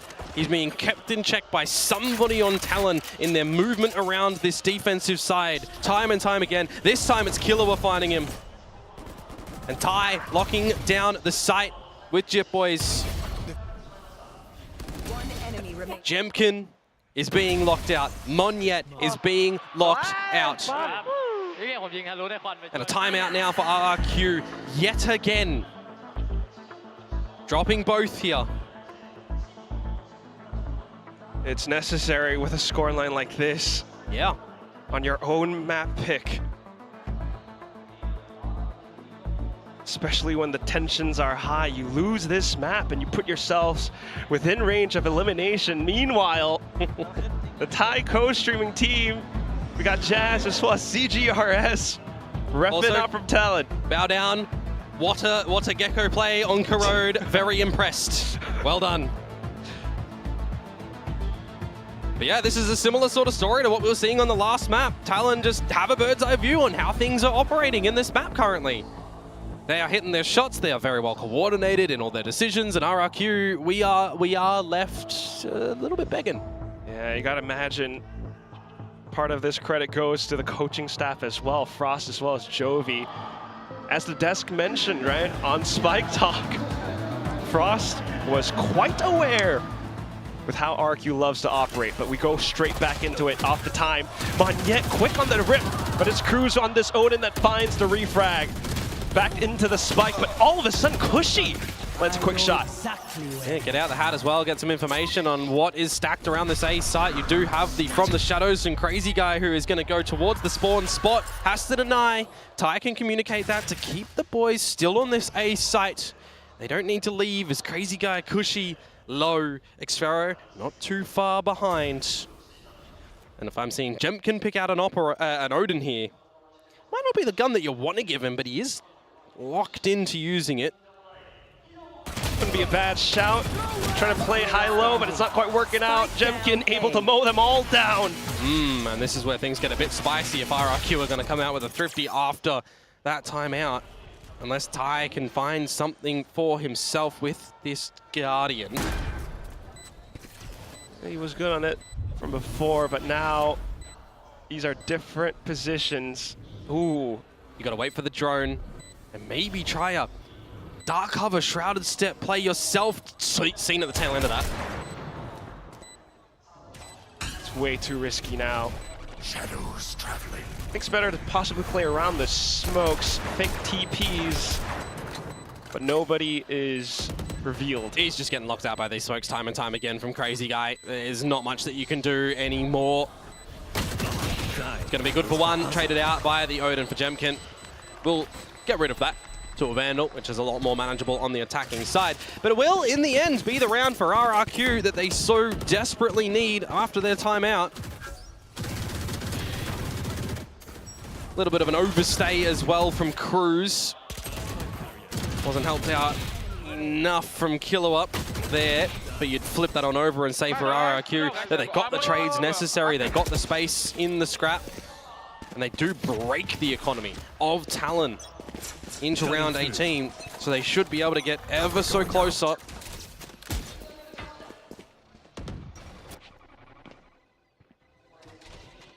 Especially with the buys in this round. Just waiting for Talon to make a move. They swing off contact, but slightly traded. Does it become difficult now when you lose Crazy Guy against the Pistols? Incentivize you a little bit more to use the fast lane, to maybe even use the drift to get in somewhere. The silent approach currently towards the B side of the map. As Killua did just hear that go out. Ooh. Well, Primi still landing a shot though, but ultimately the site being captured thanks to the dimensional drift. Blocked off the back lines, another blind side. Primi just looking to hold on to these angles. Not too bad on the shot, allows for Jit Boys to trade up. They got the info now from the hat. Jit Boys and Killua disconnected. xFaro knows exactly where to look, but his attention is being torn apart thanks to the utility. Some spams, out of ammo, and 1v1. Killua plays ring around the rosy, cameras and drones. Has to pull out the tag. xFaro finds the Red Bull clutch as he hunkers down. He's done another one versus two for xFaro, and another situation for Jit Boys where he's caught reloading a gun. You get the idea when you get the reveal on out, when you get the information to spray through your own cage. But just out of ammunition. It's got to be feeling at the end of that round that was so manageable. But very well done again for xFaro. Very well needed for the Red Bull clutch to just disregard any disgrace that might have came out from a full eco round. Primi though, he is sharp. He is hitting shots, Quack. 4 kills away from his 20th. Monyet down again. Looking for the kill conversion. Ooh.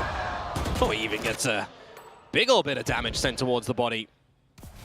Point and click line though with the operator, of course. Progressive smoke to get closer to allow a bit of a pop plate. You get close though and Killua. Oh, you don't want to use your drone here, you'd feel. Cushy over at A lobby, taken down. While you would assume that Primi has repositioned somewhere else, the rest of Talon have come in to refill that space around B too. Pop flash though. Here comes Jit Boys and gang. Recon just by a bit more time, but Jit Boys gets dispatched of. They've seen each other through the smoke, select ships in the night at the moment, but who is going to sink the other? It's xFaro, of course it is. 2 versus 2, spike down. Maybe not even the 2 because the Cocoon is pulling in Crazy Guy and now he has to do it again. It's xFaro for one more 1v2. Just down onto this B site. Has the cage. The spike. Possibly play around, but drift for Primi. Do you feel like you really want to use this one here? Cruz is going to have to destroy that trap wire. Caught one. Primi is just holding the right line, does use the drift in the end. He's going to go start to scope out the site instead of where xFaro is, turning around, now spots him. Out of the drift. Oh, and it's Cruz with a shot from the back lines. You got to remember though, Cruz did break the trap wire. That was a dirty spot to come through the front of the B site at all. But you've got so much going through your head when you're on the stage, when you're in that moment there as xFaro. And it just doesn't go his way this time. 12-7 now. Significant amount of map points again for Talon.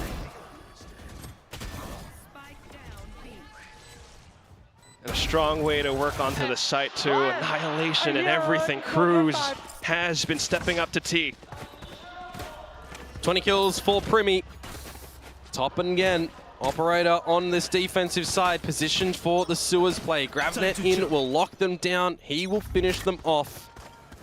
That is the play for Talon to get this space around A. And would you have it any other way? Primi on the line. Jemkin done. Monyak balls. These duelists cannot get anything done on RRQ. And Cruz now just sets up the wall too. Primi, he's locked in. Oh, but the shot falls off. Cushy suddenly finding an entry. Talk about locked in. Now they're locked out. 3 versus 3. The wall to be broken. Over at long.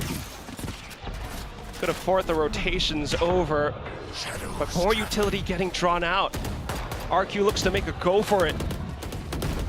Having the pressure, they play onto the side thigh, finding more shots, and that will be that! Putting a stop to it outside of A short. It's a scoreline of 13-7. Talon once again disable RRQ, but this time on their map pick. They're having an absolute scorcher in the server at the moment right now, that is for sure.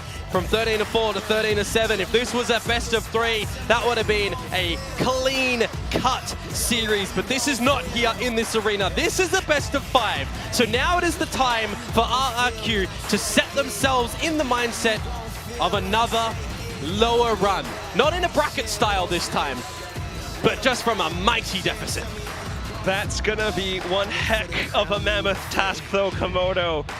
It's one thing to come back on a map, but this now has to be a full reverse sweep. Absolutely. Of course, we all know that Paper Rex is around the corner for tomorrow's grand final for the winner of this series, but we also know the stakes in this one for Talon. They are one map victory away from getting into champs, and that would also destroy a lot of DRX fans who are watching. We saw it in the cameras there. They've got a party going in Seoul. They were cheering when RRQ won, but now I don't know about how it sounds in that room, because Talon have been just tearing RRQ apart round after round. I mean, streaky throughout, pistols all getting picked up. I mean, that's huge, isn't it? All 4 pistols so far in subsequent rounds coming through. You got a bonus in the mix. You got some shakiness from RRQ. Just seeing a lot more decisive coordination from Talon at the moment. And while we talk about, or as the desk talks about, Jemkin again, you know, looking to come online, he did find that one little moment, but his op has been quite absent all throughout this entire series. Instead, it's Primi who has been quite present. As I say that, I'm going to toss it back over onto our desk to break down all of this action, because Talon might just be able to take this series home. 2-0 is the score, currently in favor of Talon as they take Haven. RRQ's map pick, 13-7. This was RRQ with potentially the beginnings of a comeback, but Talon, they just hit way too hard. Oh man, this Talon roster is looking insane. We heard from Frost after map 1. He said this veto is top loaded. After map 1, he said it's a 3-0. And so far, the prophecy is coming true. They looked very, very dominant here on Haven. Totally agree. I think Talon, they're back in fine form. This is how they started out this stage when they got those clean couple of wins right at the start of things. Yeah. Pistol wins, bonus wins. All of the players are looking like they're on fire in the server today. And unfortunately, we're getting the sleepy version of RRQ. You can't blame them. They've had a lot of adversity to overcome, but unfortunately, they have no room for error anymore. They're down 0-2. It's do or die into this third map now. Yep, looking like they probably just flew in this morning, but RRQ need to shake some stuff up and just wake up a little bit more. You are still seeing some smiles from the players though. So they are down, but they're not out just yet. And I feel like that's where RRQ is actually most dangerous. Again, we have to harken back to all the times that we thought that they were out. However, I feel like the momentum is also just very strong on the side of Talon. They look like they didn't even break into a sweat at all. I mean, that's the big thing, is we know RRQ can mount these comebacks. We've seen it time and time again, but it's different doing it here. The crowd is different here. The noise is different. The vibe is different. Trying to find your way back into this series is looking like a mountain for RRQ. Yeah, I totally agree. I feel like the crowd is kind of Talon favored as well. Yeah. I've seen a ton of Talon signs. I've seen a lot of people loving Primi here. I thought we were Jemkin fans in Japan. What's going on? If actually, I saw like way over here on this side as I gestured to this side of the arena. there is a box over there and they're cheering for RRQ. They're shouting, Team RRQ, Team RRQ. So you can actually see the love on both sides of this lower final for this Japanese crowd. They're cheering for Talon, they're cheering for RRQ. They're just excited for so much good Valorant. And we can see that especially like right off the bat in the pistol rounds. We saw there's so much action already. 100%. I mean, Talon is starting all of these maps in the exact way that you'd want to see. The way that they started stage 2, winning every single pistol thus far. 4 from 4 in this lower final. And look at that. Any team would love to have a pistol win percent that looks like that. I mean, that stat is absolutely ludicrous. Looking like Prime GE. That 2023 GE, we about that. But that's looking, it's absolutely insane. It's so hard to play these series when you start every half down. You have to go against that bonus round where they can look to make that damage. They get their ults rolling, and Talon are so good in the situations where they're in the lead. We need to see RRQ win a pistol. Yeah, I mean, this is the fight of a team that front runs, a team that plays with full momentum the way they started this stage,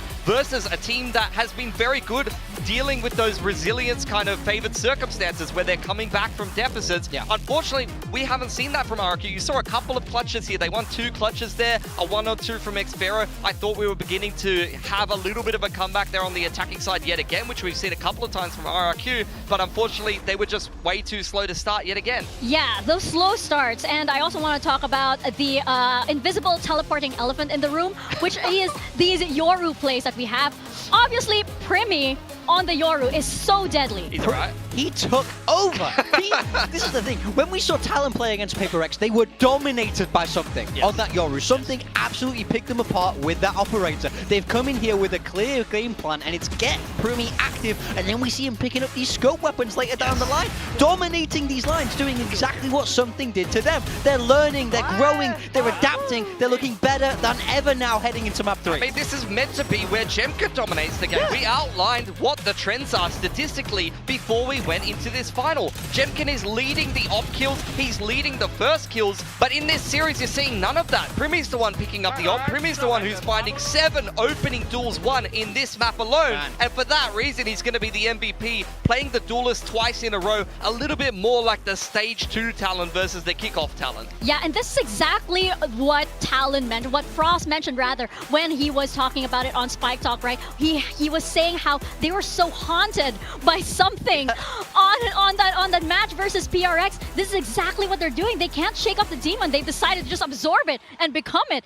in this series. And what a way to do that, especially in the lower final. Yeah, I mean, I really love how this team are growing. You can see they take every map as that learning opportunity. But now it's RRQ that need to learn. I need to see some fire coming from them. That double duelist got stopped hard, by the way, in that map. Monyet found nothing. Jemkin only just started really getting the ball rolling. So they have to start picking this up now, heading towards map 3, because I feel like Talon have found the answer for this double duelist. Yeah, we've seen this same similar worrying trend a number of times for RRQ. When the double duelist doesn't get going, Monyet's not finding the space, Jemkin's not fragging out of control like we usually see, that's where you are going to see more clutches. Xfero put in more 1-on-2s. He needs to step up a little bit more, but that is not often the win condition or the reliable win condition for RRQ when they look their best, is when everyone is contributing, you're getting the entries, you're creating some aggressive opportunities, and your backline clutch players are getting involved in the post plant rather than the game coming to them and them having to do everything by themselves. Yeah, exactly. And as we move into map number 3,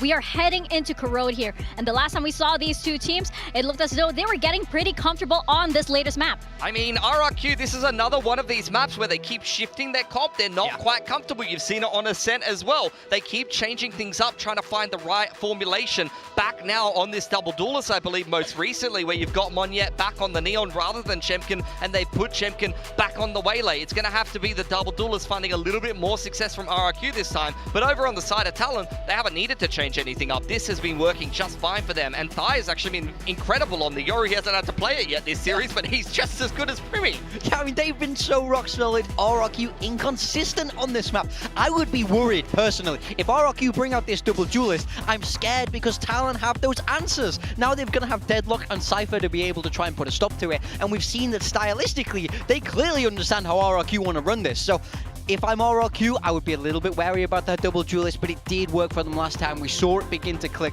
and I think this Waylay can do so much on this map, but they have to get activated. I need them to start firing in this game. Yeah, it definitely suits their style. The question is, are they on top form? Are they willing to bring that energy to the stage to be able to execute? Because on the side of Talon, as we mentioned, they have been looking so comfortable, and I think that the switch from over with Thai now potentially taking over the duelist is a conservation of energy, because this is a best of 5.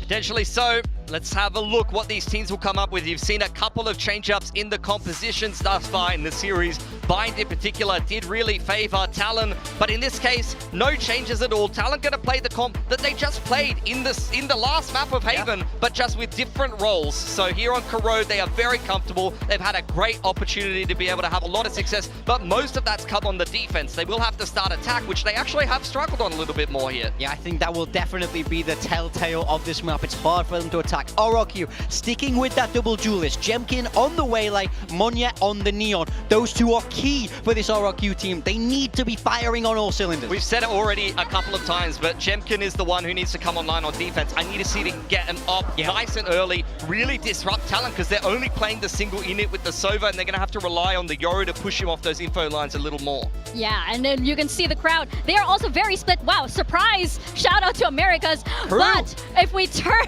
our attention back to the stage, this sure, why not? Why not? But anyway, listen to that crowd. This is Talon potentially one map away from Paris, one map away from the grand finals. Can RRQ stop them and make a comeback? We're gonna find out as we step into Corrode. Over to Komodo and Quack. Thank you very much, Mika. I don't know about Crew. I want me some of that Cruise instead. We're gonna hop back into this where the compositions have been the same so far, Komodo. Yeah, Cruz has certainly been calling a really good series so far with this team. Map number 3 in Corrode now, but I want to follow on with what the desk was saying. We need more Jemkin. He's been our op leader. He's our #1 first kill leader as well. That's but true. Right now in this series as a whole, it's 23 first kills to Talon and 10 to RRQ. We have just seen such aggression and succession from Talon. Now towards this B site to start off, just like the show match. Heavy-handed. The wall comes up in time, though.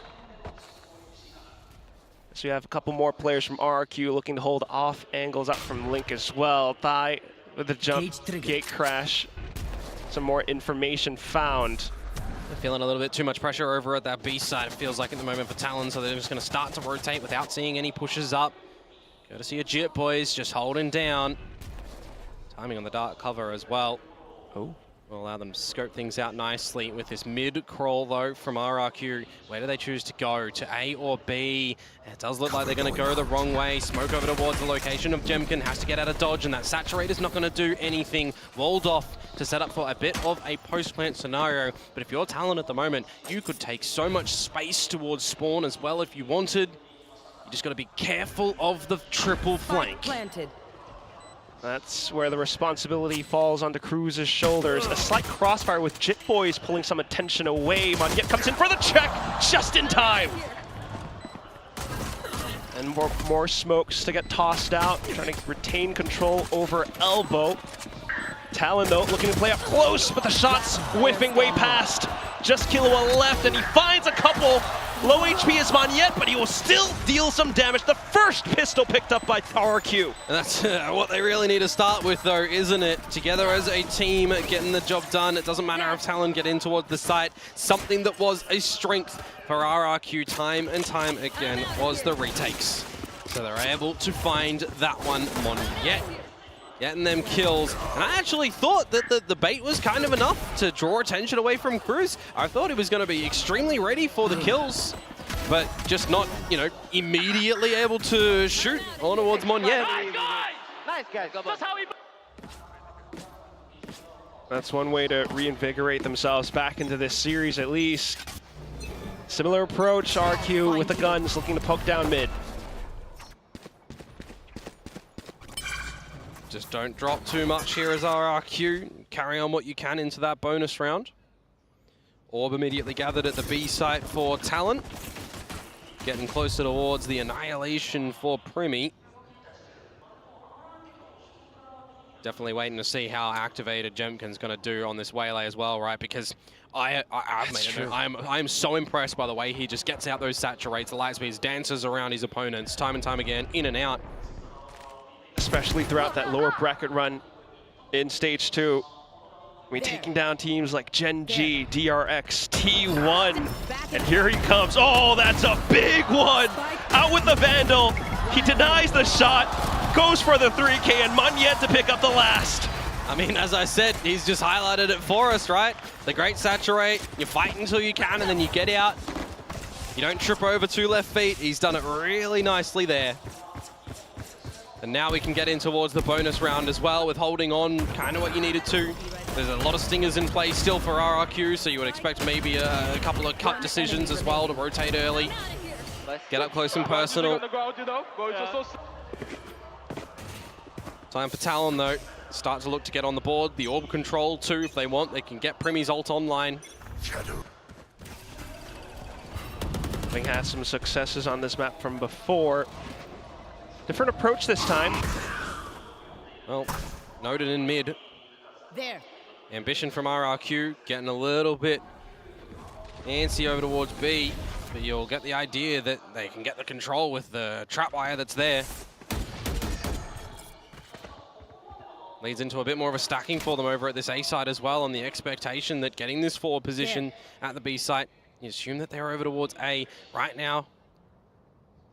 Waiting to see the call from Jemkin to bait things away from Monyet. Makes it close. Now looking to break the trip and go quick and fast. Who's on the other side though? Cruz and Thigh able to hold it down. Xpero able to push up at the same time.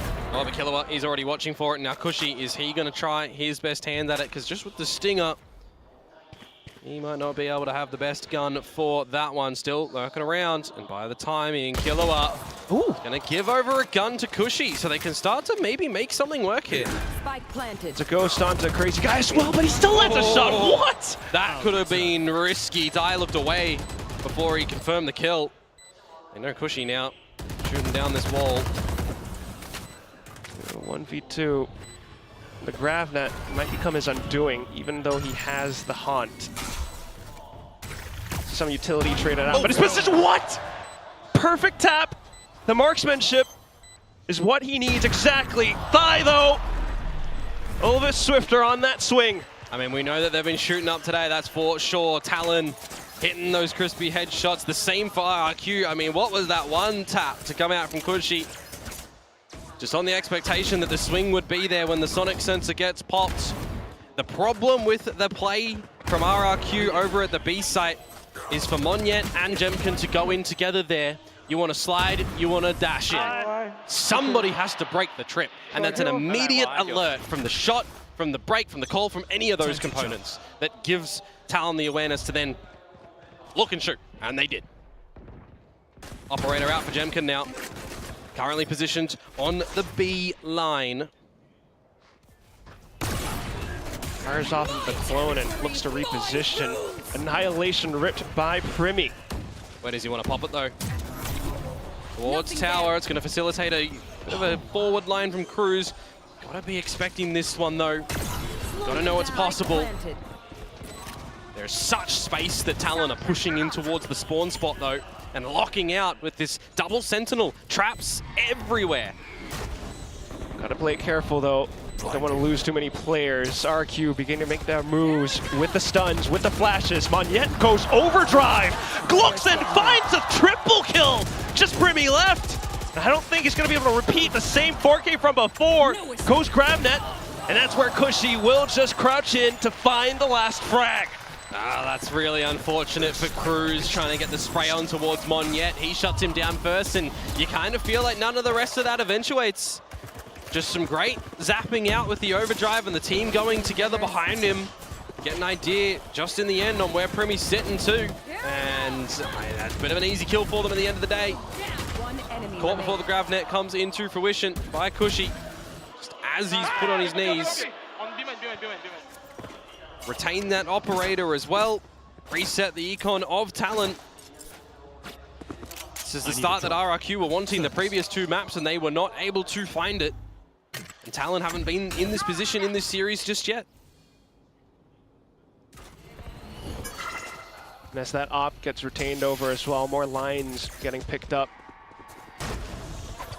Some info outside of B too. I think for Talon is they've been quite successive in just getting these orbs. RRQ kind of giving them no paranoia trap plays, get Jemkin quick over, or anything like that just yet.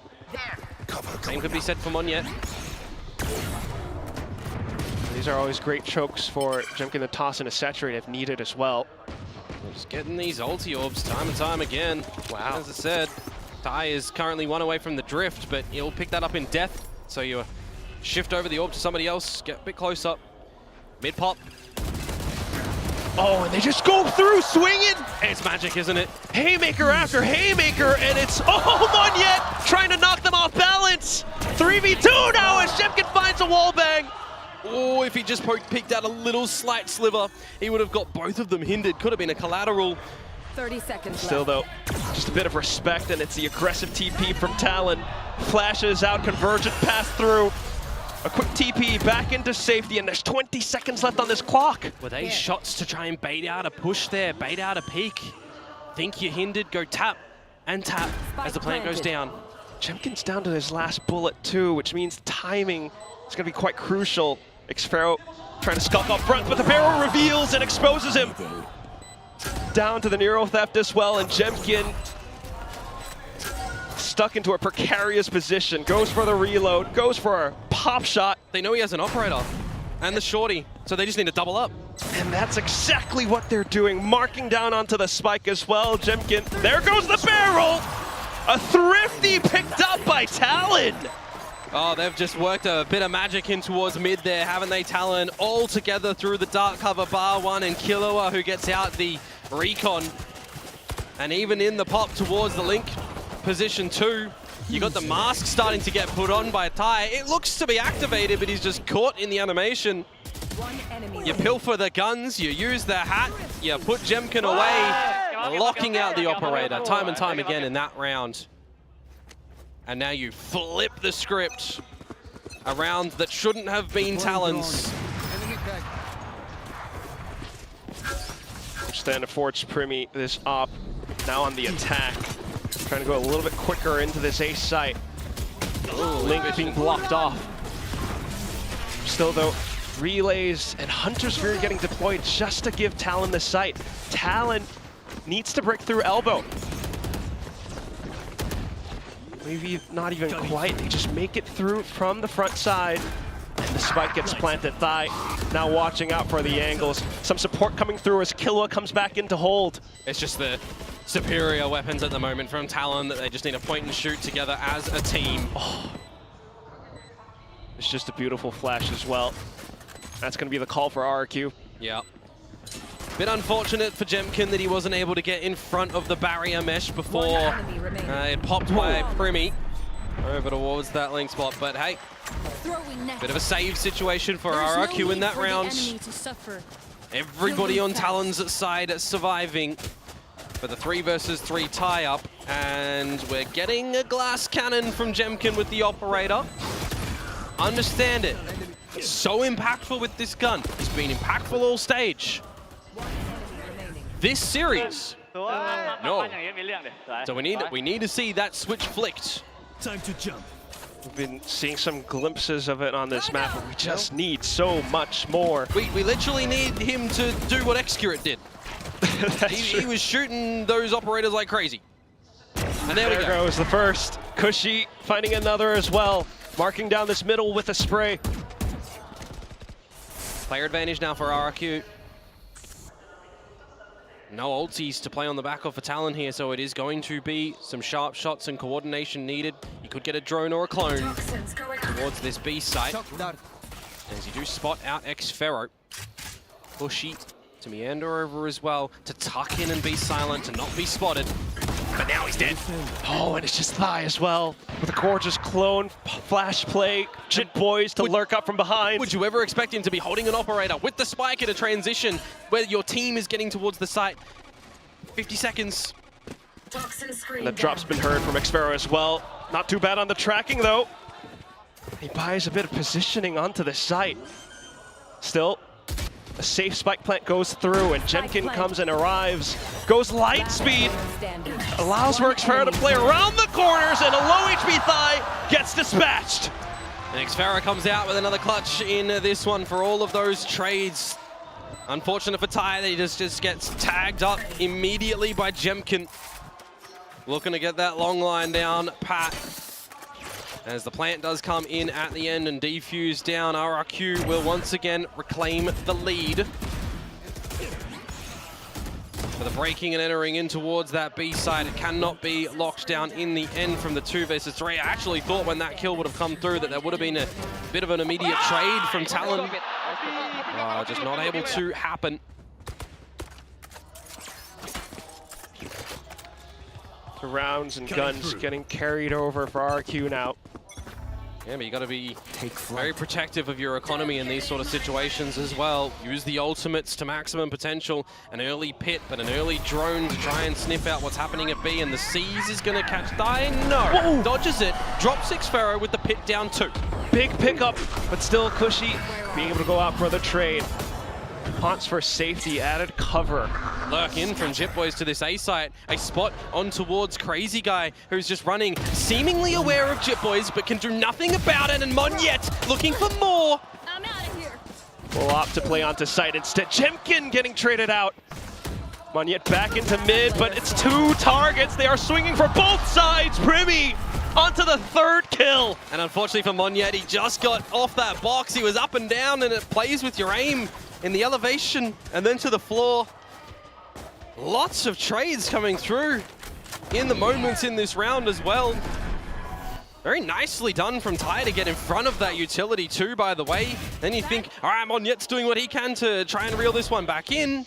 You got Crazy Guy spotting and expecting what's happening over at the elbow of A, but it's just read in by Jitboys. Like, we've got a lot of great ideas, a lot of great awareness from these teams in these rounds at the moment, but it's just not coming up RRQ in that one specifically, who are going to be dropping a timeout.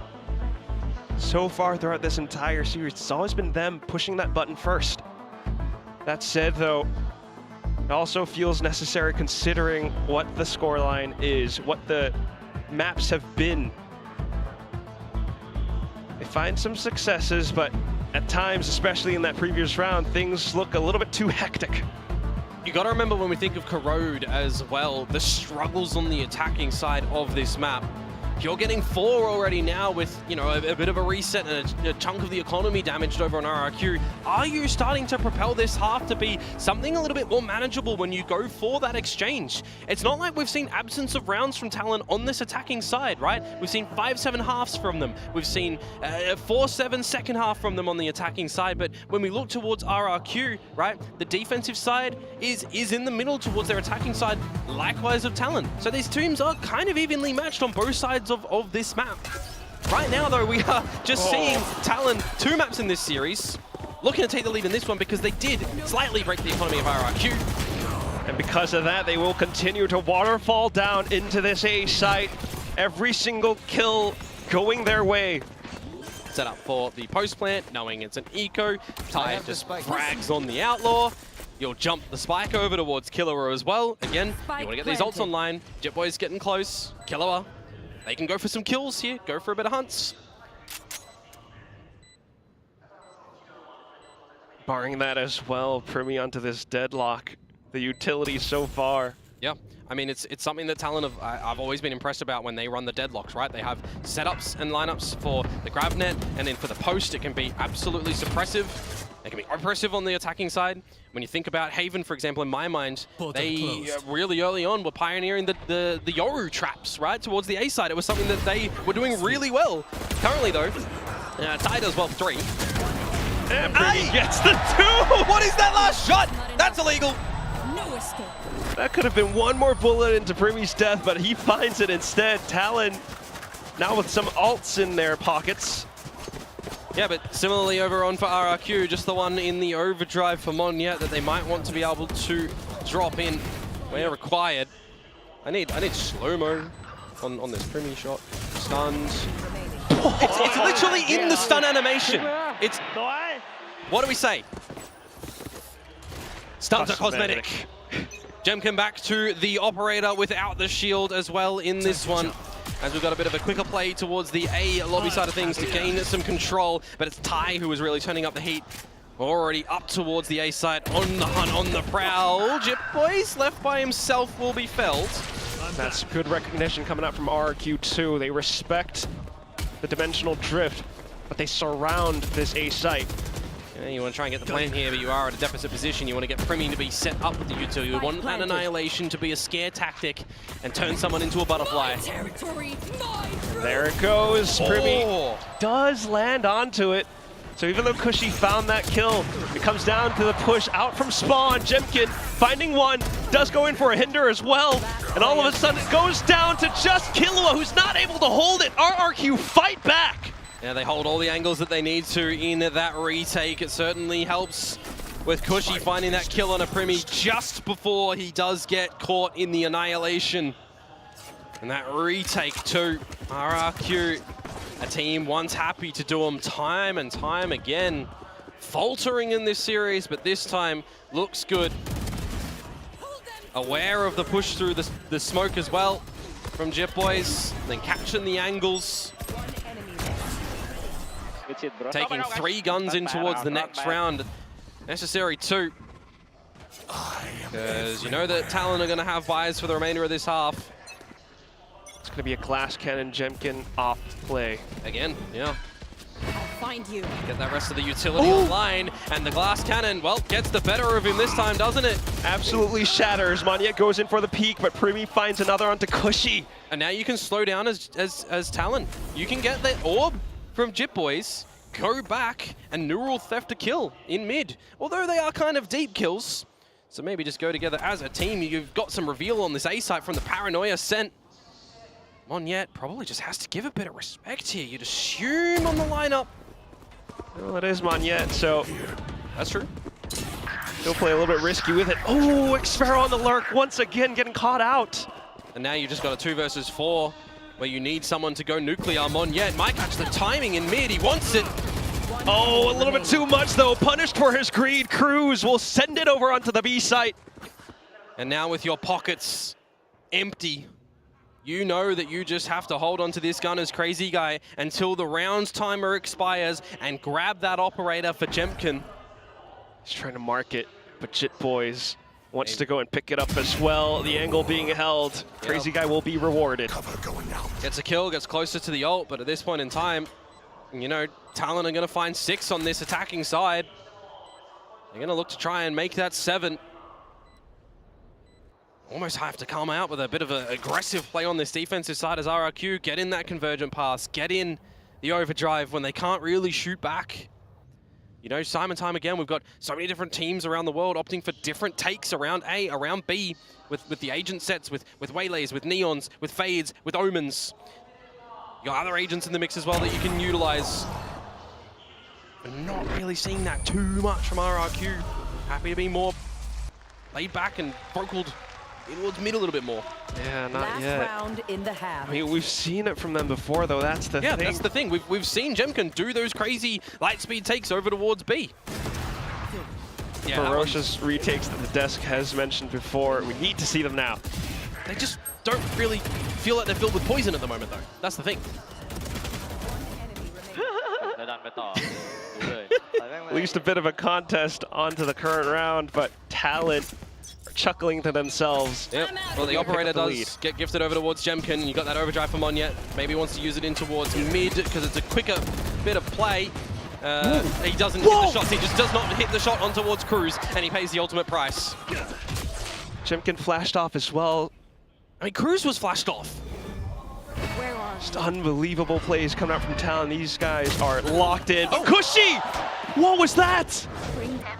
Send in the Prowler, see if anybody is close, get confirmed that Killua is there, want to try and trap him in the seas, but it does get dodged. Now recognize that you've got the player advantage, and that Nightfall that does come out to no connection as Ty gets timinged by Xfero.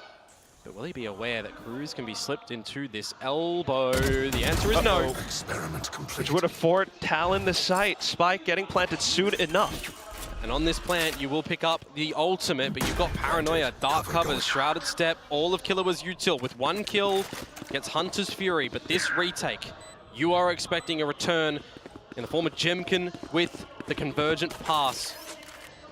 Slows a lot of this site. Which means it comes down to the foresight that Talon might have. You've got that Shrouded Step. You've got the From the Shadows. How are you going to use it? Convergent paths out from Jemkin. He goes back in just to cause some chaos towards the back of the site. Flash gets sent down, that reveals even more. Killua lands the shot, has Hunter's Fury now, but it's not even needed as Cruz picks up the third, goes in for the sprays. Crazy guy with a desperate stick onto the spike. He finds a close range shot, but the time goes off, and Talon end this first half with a lead. They gave themselves just so much space and time in the settling down in that 2 versus 3 when they get the plant, that they can just kind of recognize what their opponents have available, right? Convergent pass, you know Jemkin's going to drop that in towards the site and they're going to go in together as a team. So you just disconnect and dodge that. You get some good shots and trades out. I mean, Killua picks up the Japers. Talk about flick of the week. That's another crazy one that comes up through there. Anyway, as I was saying, picks up Hunter's Fury but doesn't need to use it. Time is on their side. They get a crossfire. He's got shockies. He's got recon. You got absolutely everything that you need in that position for Killua there to assist in play with Cruz. Really nicely done. 7-5 though. Not out of the realm of possibility for RRQ, who did change things up and find the pistol in this map already. Which means what we're going to need to see is another pistol. Yeah, but that also highlights that Talon have got, well, a lot more rifle rounds than RRQ did, because pistol and second are, I mean, the second one's the freebie. But, you know, we've got the rifle rounds coming through from Talon. We've got the Thrifty that Talon came out with in number 5. Which is harder? Oh, I love this. Breaking through Talon's flawless smoke setups or stopping RRQ's unpredictable attacks. Well, it kind of seems like Talon have got those unpredictable attacks on lock, so that one's probably not harder, which means breaking through Talon's is. Can't argue with that logic, because right now, I mean, it feels as though Talon wants it. The Japanese crowd wants it. They are just 6 rounds away. 6 rounds away from getting a 3-0 victory, booking their own ticket to champs through their own merit, through their own challenges that they've overcome. But for RRQ, they will not go down without a fight. Coming in with big swings. Monyet already getting some dinks through. Jemkin as well. How did Ty get out of that one? Oh, distance backed up. But it's still space that has been compromised. RRQ beginning to go on the assault. Well, their health is relatively low for Killer and Die as well, so it does make it a little bit more of a challenge on this pistol. Silent regroup from RRQ up mid. And the stack works out in their favor. Oh, B hops in towards the B site. Yeah, we'll just clear it all out and know that Cruz and Ty are not there. So you get the plant. RRQ are looking to claim this second pistol, unless we just see some ridiculousness. It will just be Thai, unfortunately walking into his doom. The entire team picking up a kill piece. And that's what it needs to be. It needs to be the entire team now for RRQ. We're not seeing Monyet deliver massive things. We're not seeing Jemkin to echo the same. When these two don't step up, you've got to have the rest of the team start to do so. You know, Crazy Guy, for example, when they do have that T1 game on Ascent, he's stepping up on the Teo. That, I'm sure, surprised a lot of people bringing out the Teo. Pistol round secured. Looking to equalize the scoreline now to 7 apiece. Toxins going up. Will be all the gun spot up as well. Barring the Ghost on Crazy Guy. Talon looking to go on the offensive. Managed to overwhelm Xfero. Yeah, just the double blinding out there, but it's the go call for RRQ to just get in towards this B site. And Prowlers and everything check into the corners. Jit Boys trying to hide inside of Link. So don't drop any weapons essentially now for RRQ. You can afford the Ghost, of course, but should be holding everything else. Now that the Marshal is noted, probably don't contend that angle. Smoked off. In fact, RRQ are pushing out in towards spawn and to take some space over Heaven. Just going to have to call their own exit line, though, at some point in time as well to make sure that they do get their weapons in towards the next rounds. Where Talon will start to see what they're going to be able to fashion on the defensive side for themselves. Go, go, go. Gotta imagine it comes down to the double duelists that double sentinels that they have, but for now, just to continue to pick up on a couple more before going off to the spike. Yeah, I mean, the double sentinel utility you'd assume can be quite strong for Talon, but we know how impactful the double duelist can be for RRQ. If you're getting really quick in towards the face as Monyet, for example, or you're getting in and getting out as Jemkin, they do have a lot of different possibilities in how they do play this set on this map. Oh yeah. We really just need to start to see it one little bit after another. Currently on this bonus round, positioned towards the A side of the map for a massive duel. Early util to go on out to permit the lobby control and try and see what you can do to get in towards the elbow for a split into A is the general. Also, if you wanted the one-way, it didn't go on the box, but it's still a good smoke. Yeah, not too bad for now. Got some sonic sensors for extra utility. That Cruz, is, though. Yeah, a bit of a world of hurt for him. Still surviving Oh, the round. really? He goes for a second one.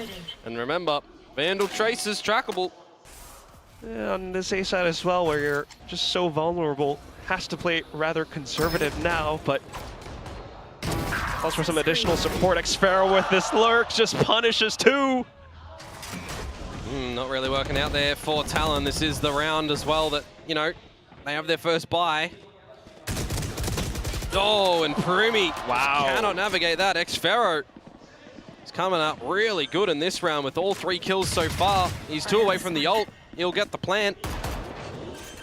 They want to try and set up for these really strong ults later on for this attacking side.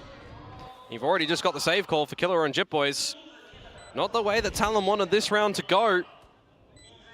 Couple of problem spots over at that A side as well. Cruz, time and time again, just wanting to go for the fight, wanting to go for the peaks.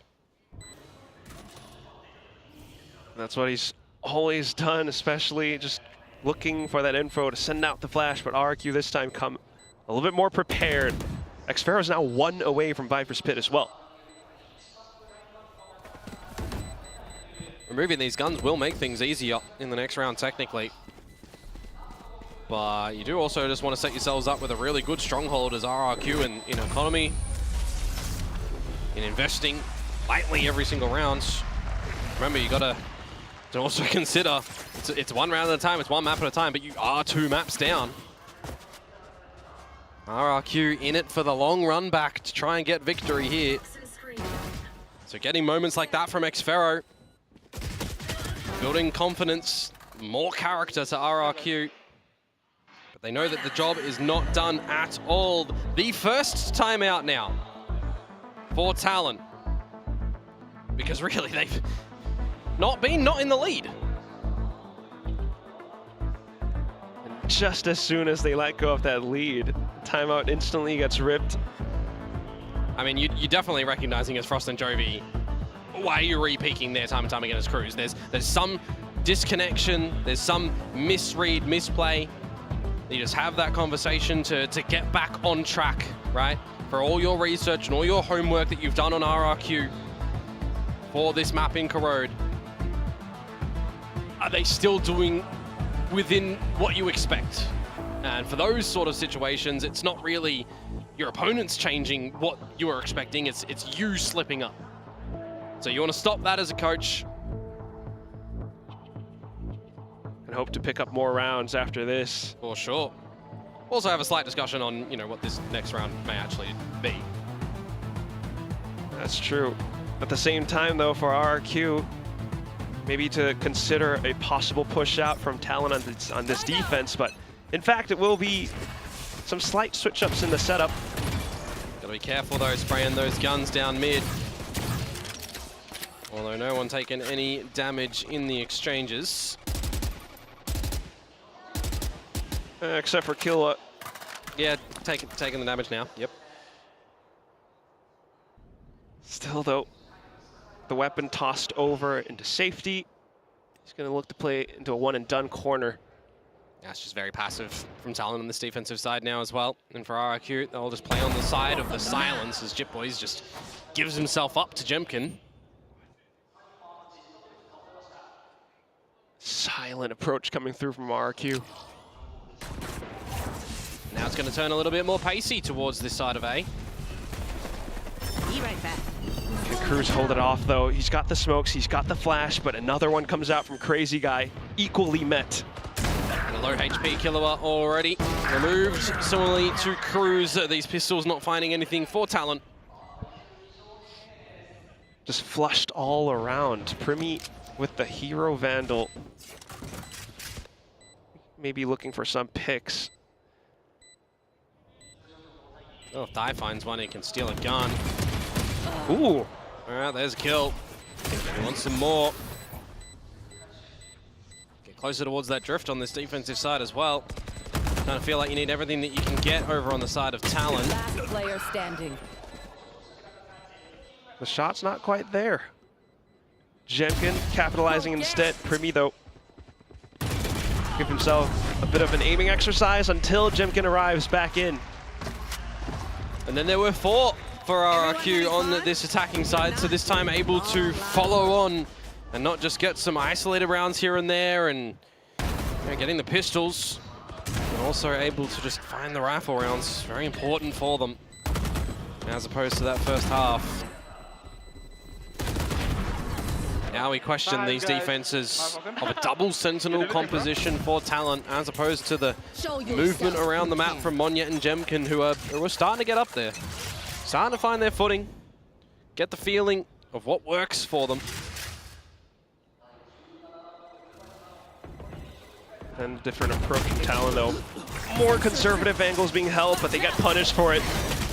Primi getting caught out. The spams through the smokes. He's looking for a GravNet shot. Yeah, Ty just gets caught out trying to gate crash, not able to hit any kills, any shots. Primi caught exchanging from util to gun and vice versa. Is just a very quick play from RRQ in towards the B site. And you drop that pit and you call the 4-man save. You are just not doing anything in this round as Talent. RRQ are coming out good on this attacking side right now. Quicker on the trigger as they find these heads-up duels. Quickly eliminating players from Talon, taking the site. This was the map as well, remember. That against Gen G, they had a pretty similar scoreline half, right? It was the 7-5. They were on the defensive side where RRQ started, so it's not like the actual 5-7 they technically had here, but they did have the 6 very successful attacking rounds to win the map. Good. That's weird. RRQ on this attacking side of Corrode kind of know what to do now. Similarly to how they closed the map against DRX2. Only dropping down to a couple of defuse rounds. So they are still showcasing getting into these sites, getting these post plants down, slipping up a couple of times in the post. But here, not yet. Yeah, right now it's a strong vice grip. Double duelist. Still though, an attempt from Talon to contest for this B main hold. GravNet, a line being held by Thai, but it's the, sniper not quite landing. Gotta remember these first kills that Talon had beforehand were unanswered by RRQ. This time, it started to get a couple of openers, but we flip on back to not being able to do so as Xfero falls and the Odin spam. Quickly respected by RRQ. Not ready yet. Now they go back in the mid. They get spotted out by the drone. Cruz is able to light things up again. Flash getting sent across both sides. Jitboys. It's a quick mid-round adaptation in towards the B site. Monyet, can he go fast enough? The entire team of Talon is prepared. Panay just switch into the 4 versus 2. You know Jemkin's low. You play it to the numbers. Planted. Trying to work together as a duo. And they're just going to go where no one is home for Talon. Still though, will they find the timing actually? They call back into holding the angle while Talon dumps every bit of utility that they have just to cover onto the spike. Positions revealed now as Jemkin goes refract. And that will be that. Cruz has him perfectly triangulated. Talon answer back. The first round on the board, hitting some shots against some individual members of RRQ in the moments there, right? Xfero falls first, not able to get the operator business online. Some good spam as well to come out from the Odin of Cruz. I was looking at the Cypher setup that they had around A. It's kind of all awareness factors to assist that spam ability, right? You get the first contact by the camera, by the trap wires to give you the alert system. If they walk into it, I mean, they get scanned and then you spam them as well. It works for two front, you know, that Cypher utility should do. RRQ, though, to adjust accordingly as well. Yeah. Versatile comp, they could just quickly switch up the pace. That's exactly what they're trying to do. Up now in the hands of Thai, able to connect on towards Monyet. Here comes Cruz, are quickly traded off. Can you still get in towards this site, though, as RRQ, when you've got this convergent pass still online? Jemkin has a job to do, and he's not able to do so. Xfero will come back in, though, but still, elbow being contested. It's a tough spot for Crazy Guy to be in now. Does he have an escape route? Smokes things off. Dimensional drift from Thai just to scout things out. No, but they're just going to book it over towards the B site now. Towards the tower, you can clear that no one's from the spawn side of things, and Thai just noting Xfero is trailing over towards this B side too, so another 3v2. But Talon, they also have to wonder where Crazy Guy did reposition to. That's why they're taking their time with it. Killa still has quite some utility to work off of. I mean, you've got your dart, your Gravnet, a flash, although you've got no Primi now. Oh, it's Xfero! 2 more kills, and all of a sudden he's online for the ace. Crazy Guy just marks the position, spots out Killa by the headshot angle, and RRQ go up to an 11th. Oh, he certainly just hit the shots in that one, hasn't he? Xfero gets fallen first in the previous, and now he's just firing for 4. A rough spot for Thai and for Cruz when they get pinched from Main and Link. But Xfero almost just catches a freebie on a Primi there for swinging out. No crossfire, no double swing with the team on Talon. Good job, David. Wait, how he... Just the 1 round for Talon on this defensive side so far. RRQ certainly looking to send us into Icebox. Force up fire from Talon now, as B site is free territory for RRQ to get a plant down. Face your fear!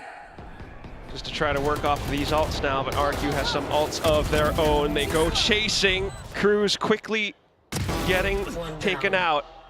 Xfero now as the lurk gets revealed too. Monyet beginning to push up front. It's Primi who finds some reprieve, but can this 2v3 become successful? Well, the run is on for Primi. Whoa! He still manages to make it happen. Reveals on towards Cushy. It's the annihilation that Cushy has to respect as well. Tosses in a seize and buys some time, but the annihilation still connects. How's he got him around that? Oh my goodness. Need some POV view there to come out from Cushy's side of things. He's done well to try and dodge it. He even got a seize out on towards Primi too. But the ricochet at the end does work. A deficit position from RRQ previously gets the job done. This time, same can be said for Talon. A 5 versus 3 advantage. Sorry, a 5 versus 2 advantage for RRQ. And it slips through their fingers. For Primi and Jitboys, the Sentinels to get the retake done. Just unbelievable with how these duels have been going. Killua now kicking things off. And Jemkin holding on to the refract. He hunkers down to pick up another. Hunter Spear gets deployed by Killua. Yeah, I thought there was going to be a little bit of an early peek in from Cruz, but it was actually from Ty that swings out instead. So now that you exchanged the ult, get a little bit of silence. Deploying drone. Just for Primi to play off of the sonic sensors onto B. Now where do you look to go? What do you look to accumulate on the information game as Talon? Oh, and he goes in quick for the shot! A second one going down, the spike dropped. One enemy remaining. Pulls out the grab net and he spots onto the final player. More support, but Xfero, he's got the X factor until Killua comes in for the 3K. I nearly thought that we were going to have another X marks the spot moment for Xfero there on that B site. A 1 versus 4, we've seen him get close to him. He picked up the pit in that as well. Imagine he gets a slight second to get the spike down and drop that pit. I mean, he didn't win it on bind, remember, in that scenario, but it certainly makes it look workable. 10 to 11 now. Double digits for Talon, figuring out this defensive side, but it's going to be the timeout call to come out from RRQ. This one is certainly getting close. They've had a couple of opportunities to get onto map point, and every round they drop just means that Talon can do this in regulation. Because it's definitely possible for things to turn around on its head. 100%. I mean, Talon have just been able to find some of these opening picks now. To be fair, they've been unrelenting from map 1, map 2, in moments of victory in these rounds as well. But we're starting to see, you know, some glimmer in the eyes of RRQ as well. Starting to figure out how to do things. But is this where it starts to fall apart? Right when they're about to get to the end of the map. Just 2 more rounds. As I said, that pit is online if they can get into a post-plant scenario.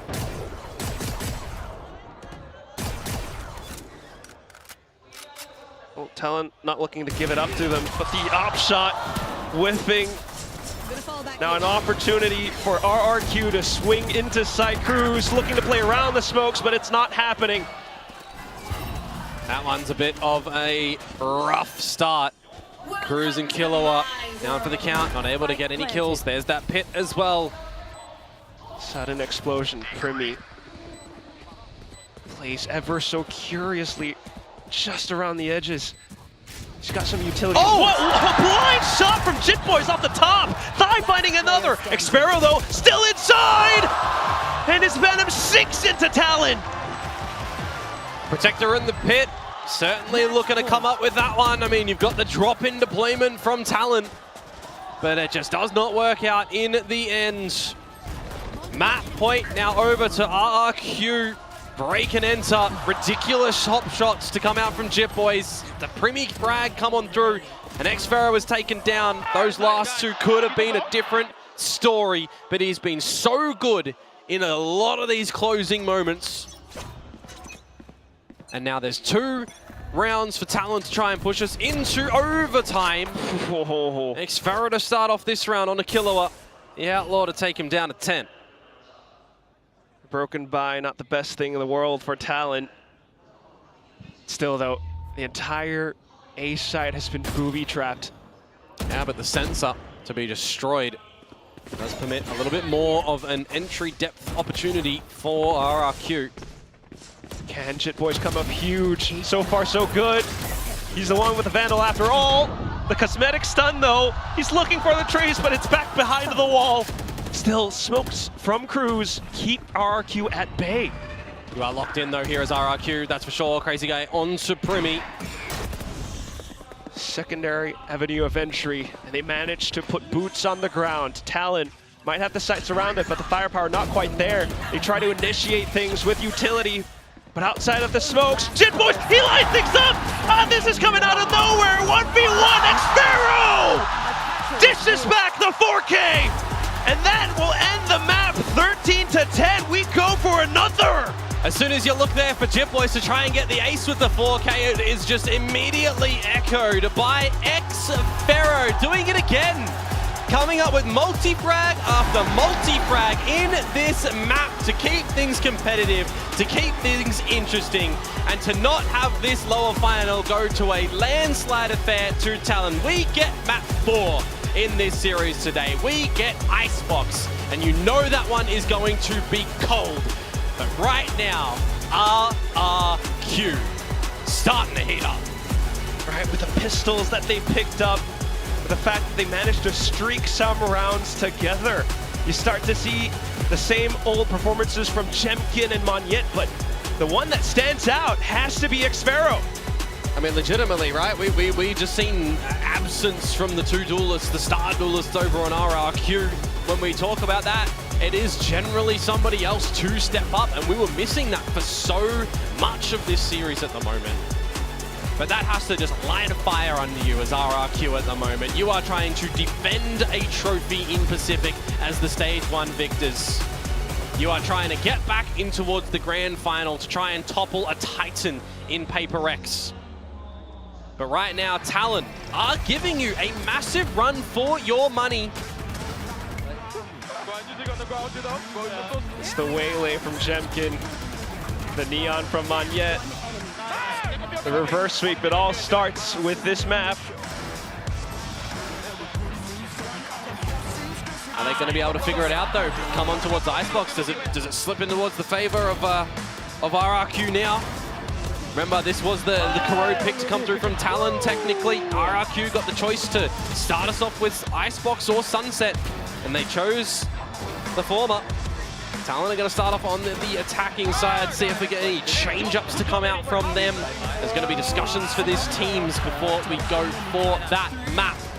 And you know that RRQ now have that taste for what they need to do. Yeah, but the match has been lit. I mean, this is where you can go into that map veto theory as well, because the final two maps, I mean, Talon's performances on those are a bit of a question mark. We're going to toss it back over onto our desk to break this down. How can we break this down when I haven't even digested what happened in that last round? Everything was just too fast. And now we have a series. We have RRQ taking Corrode, and this means we're going to a map number 4. How many times do we have to say it? Xfero is a big game player. Yeah. Every single time the RRQ are down and out, Xfero steps up and starts putting these clutch rounds together, these multi-frags. When things get dicey, you get into these XVX, either it's a post-plant or a retake situation where he needs to intuitively feel things out, rely on his game sense. He's always just pixel perfect with his positioning, and he's always precise.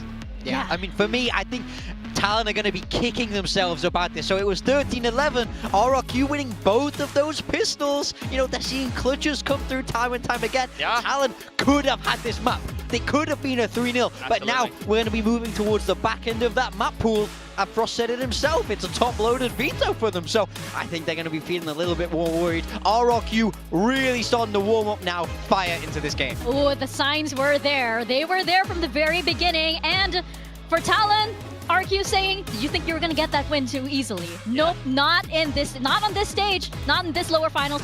They definitely want to take the fight to them. We are seeing RQ now waking up and now really coming into that RQ that we know can make these comebacks, can really withstand the test of a really attack-heavy kind of composition, which Talon is known to do. And I think on the side of Talon, you really question all of these tiny mistakes, which Frost did hint in the interview as well. He did mention that there were these small little mistakes that he was keeping an eye on because he was worried that it would compound and eventually affect them as the series goes on. Yeah, I mean, everyone talks about being down 0-2 pressure and being like, oh, things are going to get difficult. But honestly, the pressure of closing is very difficult as well. And you've seen it from many teams. You've seen it from Gen G, you've seen it from Gentlemates. I have to call them Gen Talon now, something like that, because honestly, that 2-0 when they're up 7-5 at the half, that should be a game you need to close. They lose the pistol and unfortunately it just slips through their fingers on that champs qualification. Yeah, it's the pressure of that stage. And guess what? On the side of RRQ, you have so many players that are absorbing this pressure and really just using it to actually enhance the performance, just like Xfero. We can't stop talking about him. Yeah, I mean, for me, it's Xfero, but it's also, I mean, this guy is just so clutch. I can't believe it. I can't believe how many of these he's winning. He's bailing RRQ out of situations time and time again, even on these maps where they lost. He's attempted the most clutches in Pacific Stage 2 here. He's constantly put in these positions. Does he have the highest clutch rate in the competition? Well, from the largest sample size, no. But when you're consistently put in these positions, that is something that you can replicate on the stage. You know how to feel things out. You've practiced these same scenarios over and over and over again, and now you become capable of winning them. I mean, that round just ended, it was a 4v2 and he wins it, ending this map here on this insane 1v3. This guy's the hero of RRQ right now. Honestly, like, he is such a big game player, but we have to mention once again, Monyet and Jemkin. Jemkin had a bit of a quieter start to this game, but for some reason on Corrode, you can really tell Monyet is feeling himself. RRQ was dabbling in putting Jemkin on the Neon and only playing single duelist on this map, but they have once again settled with double duelist. It is their comfort zone, and Monyet looked well and truly comfortable on this agent on this map. Yeah, I mean, this is so crucial for me as we move through this series. We said before this map, we need Jemkin and Monyet to start firing. They are this key double duelist, and I felt like they were much more present in this map, being able to create openings, being able to go get those big multi-kills. Look at that. What a lovely little duo. What a transition. Shout out Look production. at that. Look at that. And then we go back to Xpero. There are just so many layers on this roster of RRQ, right? You have the front line in Jemkin and Monyet, and then you have the middle ground, which is Crazy Guy and Cushy, and then you have Xpero. If you manage to get through all of those four, you have this guy, and look at that deadly face. Just look at it. Are you crossing? You're not beating him in the clutch. He's the man standing between you and a champs qualification. It's not happening. He means business. Look at that face. You don't want to meet him in a clutch. Definitely not. But you have to remember just how much of a veteran this guy is. He has been on the champion stage himself as well. He has. I mean, he is RRQ. He is the longest standing member of this team since he had a different name, you know, back when he was the model. But yeah, I think when you touch on experience, I think that's the most important thing. Right now, the rookies from Talon have not been playing like they're rookies. I felt like they started so strong, Dai in particular, but now it's about closing. That is a different story. Trying to close out a series like this against such a talented team like RRQ, that's where you want that experience. Cruz really has to lead on that front. And the thing is, we know RRQ can mount these comebacks. They've done it time and time again. They're moving into a bit of the veto where they're going to start feeling a lot more confident now. So I think the pressure is really on Talon to try and close this series out in 4. Because if this goes to 5 and all the momentum's in RRQ's way, I'm scared for them. I totally agree. I was most convinced by, especially when I saw it when the veto came out, we made our prediction before the veto, I thought about swapping to a 3-0 because I honestly thought that they could get through on Corrode. They had the potential to win it just there. I think their Icebox is pretty decent, but they've lost the last 2 in a row. They started off very hot in this stage on Icebox, winning a majority of maps over Boom, and I can't remember who the second team that they played were, but the last 2 that they played, they have lost. And I think this is going to be mirror comps, if I'm not mistaken. So we'll see if there are going to be any change-ups. As for RRQ, they've been faultless on this map, and they are going to be able to start on the defense here, and they have a very good defense indeed. I mean, you were talking about the Sage versus Sage matchup and how you feel like it's very defender-sided, right, with the retakes and things like that. I mean, the numbers here, at least on the side of RRQ, speaking volumes to that, but for Talon, they've had a little bit more success on attack there. Yeah, I mean, I think that suits Talon's explosive playstyle and how they like to move forward. I feel like RRQ are good at this defense because how you want to game plan with the Sage is all about getting a pick and retaking. Jemkin is so good at sitting on deep lines with that operator, and then they're so drilled in the retake. So I think especially when RRQ are getting across to that defender side, that's when they're going to start to string those rounds together. Really make a run at this on Talon to put a stop to that. And going back to the fact that this is a best of 5, all of the things that we were saying about this ability to close out, right? The emotional stabilization for these teams, because you might get on that high, you might get carried away, you may overheat. That will all come into play, especially since this is map number 4. We are far from being done, and there's still a long way to go for these teams. Can they actually get that endurance to carry on and carry over that momentum? I mean, if RRQ complete this reverse sweep, it's just going to be another example of ridiculous resilience, being down against Gen G, that very, very tight game against T1, the resilience to be able to even win the last stage after so much disappointment. This was the team that was consistently a very good team in Pacific in the past, but could never quite break past Gen G or never quite break playoffs at times and things like that. They have overcome that, but unfortunately they've been up and down in terms of consistency. If they once again complete a ridiculous reverse sweep in this lower final to deny Talon champs qualification, it's just going to be another example of how good they are, and then once again proving the doubters wrong. But that's why this series is so exciting. Up until this point, the score may be 2-1 in favor of Talon, but we still don't know. We still don't know how it's going to go, and Icebox is coming up next. Does this mean we're getting a map number 5? The possibilities, it's looking incredibly likely that we are getting a full series, but we're going to find out how that all pans out right after this very, very quick break.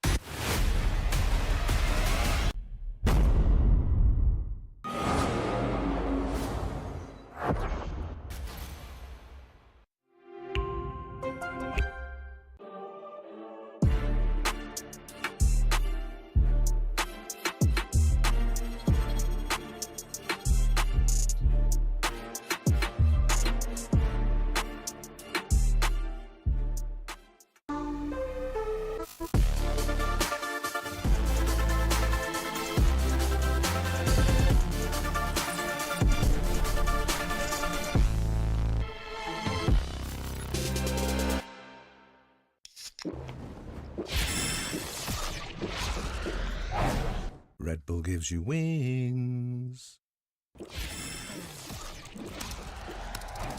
Red Bull gives you wings.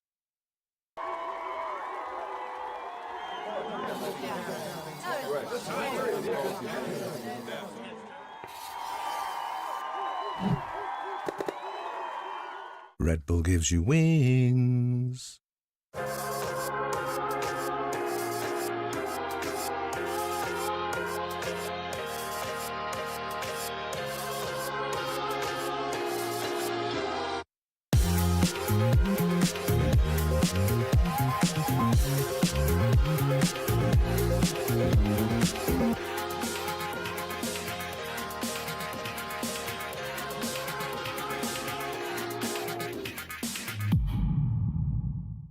Game changers. It's about competition, pure happiness. It's like a crazy experience. We're making history. It means so much to us.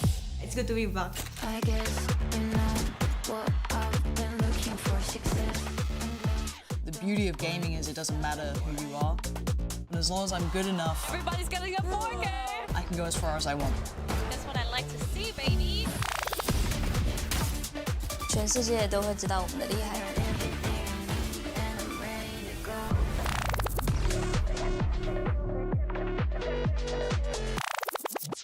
Let's rebuild what we've lost. There's a night where we go through the highs and the lows, turn our memories into gold. I haven't seen you for a while. Let's make it worth a while. I've been wondering how you've been. Tell me everything you've seen. How about we start again? Let's do the little things. Find hope in the unseen. I know we're different. Let's focus on what we know. Let all our worries go. Don't care about the end. Let's rebuild what we've lost. There's a night where we go through the highs and the lows, turn our memories into gold. Let's rebuild what we've lost. There's a night where we go through the highs and the lows, turn our memories into gold. Gold, gold, gold, gold. Memories into gold, gold, gold. Memories into gold, gold, gold. We've seen so many different places, have bonded with so many faces. Through the changes and the years, we've collected all our tears. How about we embrace it? Let's do the little things, find hope in the unseen. I know we're different. Let's focus on what we know. Let all our worries go. Don't care about the end. Let's rebuild what we've lost. There's a night where we go through the highs and the lows, turn our memories into gold. Let's rebuild what we've lost. There's a night where we go through the highs and the lows, turn our memories into gold. Gold, gold, gold, gold. Memories into gold. Gold, gold, gold, gold. Let's rebuild what we've lost. There's a night where we go through the highs and the lows, turn our memories into gold. Gold, gold.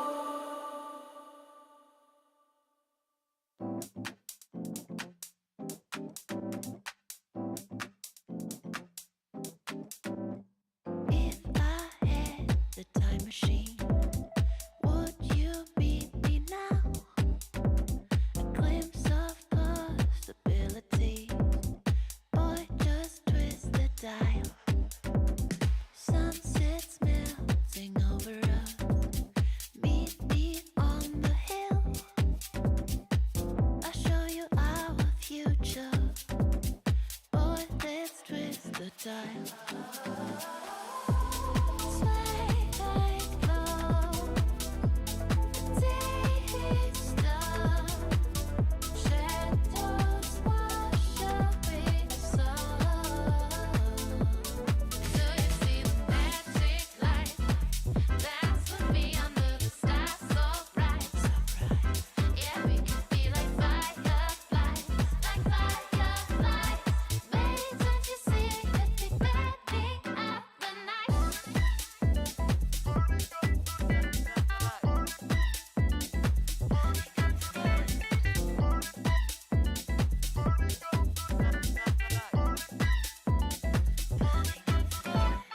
If I was an aeroplane, would you fly with me?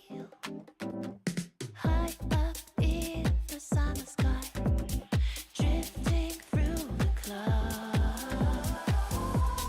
Sway like clouds, taste of shadows wash away the sun. So you see the magic light, dance with me under the stars so bright, so bright. Yeah, we can be like fireflies, like fireflies. Baby, don't you see it could be burning out the night?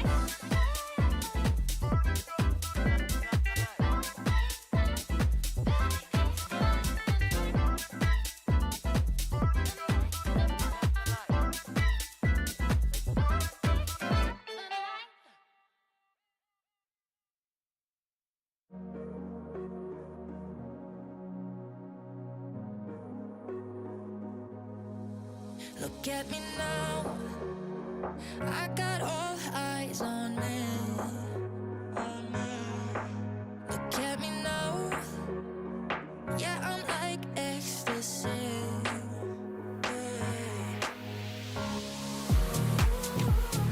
Hit the party button, baby. Don't need no introductions, baby. Twist until your head's 180. I'ma drive you crazy. We're getting down, did it on. Feeling so hot, we're getting down, did it on. Let's shake it up, we're getting down, did it on. You ain't gonna stop till I say the party's over. We're getting down.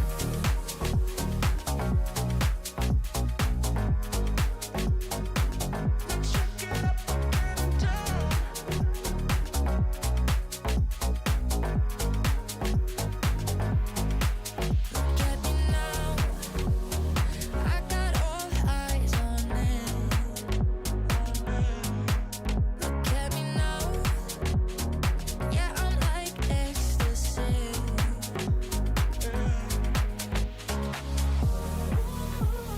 Hit the party button, baby. Don't need no introductions, baby. Twist until your head's 180. I'ma drive you crazy. We're getting down, did it on. Feeling so hot, we're getting down, did it on. Let's shake it up, we're getting down, did it on. You ain't gonna stop till I say the party's over. We're getting down.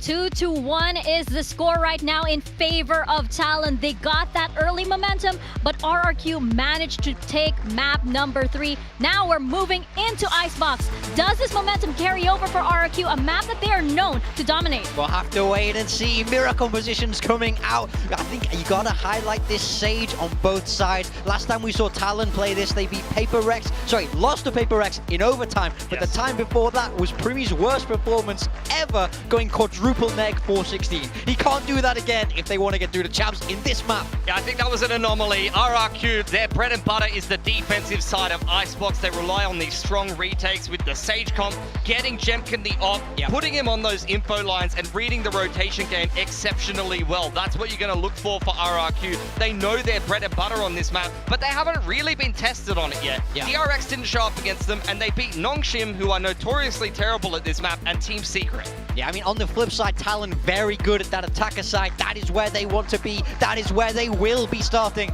So this first half is really the most crucial matchup. Both these teams want to build up a good lead here. I think for Talon, this is their chance to close. I don't want to see them go to Sunset. Their Sunset really did not look great against DFM. I think that's going to be a lot of pressure going into map 5. It'll be big momentum for RRQ, and it might be their chance qualification slipping through their fingers. They're good at the attacking side on this map. We need to see them get off to a hot start and front run this game of Icebox so that they can qualify for Paris. Oh, you can see it, the roar of the crowd as well. They are split, by the way. There are so many RRQ fans and Talon fans as well. So they are going to make some noise as we step into Icebox. We're going to toss it over to Komodo and to Quack. The arena will shift over onto this Icebox. Yes, it's a mirror comp, but once again, the results do vary. They do vary indeed, but right now it's all what matters inside the server, how these players are feeling, how they are shooting, and how they are coordinating their forces to try and find victory, because it was so dominating early up by Talon, map 1, map 2, but RRQ, they do manage to answer back previously on Corrode. So does this veto start to lean in towards their favor or not? This defensive side will start to give us an idea if they are able to get far in front. It's the mid play from Talon that they like for the stretch out with the wall in towards B, and the dart goes off yonder to A as a bit of a fake. Footsteps now audible though. Xfero looks to play sneakily around the corner. The shot's kind of lining up until Thai comes in with that Sheriff of his. Jemkin firing back from yellow. The tailwind though, it's expended, and now Killua finds the frag necessary. But they don't know where Kushi is, who's opted for the Sheriff pickup as well. Now noted.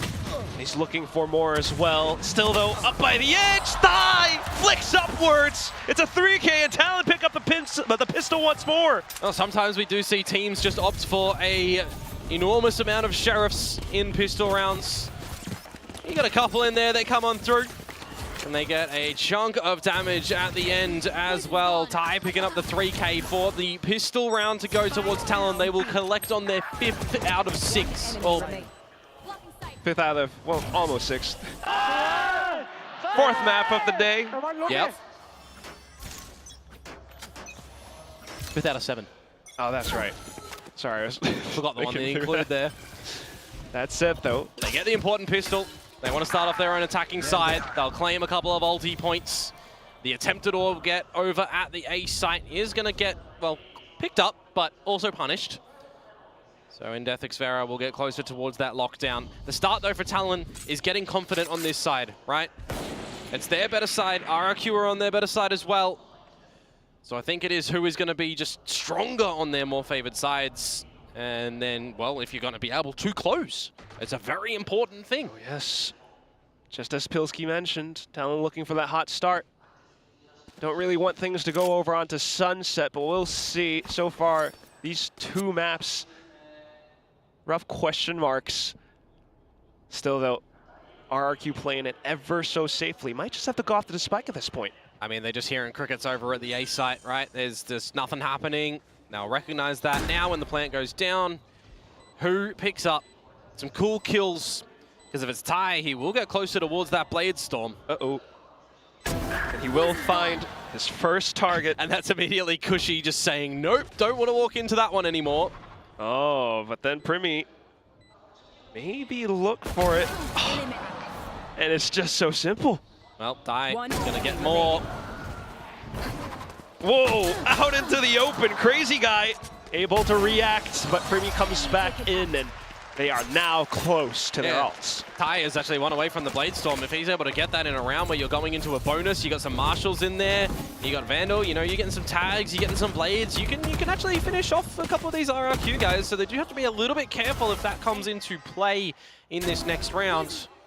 Do hear from Big Time and time again when it comes towards this map. He always loves a Sage. Well, he gets his mirror match comp with the Sages here, so I expect to see some big things. Primi is 1 kill away from that quadruple negative scoreline that we saw previously, so if he can get over that mark, then all is good. But for RRQ, right here and now, your first gun round, immediately having to relinquish a little bit of this space at the B site because the pressure starts to build. Monyet able to reposition. Quick with the snake bite, but the wall comes up from Primi as well. The rest of the team trying to play up from upper. Ooh, not too bad of a shot. Thai answers back as well. Now put the sting into good use as Jitboys if he possibly can as the plant starts to go down at the moment. It will be successfully planted. Oh, and he's played so close, Jitboys. Now with the weapon afforded to him. Cushy though, still able to flick. Goes for the reload, has the drone. Just a low HP Thai to play carefully around the corner. Not much left in terms of utility to go for the spike. A simple stack from RRQ, and that will be that. RRQ answers back in full. It does get a little bit difficult at the end there when your position is noted, you're low, and it is the 1 versus 3. Do like the little slip in position from Jitboys. The Vandal to bounce along the Sage wall, but all in all, the first buy round for RRQ going their way. But it does come close. It comes a little bit close in the 3 versus 3, but that's where Cushy starts to set up, and there is a slight gap in the wall. That does get punished. Now we should just go back into normal proceedings on Icebox for the big ol' A investment at the very beginning. Let's see what the challenge and aggression actually looks like more on the side of RRQ as well. Bit of a high-low on the site. Cushy forward as the dart breaker. Placing alarm bot. Slight stalemate. Yeah, Monyet just going to try and keep things in check over at this B side as well, and Cruz to potentially try and find a gap in the timing to start to proceed towards B, but by himself would have been ill-advised. I mean, we see, you know, Worry when he was doing things by himself, needs some teammates, and speaking of, Ty has actually lost his life first with no resurrection available yet for Primi. Can't get him up. If you can get the orb, you can get it, but it's risky. They're not too sure what lurks on the other side. Meanwhile, RRQ getting proactive down middle. Primi has a spike and he's already pushing through into a very precarious position. If he just dies by himself on an island, he would be in a very rough spot, and he can't even get the kill on a Jemkin. Jemkin has just done the dirtiest thing, and now it's Cushy to add on to that as well. Killua, alone and cold, needing to maybe hold on to this weapon. There's 30 seconds to go. That is not the way that you want things to go in this round for Talent. You want to talk about RRQ trying to make a little bit of a run back. Having a very clean and convincing round here. Back up your economy, get closer to a couple of these key ultimates. You know, that Hunter's Fury for Cushy, where you've got no lockdown on your other side currently available. 10 seconds left. Pivot that into a fragging angle. And speaking of, Killua is just trying to see if he can hold onto this gun. And RRQ just going to recognize that the time is going to get away and they need to be a little bit more considerate of their own. So that will end with Killua holding the gun, but with RRQ equalizing. As well as RRQ beginning to build up onto some crucial ultimates. The holds working out so well for them. I mean, look at Jemkin single-handedly fending off Jitboys as well as Primi on this site. We were missing it, right? You know, we talk about Jemkin and Monyet, such pivotal players. They start to get activated previously alongside Xpera. This is where they really do, you know, flip upside down and start to become, you know, quote-unquote normal, right? Play to how they normally do. Then it'll be good. All trickles down to these maps. Still though, off the slight eco, it's going to be the Blade Storm play from Thai. Looks to find entry onto B. Monyet very well aware. Dump that wall, try and get a plant, see what you can do in your post. You do have that res, remember, as well, from both sides. I've mentioned the Hunter's Fury a little bit earlier. This is why you can bring it in for some kills, for some damage. It's not going to collect on anything, though. Killua up to 83. Thai, though, just looking for an advantageous position, but none found so far. RRQ, just everyone, the full cavalry onto spot. Rez quickly coming back in, but Cruz, Killua, they managed to find the timing onto this.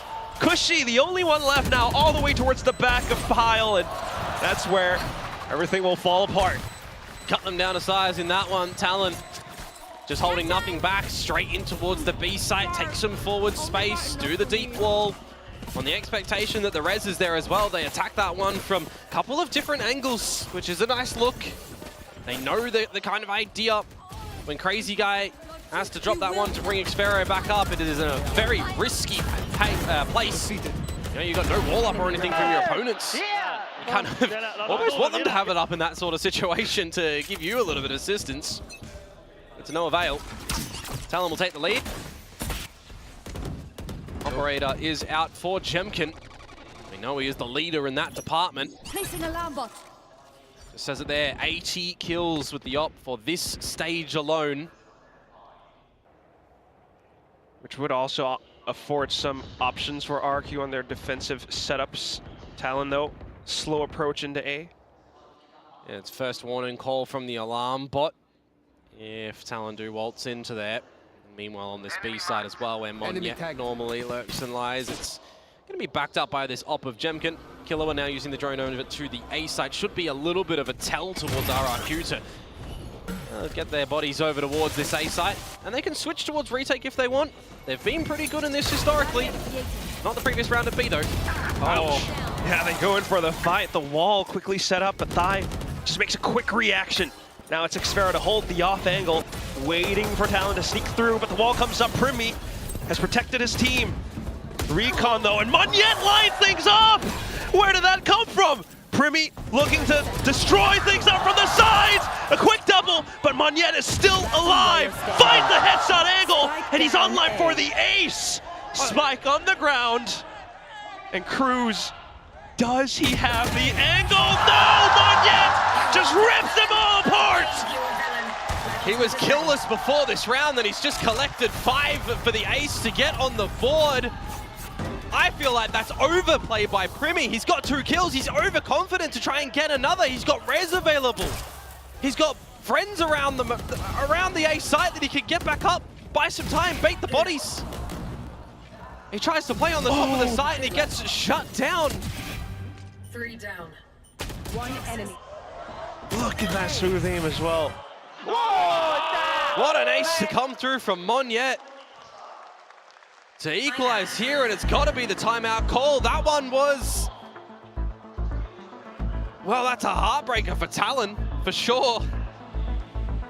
Struggles in the site, mollies everywhere, trying to coordinate together. But you just have to settle your own players down sometimes when you get aced, when you make some missed calls. Yeah, the coaching staff definitely seeing something that they do not like. I mean, you just go into this entire series with such a strong start, but things begin to go evanescent. I mean, we heard from Frost time and time again that sometimes in these series he puts the veto towards what the players are feeling comfortable on, right? You want to let them have some decisions, let them have some drive in here. Primi, a player that when he's feeling it, he's definitely going to go for it. But sometimes in these overheat moments, that is what's going to happen, right? Precisely that. So, got to be able to switch it up between doing something individually yourself and calling for your teammates, especially on a stage. A bit more pacey towards the B site yet again, though. The operator is not going to be here for the beginning. Xfero just has to decide to get out of dodge or not, try and get a kill, potentially through some spray. You get your lockdown in play. Does have the Phantom. Tries to sneak an angle through the Nanostorm. Great dink! And that's a potential lockdown now. Cruz, though, answering back with his Vandal. Oh. You will not. A bit more of a shallow one, as the res does come on out of the blades of Jemkin. And Xfero sticking around. Relaying forward. Quick Nanostorm from Jit Boys just to try to buy time. But still, ultimately, RQ managed to set foot. They start to tap. And it begins to build pressure for Talon. They're sticking on all the way through. No spams found this time. RRQ come up with the goods. Now you got a shock dart that goes in towards the poison orb, but it's still got a lot of life left on it. The defuse is just going to be held. You may as well at that point in time when there's no reveal on towards Monyet, actually just sticking in the smoke. That lockdown, as I mentioned, a little bit shallow, but it was still enough to push you out of the site to start to get your util down as RRQ to get on towards that defuse. Nice, good job, guys. Is this where we start to see things falter a little bit more for Talon? Back towards a little bit of a lighter buy. These rounds on the attacking side are going to be very precious for them soon if RRQ manage to continue on this trot. Now the operator is here over at this B site. Just a perfect line. Right ahead of the toxic screen too. Square onto Thigh's head. You can try and get a plant if you want as Talon, but you know that RRQ are just going to switch into retake mode almost instantly. Clearing out that there's nobody home at mid. Still keeping eyes in case it goes back towards A. Drone. Crucial that it doesn't spot anything, but it caught a tail end of, I think, Killua. And the Sova is not going to be enough to make you think it's going to be a potential switch back to the A site. Still pinged though. Going to keep you here. Just waiting for that curtain to drop. The wall is pretty much going to confirm it. The shot not quite connecting yet, so a slight chance for Talon. Plant goes down. Spike planted. Players positioned close once again. Killua looking for the kill shot, but it's not connecting. Monyet finds it instead. 2 kills so far as Crazy Guy comes back in and chimes up for another kill. Cushy getting the last one. Oh, this defensive side is going to be flawless for RRQ in this round. Starting to see some necessity for Talon to potentially find some engagements before getting a plant down. Because this is the strength of RRQ when it comes to this map. It is the defensive retakes. It is the level of coordination that they do have. And generally, when they're backed up with a lot of utility, it looks too easy for them as well. Talon are falling into the trap that we'd seen previously. From DRX, from Team Secret, from Nongshim. Oh no. Don't remove the utility from RRQ. Don't remove some players. You're just making it easy for them. To go back in over to the A approach, RRQ begins to slow things down. Killua is getting tied up by the shock dart early and the drone gets removed. Calling for the heals, but now no shields. You should run. It's the lockdown play over towards the A side of things. You do have an answer for later on for Killua as well if the plant does go down, but it is the early pit from Monyet, which is going to provide a little bit of an insurance policy come this plant. And he's already just in towards it. Yeah, sticking around the right spots. Oh, perfect reveal. Cushy finds another. No safe plant now, no safe haven for Talon. They have to turn away. It's Cruz over onto the B side, but does he expect a player lurking? I mean, there was already a reveal that mid was exposed with the early utility that was destroyed, so this is a spot that should be expected. Cushy's looking at it. It's Jemkin as well that you're worried about if you're Talon. The barrel spotted. Oh, and he just traces onto the perfect shot. Cruz getting revealed now, and it's just Primi left. Snuck over, looking for a safer spot, but Crazy Guy spots him out too. I'm telling you, Talon needs to start to get some kills before looking to get a plant down. There is just answers upon answers before you even try to formulate what RRQ want to do. They kind of have the vision on what's going to happen in a lot of these rounds on this defensive side. It's 4 in a row now for them. And just in the pit, the reveal, all the information. The operator's singing as well. Everybody is hitting the shots on RRQ. They want to send us to sunset. Timeout for Talon. They got to try and look to equalize. They got to try and get this to the 6-6, or at least a 7-5 or something like that before the exchange. Right. This is 2 rounds after the previous timeout as well, called in quick succession. Something's in the water for Talon, and RRQ are taking full advantage of it. RRQ are just the Sharks. They're just going to absolutely eat you alive in these retakes that Talon are giving them. And that's just one of the problems. There's not a lot of adjustment at the moment. Try something a little bit different with some little utility over towards A or try to sneak in towards B. You're still putting that deep wall down. You're trying to protect the spike. You're not removing a lot of the utility from RRQ either. The lurks and all that not successful either as well. And it's just RRQ Looking into Talon's open eyes like open doors. Yeah, I mean, it's not like a Paper X that is going to duel you in a lot of these extremities and a lot of these fights, right? RRQ are going to be a team that will play to a lot more of their kind of macro strength in a map. It's not to say Paper X don't have that, but when it comes to Icebox for RRQ, definitely seeing that a lot more. Picture is already kind of painted. Look at that. There is a way in which Talon could sneak in towards the A site at the moment. Of course, they don't know that. They're going to have to try and do that together. A little bit of a focal point in mid now from Xfero to waltz down the tube. Oh, Jit Boys though, being able to find the shot through. It's like wallbangs off the tube. So more gaps being created thanks to the pressure from earlier on. If you want to go for a Viper pit play though as Cruz, you're not going to be able to deploy that as you're at the B site. And with this two-player advantage that you now have, you've called for your team to marathon run over towards B. The operator missed out earlier from Jemkin. Would have polished off Killua, so he's kind of given a second chance at life just by it narrowly missing. And now there is an open B site that they will take, get the plant. And you can see some damage come through from RRQ in this round if they want to. There's some ults online. Primmy's one away from the res, which you'll get from the plant. Damage to the economy at this position can be kind of neat from RRQ. We just love to have it.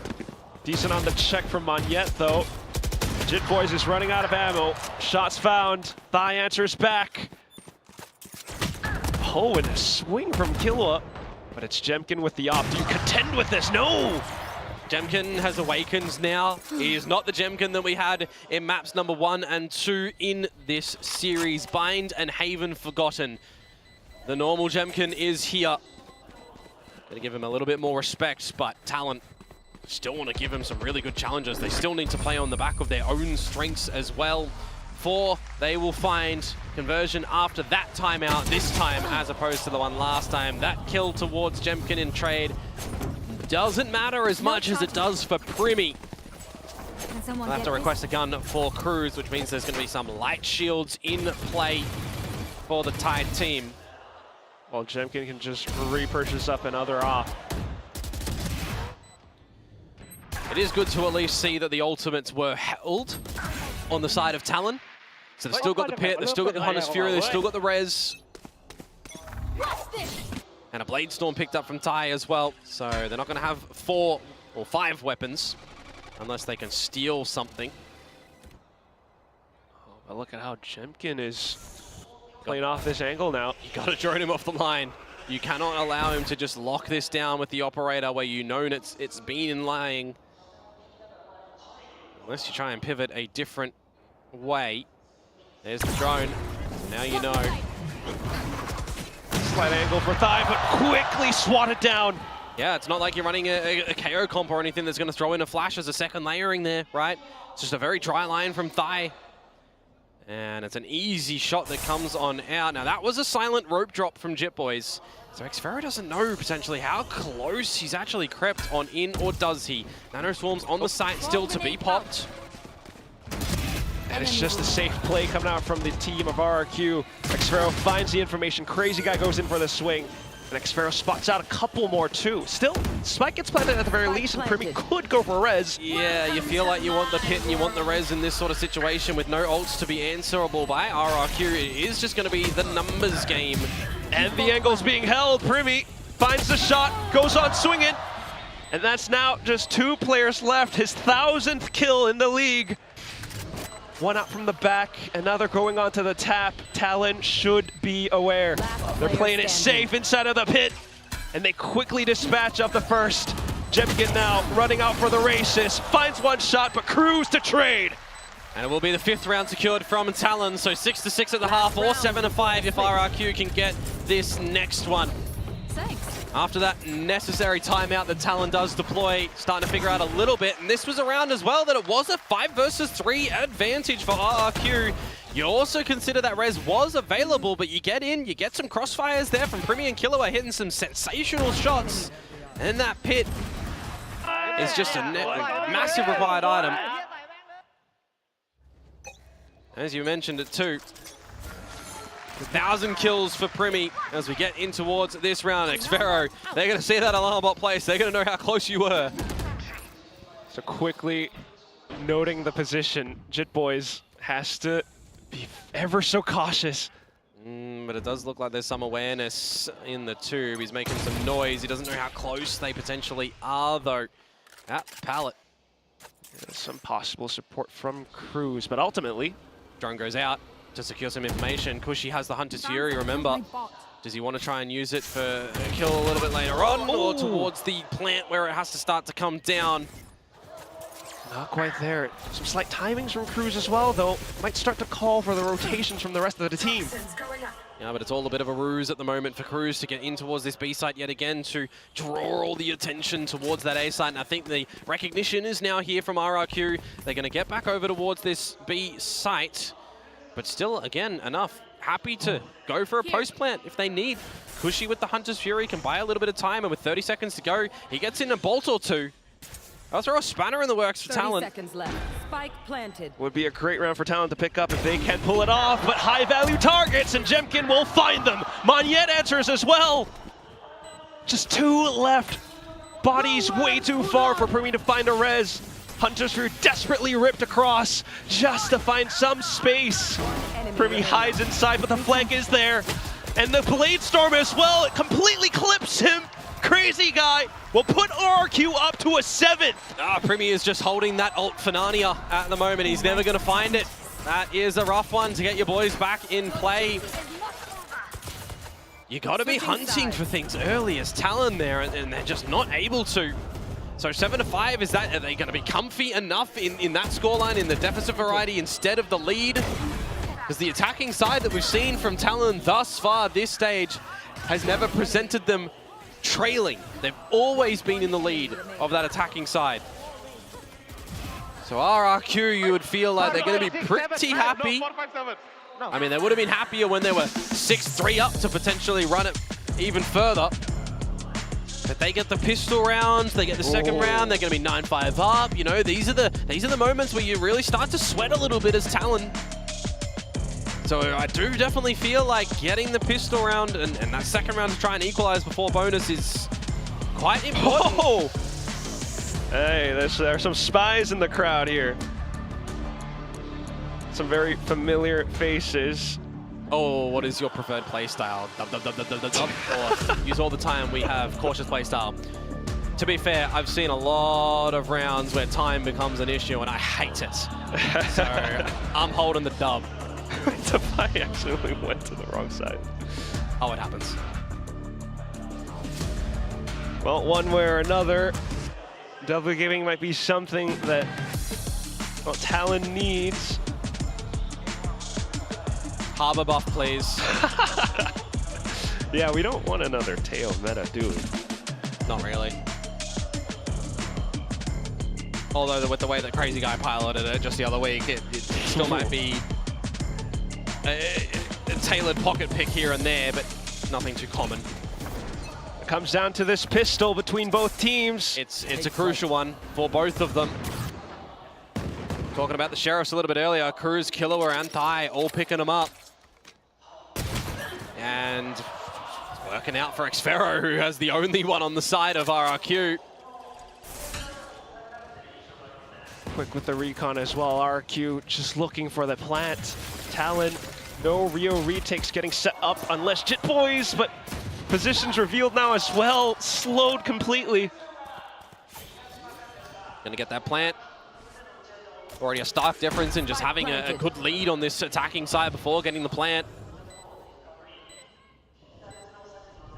Even with Killua's utility and weaponry, it's not going to be successful. The positions from RQ are just way too strong. Jemkin on this slide off angle will be able to connect at the end. Thai, ooh, it's not too bad on the swing until Monyet comes back up for the reaction though, and that will be RRQ with the pistol. Yeah, they're going to be able to, well, you'd assume, extend this lead a little bit further. Just coming into the memory as well, right? Seeing this scoreline here from Cruz sitting on 3 kills. The game that they last played on Icebox against Paper Rex, he topped for them on 28. He was shooting like crazy. Primi was up there, Thai was up there as well, both hitting 20s. And it's just very different at the moment in the server right now on this map for him. When you think about as well, you know, the first 2 maps, he's getting stuff done. Corrode 2, in with the team. Just suddenly MIA on this attacking half, but now onto the defense, hopefully different. Still though with the pistols, RRQ trying to play it safe. Eventually gonna recognize that there's a close killer from the drone. And the drone does draw the attention away. The rest of the team noting that there are multiple targets. Gonna avoid all of that. Looking for a pretty clean anti-eco now is RRQ though. The investment of the higher weaponry as well, but it's the one of the lesser ones to get things started. As well as a reveal too. Trying to break away at that tile on the wall, but it's still a successful plant for RRQ. Should assume they can protect this one quite easily. Just the classics. Should be stock and standard as the snakebite comes in as well. Talon will have no other option onto this site. They try to hunt for it, but Monyet is on a tear. Just Killua left and the whole team goes hunting. And that's going to be the second round. Nicely navigated for RRQ, flawless in fashion. And now we'll get the buy for Talon to see how their defenses are going to be played. And I think my interest is actually going to be on the side of RRQ to see maybe how clean they can make this attacking side for them as well. Give them all of the momentum to try and send it into sunset. Are they going to look for kills a little bit earlier on? Are they going to toy with the rotations? Are they going to maybe even try and just bully Cruz a little bit, who is seemingly not able to hit shots in this map? These things happen in a game of Valorant where you've got a, you know, quote-unquote weaker member, and Cruz is on an island, straight in towards it though, and he finds 2. Okay. That's adequate. It is a prime position to defend, and that's not his job. It was 66% of his kills before this round. One hell of a statistic, Komodo. Plant down. Wall available still for Crazy Guy. Place that a little bit further as well. Ooh. He's going to opt to do it close and long on the spike. And a lockdown from Xferro as well. This is where things do start to get a bit problematic for the timing for Talon on this retake. As well as Monyet's position. Still has the snakebite to work off of. He's anticipating for players to work into him, but the lockdown has him covered. So some safety as he hops back away. Tries to work with the clock. Talon trying to make their move. They feel the pressure. Up onto yellow. Xferro plays hide and seek. And with the nanoswarms, that's the round. There's just no time. That is a bonus round that goes to the way of RRQ. They get in, and there's just so much crucial time bought by the wall, by the lockdown as well. You just have to wait that one out as Talon. And the kill's not really being, you know, collected upon early enough. Cruz's 2 just goes by the wayside. 4 versus 2 before they really started to get on in, and by then the mollies were already on the spike. RRQ going to be absolutely chuffed with how that one has played out. Bonus round into another buy, so it's not weak by any means after this, despite losing everyone. Cruz goes for the same position again. Some cover from Jit Boys, but it's not enough. And the Hunter's just going to be on towards Jit Boys as well. Finished off swiftly. Perfectly pre-aimed. Okay, slight curtain fall, and Thai will find a shot. It's a Guardian, though. He's going to need so much more. RQ playing some sneaky positions from behind around the wall as well. Oh, and it's just a straight shot from Crazy Guy. And then you just got to call that one, or you got to try and get a res out, and you got to get a quick retake on. Oh, there's Primi. So maybe going for the res after all. Does have the wall to work off of, but the position's too hot. Monyet and Crazy Guy will just pepper them full of holes. Feels like there's no pressure for RRQ in that sort of position as well. The 4 versus 2, they can just pop in and out. make your aim just off-put time and time again as far as Talon is concerned. This is certainly getting the better of them. And I mean, I highlighted it a little bit earlier, right? Like, RRQ can run away with this map on defensive side. Happy for the retakes. Happy to switch up and be a little bit more silent on this attacking side right now. Uh-oh. They are just ever so oppressive. That's exactly what they're doing with their utility right now as well. Thigh burned down to 18 HP. What was that shot? Well, he's trying to give a statement towards Jemkin that it's his era now. Currently in this map, it's not looking like it in this jet battle. No, sir. RRQ with the discipline to hold it down. It's the anticipation at the moment. RRQ are in the minds of Talon, knowing that in these deficits, they have to go and hunt. They have to try and find these kills, and they're just going patient. They're going silent. They're holding the lines, and they are so rapid to get the shots out. Setting those traps, playing the mind games. And once again, Talon feel the need to make a move. I mean, in this sort of situation as well, where you've gone for the force call as Talon, you're not rezzing the body behind Orange as Primi. And holding on to that ult. In his mind, it just doesn't exist. Poison's off. Completely forgotten about it. Oh, and RRQ will be timing. happy to take advantage. Timed shot into sight, spike planted. Cruz has just pulled out his snake spite at the wrong time when RRQ called go. And now it's Monyet marking onto it as well. Primi looking to take some shots. He's got a couple, but will that really be enough? The spike is still on A. To what result, really? Money's not too much of a problem. You do find him in the end, and Tai now arrives to the site. Yeah, there's just not much time left anymore. We go on for the stick. Cloudburst, 3 tangos off to the other end. And of course, the white circle will envelop soon enough. Jemkin taking the last kill. RRQ up to another map point. 7 of them as well, to be precise. And, well, that's what they ended the first half on, 7-5. It's been flawless on this attacking side from them currently. They have a massive overview on how things are playing out on this map of Icebox, and that's why, you know, we hear from Pilski over on the desk. Gets a little bit worried with the way that Corrode went coming in towards Icebox. Feel like Talon had to potentially close it out before we got here in the 3-0, maybe the 3-1. If they could come out with something here, you know, in the Paper-esque game that Paper-esque game that they played. But we're not seeing that performance whatsoever. No, sir.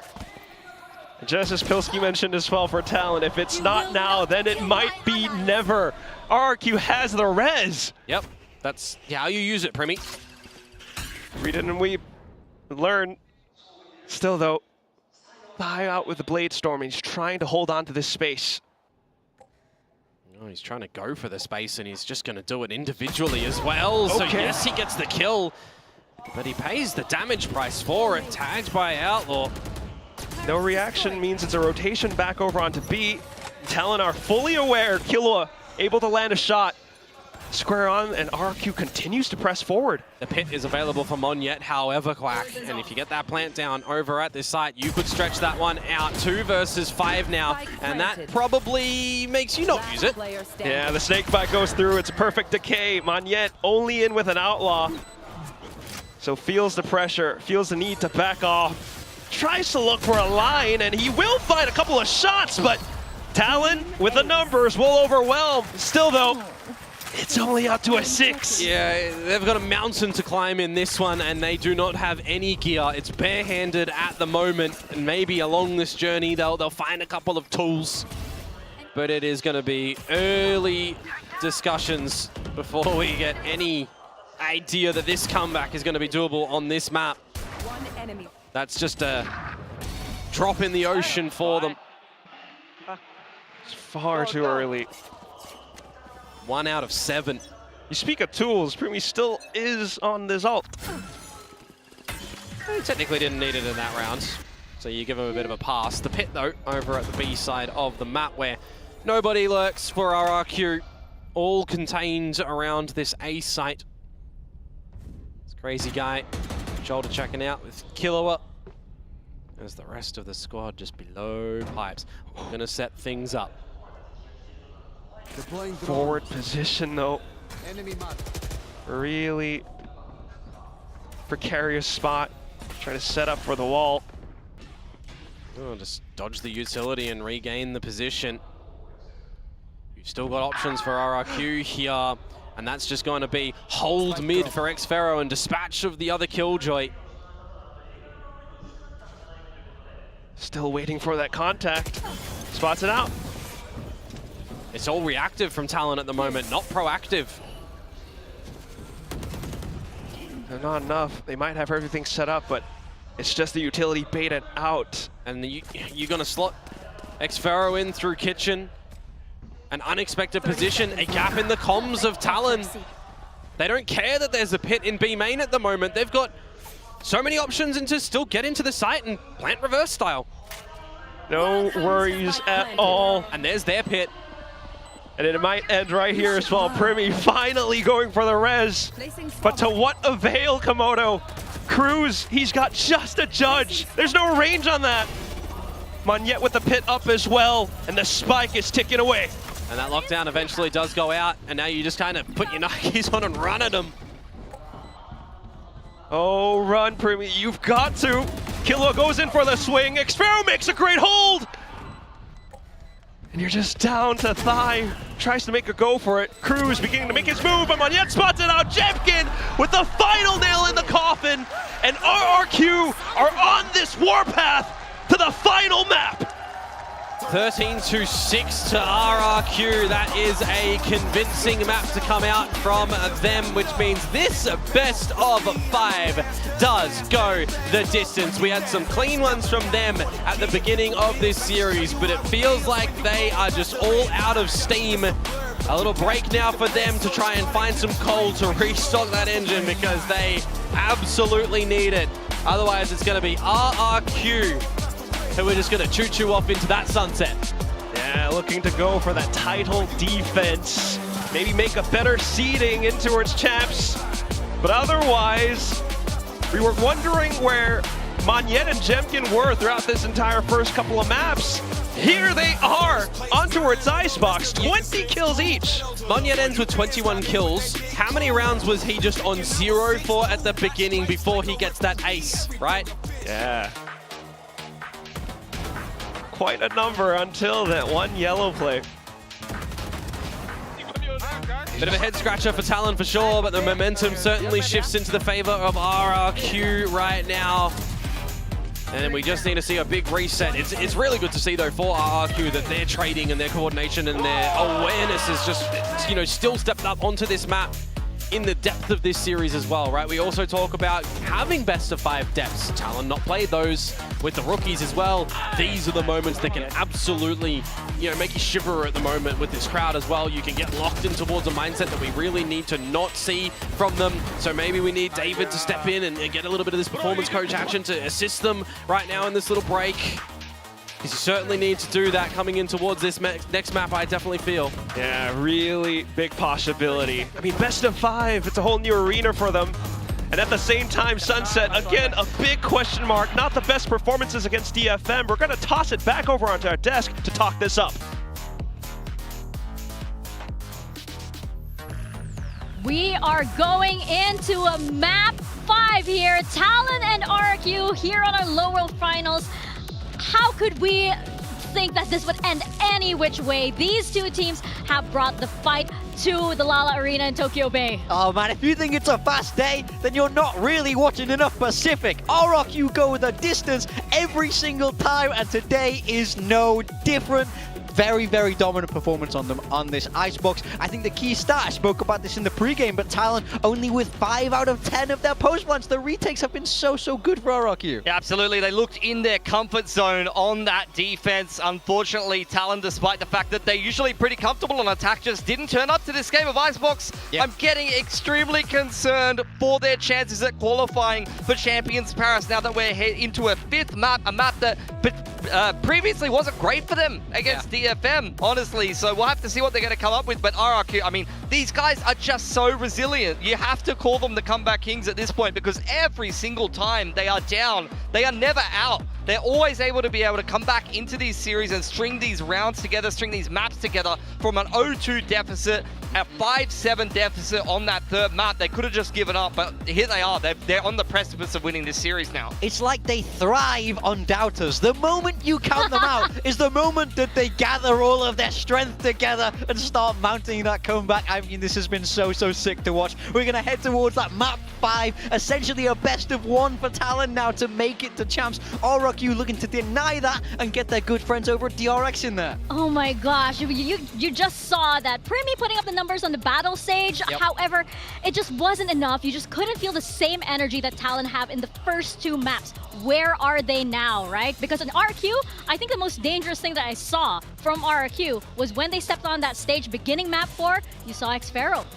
Yeah, he's hyping up the crowd. He lives for these games. That is so dangerous because he knows that the crowd is on their side. He knows they have this in the bag. Yeah, you can hear the crowd chanting for RRQ here in the Lala Arena. Both teams have some support here, but you could see map to map to map, the RRQ fans definitely getting louder, and you can tell the RRQ is thriving off that energy to be able to complete this comeback, which is just beautiful to watch, because on the bigger stages at times in the past, that's where RRQ has faltered, but it really feels like here in Pacific, after that stage 1 win, and now that they're starting to work their way through this lower bracket, starting to work their way through the reverse sweep in this series, they've got all the fans behind them and they've got all the energy that they need. Ooh, spoilers there, Pilsky. Not quite yet. But you can definitely tell the confidence from RRQ here, especially in the retakes. They just knew that they had that, and they would just take the fights because they know that they were going to win. Yeah, we got some replays. We'll talk you through this a little bit, but this is exactly why I felt so good about RRQ heading into this map. They really understand the protocols.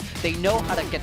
Really what you want to look to do is you want to get 1 pick, move back, give them the space, and go for that retake. When you have tools like the bubble, you have the wall to be able to put a stop for it. So I just want you to show a little bit about what happens here is when you get that pick, you then move back, give away all of that space because you don't need it anymore because you have everything that you need to launch that retake. This is the bread and butter for RRQ. Get Jemkin on an info line with the op. You see him staring down B long, a big 8 stack, pushed away by Talon, but RRQ have a protocol for this. It's immediately replied with a pit straight from rafters. They're able to play the retake extremely well from there. They let Talon have all of this space behind the lockdown and then pick them when they try to go for the plant. And then exactly like you said, Morgan, give all of that space to Talon, play hands off, wait for more mistakes and complete the retake flawlessly. Yeah, I mean, I love it. You can tell, I mean, we just got to talk about this from Monyet real quick. This ace was absolutely insane. He's a big game player as well. He's stepping up when they need him to. He didn't have a single kill, and then he comes out with 5. He has 4 bullets left in the chamber and taps the last player down. Monyet, by the way, guys,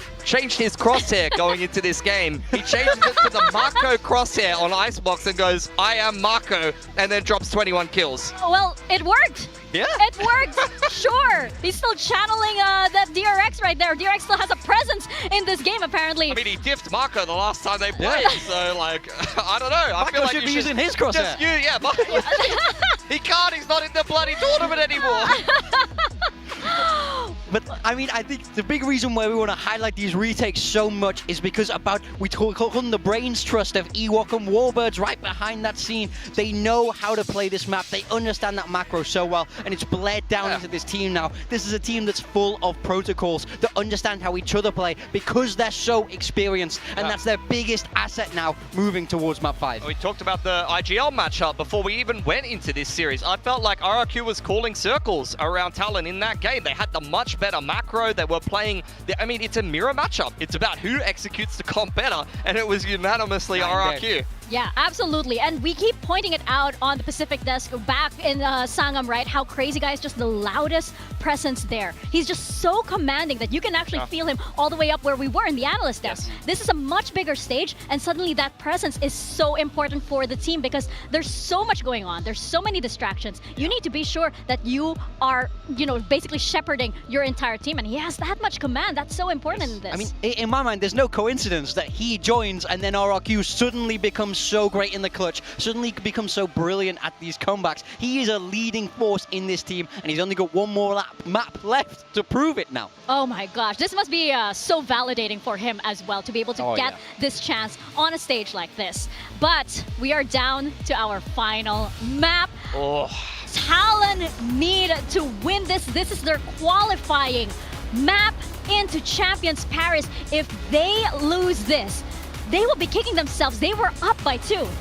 Talon, I mean, exactly like you said, they had an opportunity to 3-0, but looking at Sunset here, it's a map they only played once. Thai was on the Neon, he looked extremely uncomfortable on it. They conceded this map to DFM earlier on in the competition. As for RRQ, it's a map where they play Jemkin on the solo waylay, similar to what you saw on Icebox there. He is going to be playing the solo duelist. They have a little bit more of a util heavy comp with the double E-net. One of the only teams still backing themselves at the breach, particularly in this region. I know it sees play in other regions, but for RRQ, they're very comfortable on this map. We thought on this attacking side that they will start on them complete that 2-10 comeback against Gen G in this lower bracket run. They are feeling very hot on Sunset right now, and for Talon, they haven't played it in ages, and I don't know what they're going to come up with. Frost, if you can hear me, pull a comp swap. Now's the time. Get techie with it. Surprise RRQ. That's what they need to do in my mind. If you come into this straight up, I think RRQ have every advantage. Yes, I'm sure that's what Frost is saying. Like, this is our qualifying map. I need to know what Big Time says.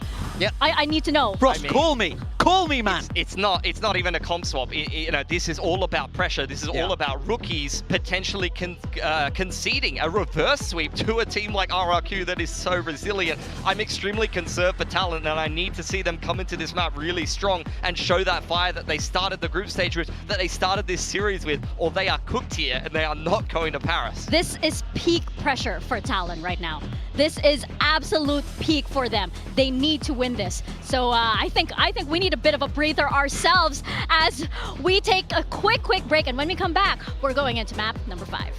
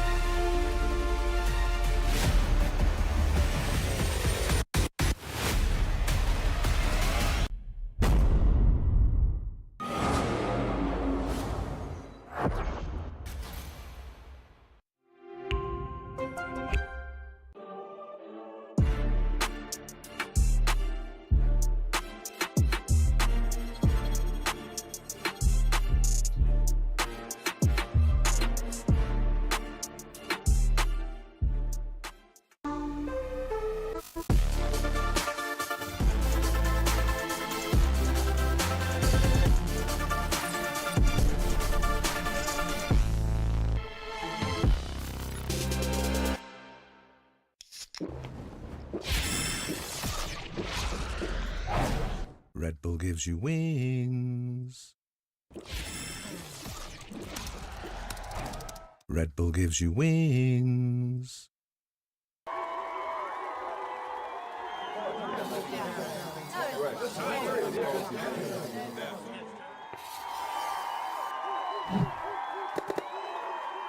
Red Bull gives you wings.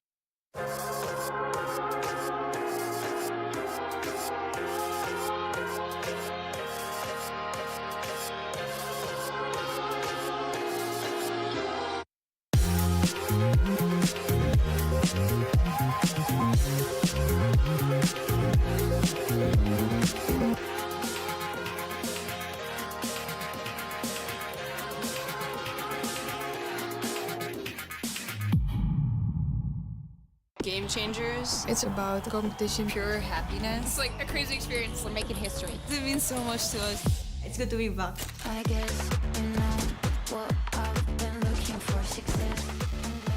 The beauty of gaming is it doesn't matter who you are. And as long as I'm good enough, Everybody's getting a 4K. I can go as far as I want. That's what I like to see, baby. 全世界都会知道我们的厉害。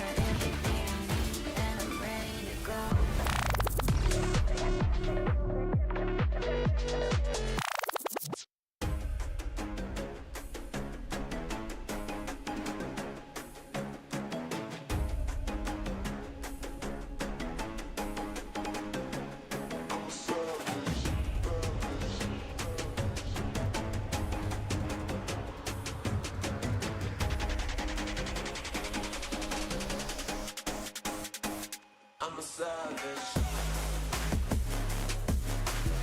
I'm a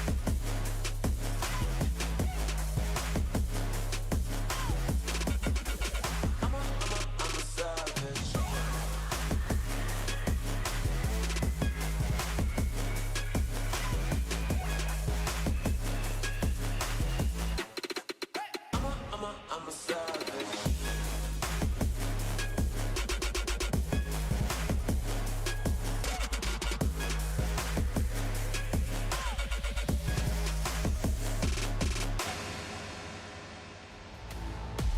We are heading into map number 5. This is it. It all comes down to this as the sun sets on this match between Talon and RRQ. It has now become a best of 1, as a matter of fact. And right now, looking at the Asian composition, we see this surprise. Yeah, Talon are making changes. They swap Duelist to the Raze, and they swap Primi from Deadlock to Sage. I love the Sage on this map for the same reason as Icebox. Strong in the post plan, strong in the retake, and I love that they've got the guts, the cojones to make a comp change in map 5 for Champions qualification. RRQ sticking to what they know. They've got an excellent attacking side on this map. The last two, 11-1, 8-4, 70% win rate on attack overall, which is where they will start. They're going to feel very confident sticking to what has been working for them on Sunset. They've been having their reps on it recently and only just faltered to T1 in their last game, but T1 are an excellent Sunset team, to be fair.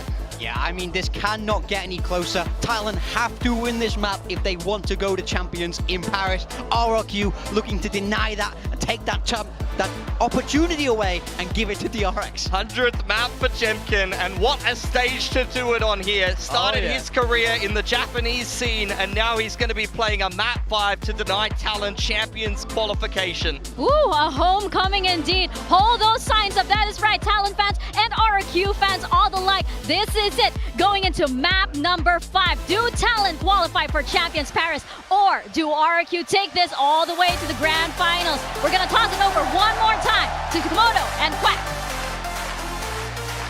This is what it comes down to. The final map. Will it be Talon that makes it through? Or will it be RRQ to make a return to another grand final? There is going to be such emotion from people in the crowd, from people watching this one, but more importantly, from the 10 players in the server and the coaches sitting not too far away. Map number 5 for our lower final here between Talon and RRQ. And it all starts toward this B site where Primi is looking for a challenge on the Sage. The full utility is here, the destruction of the camera, but he's looking early. Has no idea that there are that many players on the other end. Gets taken out, and it's a quick execution coming out from RRQ. Smokes out towards Boba, and look at the hold that Jemkin gets. Deep space. Reveal for nothing. It's quickly concealed away from the utility. And that's one hell of a crossfire that he can play. He still has the saturate. Tosses it out at the right time, right place. Look for the shots, and he will connect. Killua with just a Sheriff. And 3 targets to work through. Progression smoke. And look at what they're doing, hiding right around inside of it. Genki will react fast enough. No, sir, not today. A team ace from RRQ and they pick another pistol up. Oh, that's going to be very important for them. You would feel they've been lacking them. One here and there. But that's going to be an important one for this map for RRQ. That was honestly the savior map for them. They were out on this map. 10-1 to 10-2. The comeback to win on the attacking side, no less. And it's where they start here to try and have the lion's share of numbers. A composition that needs no changing for them. They know how to play this one to facilitate Jemkin getting in, who is now online in this server as well.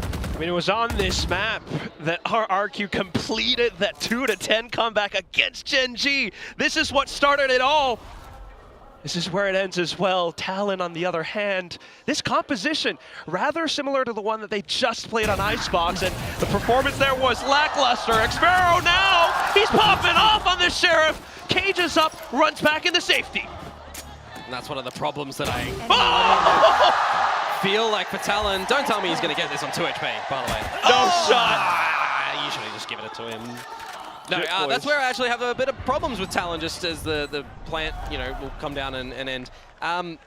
Cruz at the moment on the Viper again, finding a lot of worrisome timing on Icebox. You know, is that going to be map dependent? Is it going to look to be okay come this next round, where the guns will be in their possession?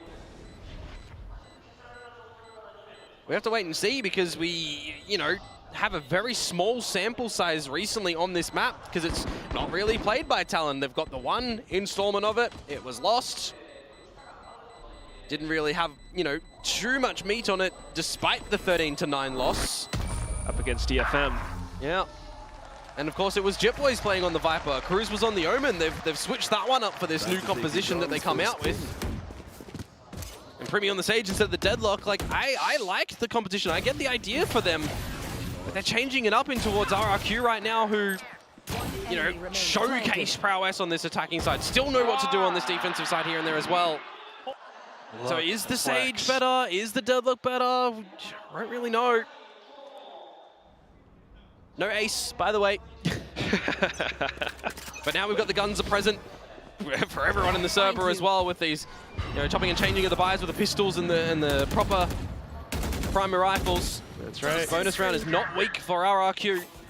And a round 3 Neuro Theft, by the way. Jemkin, though, will pick off the first shot. Very unawares, Killua was how close in mid they already were. I know exactly where. And a neural theft in this round as well. Take your picking. Do you want to go A? Do you want to go B? The second pulse of it is going to showcase a bit of a split up on that B site. The wall in towards main, but it's Boba at the moment that they want to drink the blood of Cruz.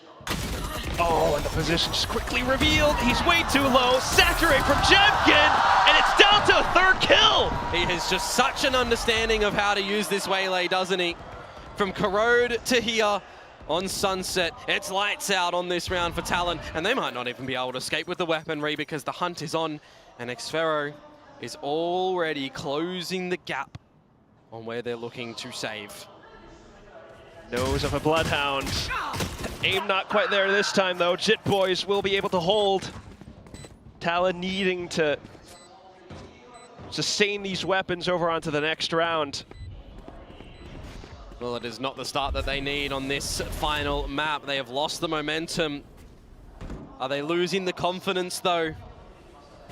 Or is it just a case of RRQ stepping up to the team that we have come to know throughout this stage, and the hunt is still, of course, on by Jemkin now. Technically could argue for an ace. The stun is perfect. It's a flash as well, but he just fires way off.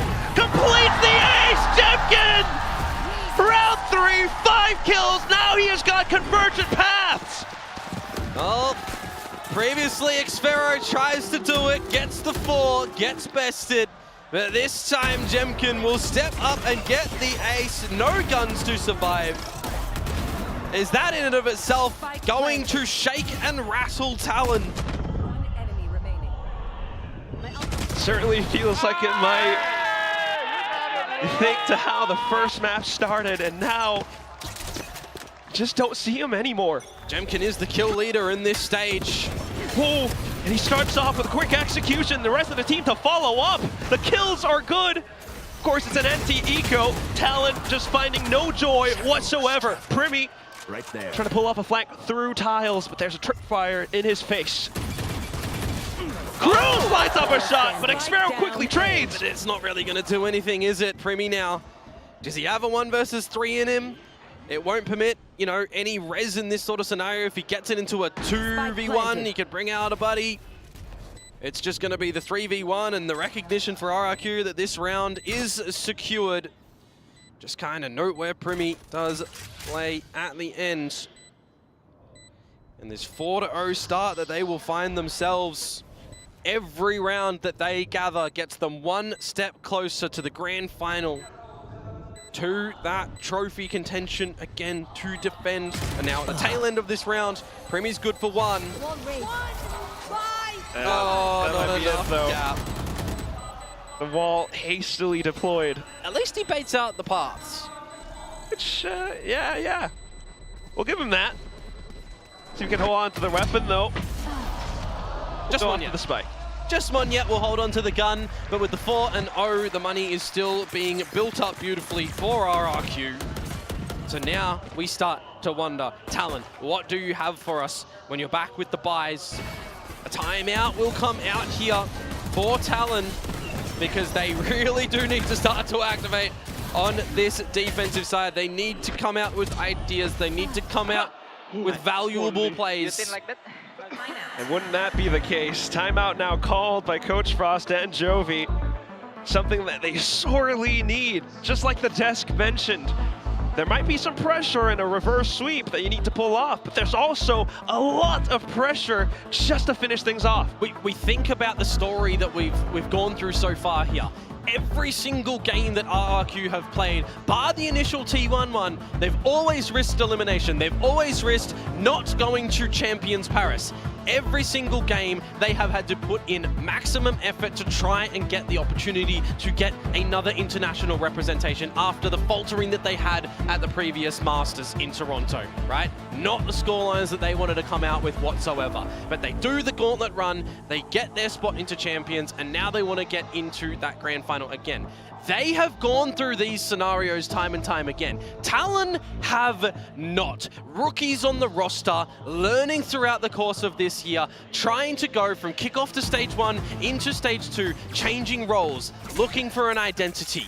They've not played BO5. They've not played these crowds before. The rumbling under their feet is immense here. And they are roundless in map 5, losing momentum. Meanwhile, it has to turn here. Will it though? Killua being able to take down Jemkin. Out from the top of middle. It's a market play as well. Xfero trying to lurk through main. Cushy able to find one, but Cruz makes it a trade. But can he get in towards the site to be able to stop them at all? Because this is going to be the reversal plant, and Crazy Guys switch lurk mode. Ty down again, 0 for 5 currently. Messy round, but quickly brought back to normalcy thanks to RRQ. Crazy Guy on this lurk. Jitboy still needing to rotate all the way through, but it's a 1v3 now. Oh, spotted. It's just not going to happen, you would think.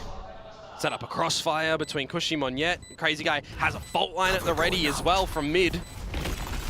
There it goes, flushed out into open position. Monyet will behead Jitboys. RRQ are up to a 5th. Well, these numbers for the rounds after the overtime there, when they kind of matter a lot. That's a big one for RRQ. Makes you start to wonder just a little bit with how this one is going. Should you have risked Ascent instead and banned out this map of Sunset? Nice, guys. Where would have Ascent come in towards the veto? Perhaps if it's early, I got their omen. You got time later on in the series. Top heavy veto for Talon, and for RRQ, the run it back type style. Big round with the buy for Talon. A bit of a spotting on towards Jemkin at A, but it's all absent by him. Everything is situated to this B site now for RRQ, and they're just going to get in free of charge. Sparrow picks up the Neural Theft as well.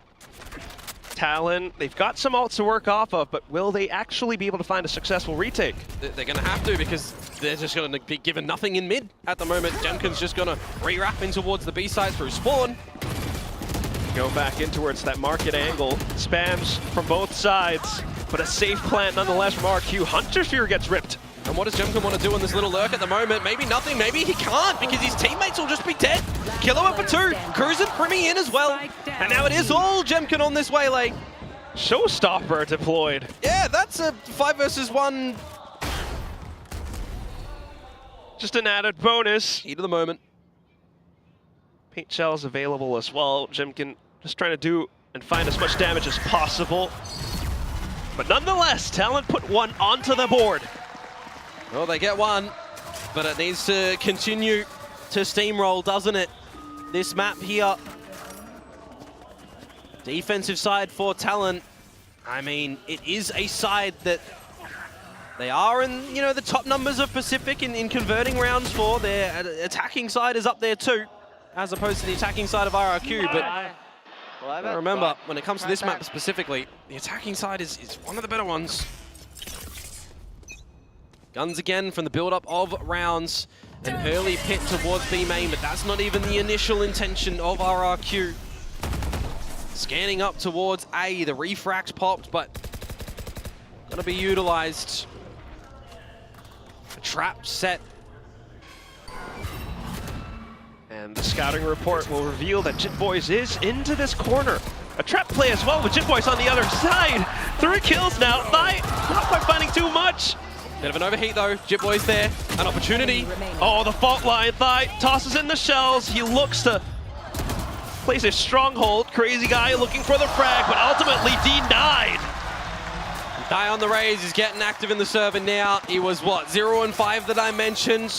For the individual confidence, he needs to be getting something happening, and he gets a couple of kills online. And then there were 2.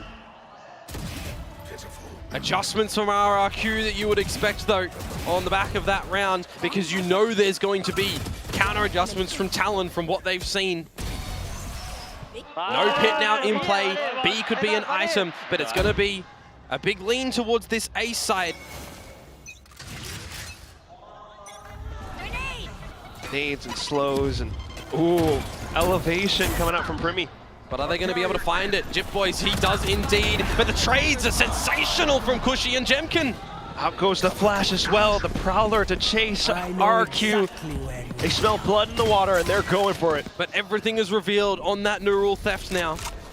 Got to keep Cruz on the other side. And the resurrection that Primmy holds, well, that's just not happening to Short. Defensive positions absolutely weakened. Primmy's gonna walk into 3. Hit by the Rolling Thunder now, and that might as well be a free kill. There it goes. Just JitBoys to try and hold out from Link. He wants to deny the spike plant, or at least to play around it. But he's alone. Ooh, crouch down. Oh, not too bad on the first and the second kill. Crazy guy to refrag. Here comes Cruz, but he doesn't connect the shots. Crazy guy answers back in full. Oh, that's a rough one for Cruz. I was questioning a little bit earlier. Is he going to be able to go back to, the killing department that we've seen previously? Icebox was not there.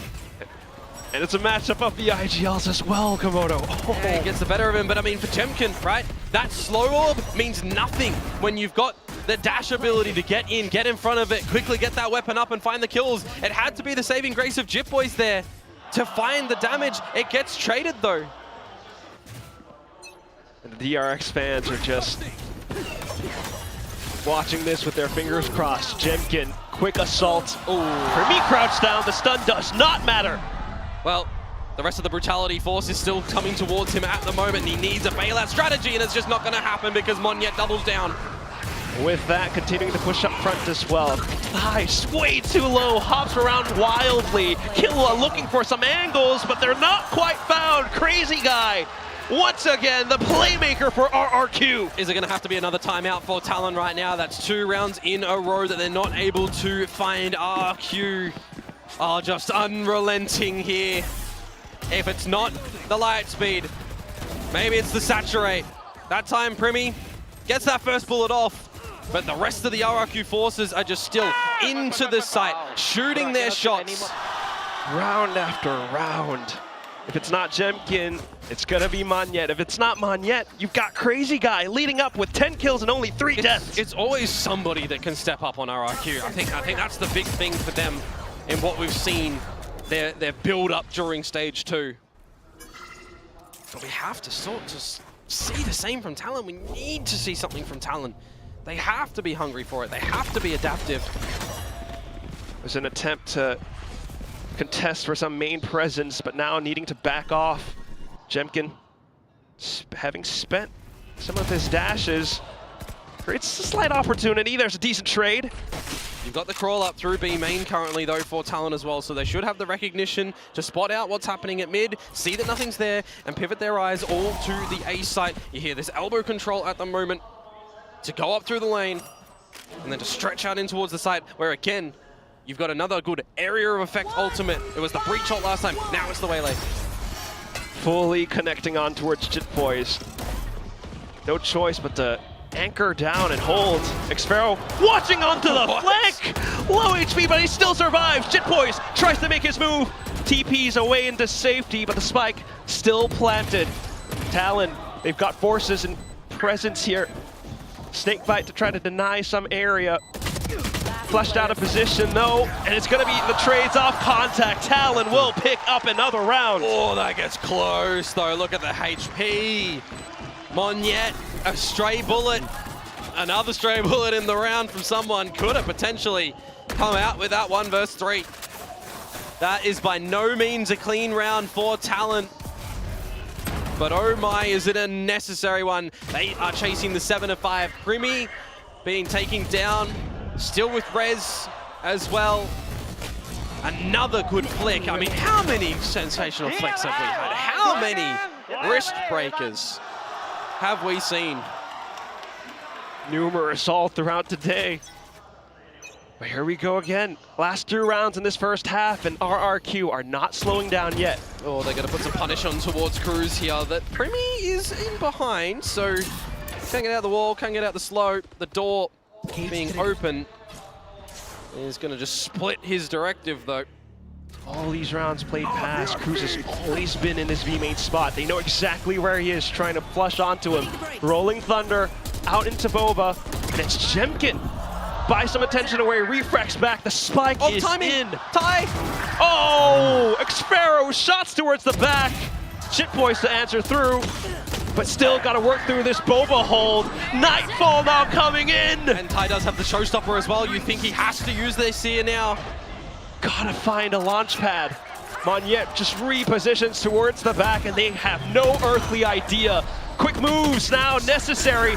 Spotted out. Jitboys might be able to make it happen, but it's just Monyet and Crazy Guy. Thigh sticking it all the way through. Monyet goes in, and he finds the straight transfer! RRQ are up to an 8 thanks to this. He repositions himself with the From the Shadows, courtesy of Cushy, removing the audio from his opponents with that Nightfall. Coming in from behind. The spike isn't even planted for him at that point in time. You got a little bit of worry for RRQ in the moment too when they're scanned up. But from main, it is held, and together they will trade to deny the spike from being defused. Gets the frag on a Killua, gets the final onto Ty and Jitboys as well. 8 rounds now for RRQ, and we are already straight into this next round. Immediate mid pressure and an attempted push from Jitboys that does get traded. Down mid. Spike revealed at least. And it's Crazy Guy who was taken down, so you can rest easy that there won't be any fault lines coming soon. Deploying drone. Well, the res was used last round, remember? Oh, and then he only lined up for him there. Just going up for those duels. Jemkin, aware of their positions, goes for the quick peeks. Get out of dodge with the light speed. You still got the numbers advantage in this final round as well. As Killua can pick up a gun on the back of that kill. Use the Hunter's Fury as well if they need, but Cushy Last player standing. by himself got ambitious. Now, you would expect RRQ still have faith in Jemkin. Talon playing it safe though. Trying to listen for a tap. 30 seconds. He's got the spike 30 as well. seconds left. He can go back here, he can go over towards A, saturate to play around, and we know how good he is around that key piece of utility. Now they hear the plant. Right here. The longer this draws on, the more utility that Talon gets to deploy. Tries to obfuscate it with the saturate, and he manages to find the dome of Thai. Killua, do you have it? Jemkin holding this off angle as tightly as possible. And his head gets spotted out! I need to see that from Killua's position. I need to see if there's some hair follicle that is just stuck up a little bit there. It's a 4th round that Talon will find, but RRQ certainly made that look workable. When Jemkin finds the first frag on a tie, jumping up and offering his head. The ambitious play in the beginning, up through mid, from multiple members of all squads too. Still, nevertheless, it is the 4th found. And now we get to see it. It is the head, indeed, the hair. It's that POV difference. Just erupting in cheers, feeling that DRX might indeed be the 4th representative of Pacific, as RRQ have doubled up against Talon's score. Yeah, an exchanging of halves now. RRQ to that defensive side. See what traps are going to lay in wait with this breach of Crazy Guy, whose timing is going to be able to, you know, really be pivotal here. It's something that you'll generally see him just locked over towards the A side and dance with the fade, rotating around. Where is Jemkin going to go as well? You've got slows and saturates and you know, seizes. You've just got such containment on this defensive side that we can look to come out from. It's the possibilities still. But it does not change the one thing that, yeah, well, might have some K-pop Demon Hunter references, but Primy's performance so far on this Sage just leaves you wanting so much more. I mean, technically Cruises has as well, right? It's always a risk changing players' roles and agents, especially coming in towards map 5. But they're looking to do something a little bit different. Is 4 going to be enough on that defensive side, changing up onto the Sage instead of the Deadlock? I think Tai is really disconnected at the moment on that raise, but coming on towards this attacking side, this is where they have to try and set him up for success. Trying to at least, they managed to do it through tiles. Tai, 2 kills so far, and he's hunting for even more. Jit Boys will be able to relay forward with the rest of the team. And they know where Crazy Guy is as well. I mean, generally over to that A site with that fault line, but just revealed. Outside of the dark cover, and there it is. Pistol picked up by Talon. And that, you know, is such an enormous weight just off their shoulders in that round, because it should be good for the 6th found with this next one, but it's just not going to be job done just yet, is it? By any means. They've got to find continual rounds. They've got to answer multiple gun rounds. I mean, we saw the 5-0 start come out from RRQ at the beginning of this one. This is the eco. You got to survive with the Bulldog, at least. But you also have to try and make that bonus round next look competitive, albeit win it. Hence the current buy, hoping that they can get some rifles and some stronger holds onto the next round, but at the same time, you just don't count out RRQ. And in this sort of round as well, Xfero is just not putting the traps down, so you're going to have to kind of figure out where they're going to be in the proper rifle rounds later on, with the trap that now goes away at the A site. Rotations can come on over towards B. They know it's the eventual hit. Damage can be attempted. Ooh. Yeah, it's a decent attempt, but still, RRQ feeling the heat. They will go on for another hunt. There's one player left, and that's Jemkin. Quick strafe. And a saturate that was nearly avoided as well. Additional support, Talon will make it relatively clean. They will indeed at the end, and they also want to just manage to get Thai closer towards that showstopper, so they'll give him the spike plant just at the tail end of that one to be 1 away. My sort of questions do lie though, if you want to go and get that A orb, you're going to have to bait out the fault line, bait out the other utility first before you even attempt to get it. What is on the back of that? Is this bonus round looking a little bit more mainstream from RRQ, where they're still kind of spreading around the map? Now we get the trap wire that goes over towards the B side of things, because you don't have a lot of dive ability from Talon, of course. They can be a little bit more at the frontal choke. So it's going to be some early utility over to this A side. Crazy guy holding that fault line. Jimboy's just teleporting past Cushy, unaware.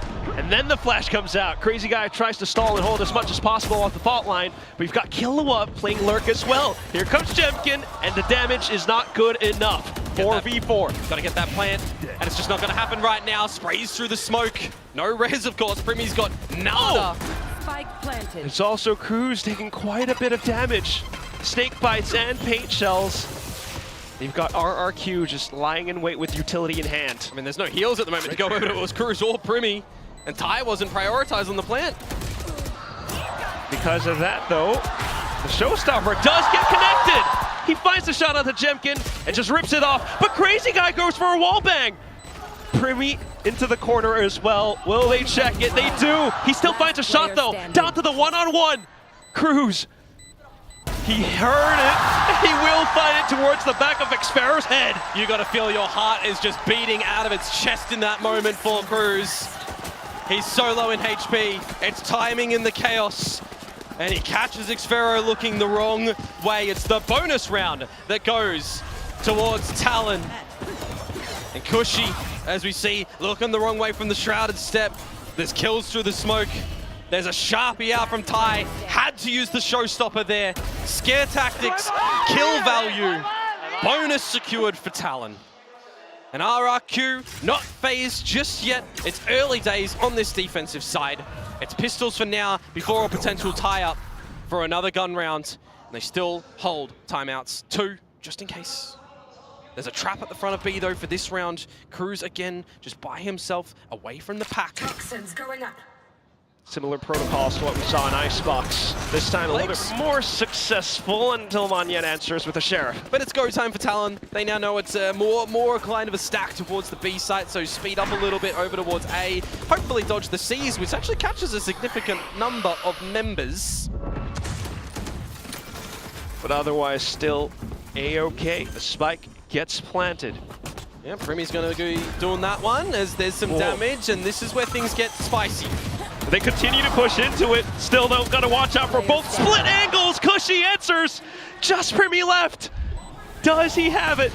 He's been absent so far, but needing to step up into this final moment. Players towards the back. The fault line in his face. Cushy. The hat trick to bring out a Thrifty for RRQ. I mean, it's the same start that we saw on Binds, right? 1, 2, and 3 over towards Talon, and then they get thrifted in the 4th round of the half. A bit of overzealousness thrown in there. Cruz with the Marshal by himself. The Sheriff's finding value. The stuns from Crazy Guy as well. You cannot count RRQ out, even with lesser weaponry. You need crossfires, utility usage. Talon too hungry in that round, and we don't get equalization here. Not a single bit. Meanwhile, for RRQ, beginning to build up some bank. They play the same positions as before. Another aggressive TP out from Jit Boys, and it's 2 players that he quickly beheads. Xfero quickly trying to rotate, manages to catch Thigh. Jemkin fires off another shot. We're all trading positions at the moment. We're behind each other. There's Jemkin and Xfero. The heavy hitters at the moment. The clutch god in Xfero. Jemkin, the kill leader. For Cruz and Killua to see if they can bring this one back. Oh, Killua manages to hammer through. And the drone's going to spot out Xfero. There goes the check. He's trying to hold on to the positions, but the swings are too wide. Thrifty be damned, we'll answer back immediately. We'll shut you down, but we will not break your economy. So it has to be still full focus in this one by Talon, unless it looks to be a little bit of a half buy, because there's some players a little bit lower in money than others. But the recognition in this round is just very wonky, isn't it, from both sides? That is out of the norm. Still, though, the team play from Talon does afford them this round. One more to tie things up. Operator out for Jemkin. At the market line towards tiles.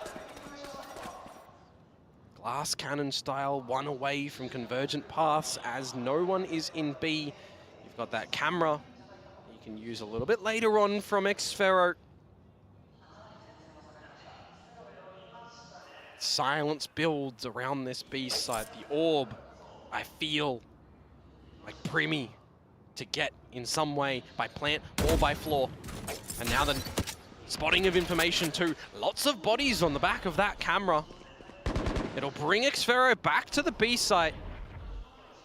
And remember that operator? Ooh. It's just moved off the line. Always turn back. But Killua would just need timing here. If they walk in front of this door, they are gone. Oh, and there it is.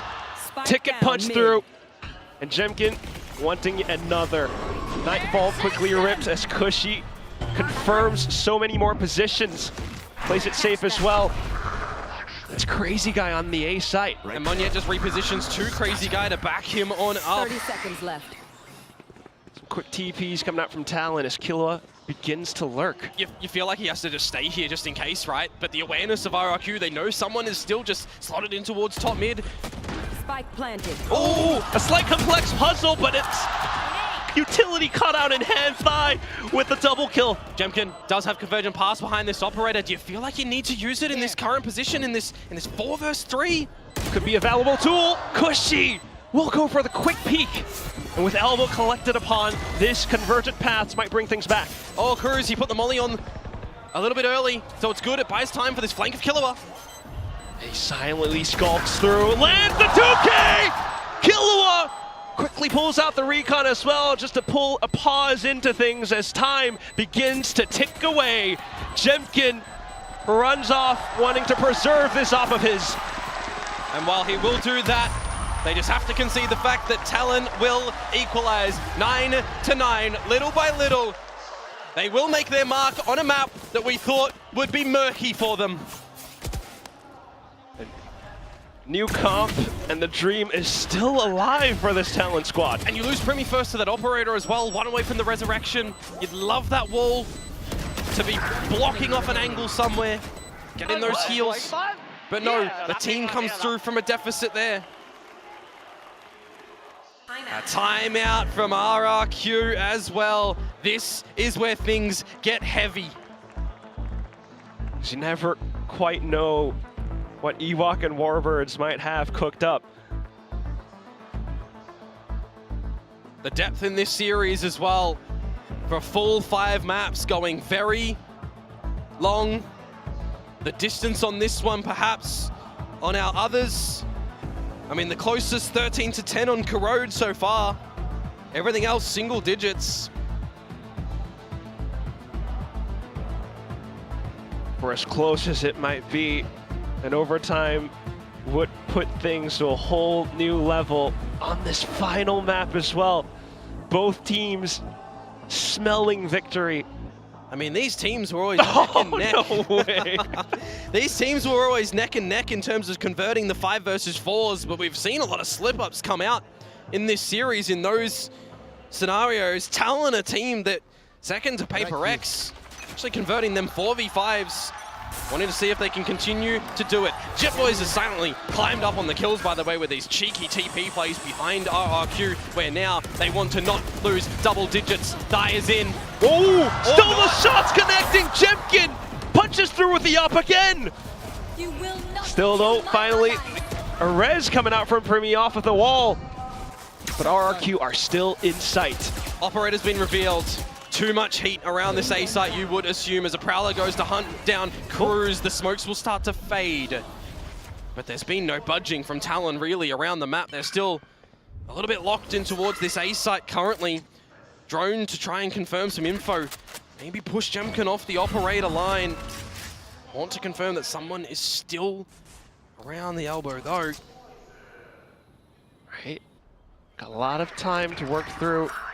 Oh, Jet Boys is just not going to watch behind him, is he? How does he get out? Crazy Guy! He's just not been able to shoot that stinger. And off of that, it's a quick race towards the B side. Who's going to get there first? Cruz looking to cut them off on rotations. Jemkin fires back. 30 seconds. You got to make a left. decision though. 30 seconds. We keep pivoting between A and B. Right now, the operator missing gives you a slight reprieve, but you still got Monyet, who has not revealed himself currently in the elbow, and there's no eyes. There's no protection on this one. They get off that one. You got to start to stick the plant. And there they go. Managing to take down Monyet makes it a safer plant, but Jemkin has arrived. 3 kills under his belt so far, but needs to reload soon. Primi trying to hold off towards the angle. Gets hit by the fault line. Chip Boys comes and provides fire support, but Crazy Guy dives through, has the rolling thunder, and it completely sends Primi off center, but he still finds a shot! Talon has picked up the lead! And on the back of RRQ's timeout as well, that one does not work out. Primi, the player that was once promised from Thailand, absent for the longest time, comes out with a necessary 1 versus 1 at the end of it, don't get me wrong, but got the plant, had the protection with the team, through the rolling thunder, hits the necessary shot. Happy enough that his teammate delivered damage to Crazy Guy as well. Jip Boys bailed him out by finding Jemkin 2. 10-9, guns are present for RRQ. Full dry rifle round, but Talon can change that. Showstopper to be picked up by Ty. There. And a change up of position as well for Xfero. Utility to this B site. A cut wall as well that you can start to get up towards the elbow as Talon. But if you're going into the site, it is the lair of Xfero. I don't know, one showstopper could change all of that. It could. But do the spidey senses tingle for Talon? That's the question. Do they get up to the choke point to try and rip that or not? Does Xfero pop the camera? Get some early info. Yes, he does. But he only sees Cruz, who is a general lurker. Now it doesn't matter with all this utility. Yeah, it's gonna be the full set execute. Oh, the showstopper! It doesn't fully splash off! Thai will manage to complete off on that kill. And now they'll start to get the plant, set themselves in a post. The deep ball over towards the spawn side of things. It's an open one in the 2-player advantage. And even as you break the wall, because Killua was lurking from before, he's got Hunter's Fury now. They have to save. It is the save call. You've got the Hunter's Fury, as you mentioned, but it's also your money is a little bit in the bin for RRQ. Go for the save. Have at it again next. This lead that they fashioned themselves once upon a time, 5-0, dropped to 5-2, up to 7-2. Has absolutely turned around now as Talon get ever so closer. Switched on to a point on this attacking half. There is a moment now for RRQ as well. To timeout or not. Do you allow Talon to continue here in the moment to get 12? The timer is paused. They did just call one a couple of rounds ago, but another one would be welcome. And that one that they did call did not convert their way. So RRQ will indeed deploy another.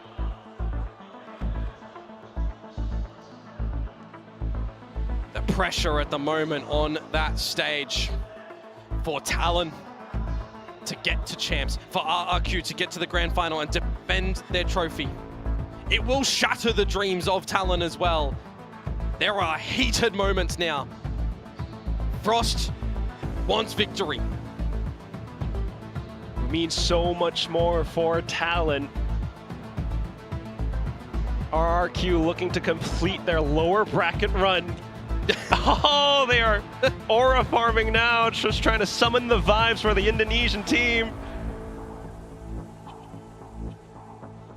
Well, let's see what happens, hey? Timeout fades.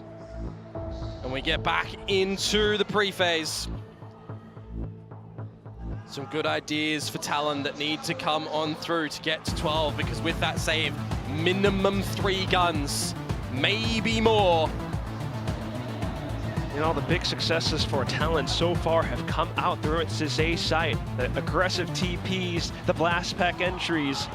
It is going to be the force up behind it. A bit of light shields in the mix. That Hunter's Fury available. Cruz getting a pit online soon could be immense as well. 3 away. Keep an eye on that later. Some mid proceedings for a bit of a B split where Xfero is back towards this B site as well. That's not where you want that shot done unless you're changing for the camera, but it wasn't there. Ty is in, Hunter's Fury behind. Slow orb as well, and it completely cuts off the rotations, walled up, and it's just Xfero trying to anchor the site by himself. He spots them as they hop through, but it's proved to be too difficult to track. He's not a Neon or a Waylay, but he's still bounding on a trampoline. Oh! And Cruz will dispatch of Monyet. Jemkin now to once again go for the save because you're not touching the money of Talon. Your piggy banks are shattered. Talon. Champions Paris point. Paris beckons them. A return to another champions calls to them. As Jemkin just continues to try to hold on to this weapon of his. You gotta be careful though, because if you do give him another kill, he would have had the convergent pass upon a further kill or death, but it doesn't matter now. 1 away for Ty to get 3 kills. And then there were 3 rounds. Look at the aggressive force that we've seen from Talon here. Who did we see do this before, Quack? Be that destructive on the attacking side. RRQ from behind and from lead have had success on this attack side, but the defensive side is not here. They've called their timeouts. Tears were shed throughout this lower bracket. Can they find another round? Be right back. Talon trying to switch things up. It's Jemkin to go on the aggressive, finds a trade, and calls that A is clear. Primi 1 away from the res. If he could somehow get Cruz back up, that is a pit online. And we settle a little bit as well. Monyet down, no smokes for RRQ. And you look to slow things down. RRQ trying to play in towards the positions. Needing more info too. Tossing out the haunt, but it doesn't see too much. Talon trying to play off of it. Of course, he needs more than one. He's just going to get the one and get out though. 50 seconds to go, and it's the speed up, it's the ramp up for Talon. It's not too bad. He's got the C's as well. Just tosses it right through. Convergent path deploy, but here comes a res onto Cruz. And that pit is going to be available, but it's 4 versus 4, and the time starts to come. There's a late lurk that'll be here for Xfero as well, but there's a second guessing at the moment for RRQ. Jemkin gets a third! Cruz now trying to do it all, but it's Cushy inside of the smoke that silences him. RRQ will hang on for another round. 3 chances, now 2 more to send us into overtime. There will be buys for Talon in both of these rounds. They still have a timeout in tow, so they can have a discussion, but at the same point, you would give RRQ another opportunity to discuss things on this slight journey to get to overtime. That is a ridiculous hold from Jemkin, where it matters extremely so for RRQ. Bring them down. Prowler going to reveal some information as it's complete B control for RRQ. They know this is an A ending round, and above the boxes, Monyet will strike. Has a potential flash as well. Still though, the A split execute is complete. Nightfall sent across. There's no connection. You got to get the pit out, and that's exactly what Cruz is going to toy with the idea of doing. It goes down now. 5 kills, 5 targets. Just got to fend off this incoming retake. Talon trying to play towards the positions. The flash gets sent out from Monyet. Jemkin looking for the kills, and he's found elevation. Xfero into the pit. Killua trying to hold, trying to play hooky, but you got the shorty in hand. Cruz fires blindly into the spike, and he's run out of ammo.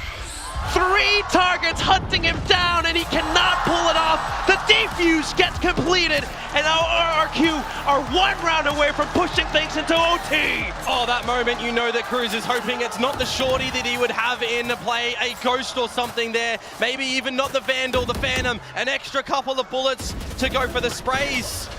Jemkin gets up to dispatch of Jip Boys, who has been sensational in this map right now. And within the pit, It will be Cushy that will remove Cruz to push us into this last round of overtime. And there is that timeout for Talon. They need absolutely everything to come into play in this round. A full discussion and no pit for the eventual protection. They removed, of course, the Nightfall in that previous round too. The audience is split, Frost and Jovi. This is where you need to calm things down a bit. One round could be the entire difference. Because what would things look like if we do get into overtime, right? No economical woes, the resets come on through. Overtime, just a different feeling. Of course, in all of the Sunset we've seen this stage, no overtimes for RRQ. Only the one instance of this map for Talon, but this is the best we've seen from them so far, technically. The change-up of the agents. They've had overtimes. You know, that Paper X game we saw, they went through a couple. They fell on both of them. And here we go into the round. It's again the B main control for RRQ. Just wanting to deny those ult orbs. And they're gonna get Jemkin the convergent pass online, courtesy of the extreme amount of kills he got previously. Smokes up, the refract is gone. Just gotta play it safe. Start to drone on in. You gotta go together as a team though here as Talon, and if you're going into Jemkin's hands that you should have seen in him gathering the orb, you know the paths are gonna be here. Tucked into the corner. A drone no longer, because Killua used it, so to clear it would be a boombot at best or a body. Still though, single bit of info, and that's all Jemkin needs. Looking to break the wall. Quick reactions to Soul and Holo. And both sides back off. And they've TP'd into the spawn right now. Jip Boys, do you have timing on your side, good sir, or not? Xfero, unsure if it was stuck or not, but Jip Boys, by timing, he might be able to slip into a challenge against Jemkin. Suddenly so cautious, but that reveals a little left. bit more. Cruz beginning to make his transition across, but Cushy finds him. Now should be the angle that it's going to be this B finisher. Jip Boys, they don't even need to toy with him. The spike plant right now. Some utility spent through, but Talon, they've managed to come in onto side. 10 seconds. Do you have the spike? Xfero makes his shots, announces his presence, and he wants to go even harder. Just Primi left. Turns around at the wrong side. Cushy out with the 4K.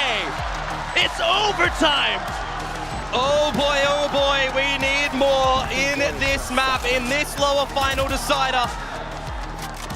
To overtime we go, 3 chances to no avail. Talon have to yet again just contend with a side that did not look successive. I mean, same could be said for RRQ, but they have just come out with some brilliant coordinated rounds to finish up. Some individual moments too. Jemkin, Cushy there. Let's go!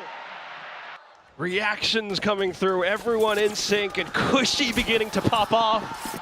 It's exactly what you want. And bear in mind, Jemkin up to 28 kills as well. Yeah, and Jip Boys is still on 22 when I said that number last. He has fallen a little bit quiet now, and Primi still feels like he has just not really rocked up on this map. Sure, we saw a good little wall defense and reactionary play on the back of the convergent pass, but means nothing now that the round was lost. You begin into overtime. Things go quiet. Primi begins to investigate. Shuts down the door, and it's just the reaction from Crazy Guy. The cage is fading and your feet are seen, your head is removed. You've just missed the timing there. That cannot happen. And now you've got to cut some corners as Talon to try and resuscitate yourselves in this round. But RRQ are just around the corner. Oh, just to try and reclaim some space and position, but Jemkin pushes up. 2v5. For Cruz and Killua, it's overtime. You got to give it a crack. Killua plants himself deep. Spike Cruz begins to make his flank. But look at how RRQ are marking all of these positions. Not much found. Rolling Thunder sent, and he gets knocked up into the air for Cushy to slam it down. And when it comes to Sunset, of course, RRQ will not go quietly. They reclaim the lead. They find themselves now their chance at this final point to get into the grand finals against Paper X. One more round on this defense. It was their defense that pushed us into this overtime after all. That's right. And now RRQ are going to change up their defensive look just a bit as well.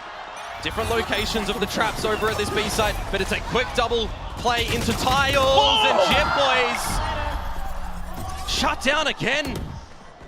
Just unable to react. Still though, mid-round calls coming up from Cruz. He's trying to send them over into this A site. How do you look to make things work on this attacking side though when you lose your smoke?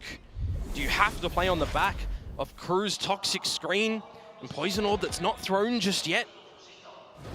As all that happens, RRQ just look to play together as a team. Oh, this flash can be everything. Got sent out, quickly trying to make their hold. RRQ as a full squad managed to find those frags. It's just Cruz left. One kill, and that's all it takes. RRQ 14-12 is the final score, and their reign will continue into this grand final.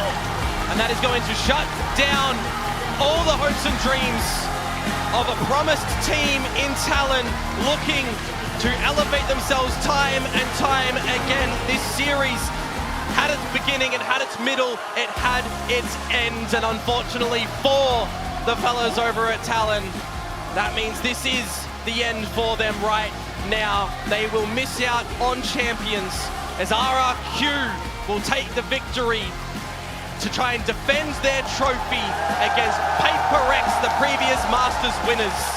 And by that merit as well, we now know the 4 teams from our region going to champions as DRX will slide in. The 4th and final representative off of this one win. And at the same time for RRQ to make it through this entire lower bracket run.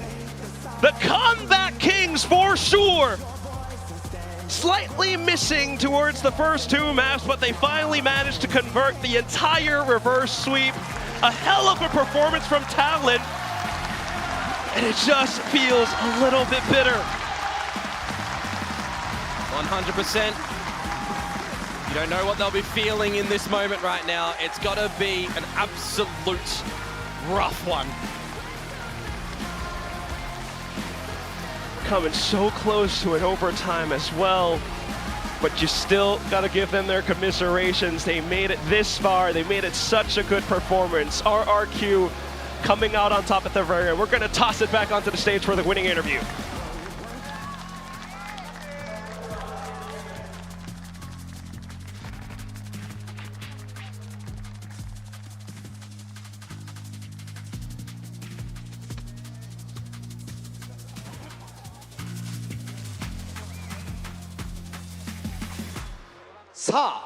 RRQ の皆さんです。大きな拍手を。Congratulations on the victory.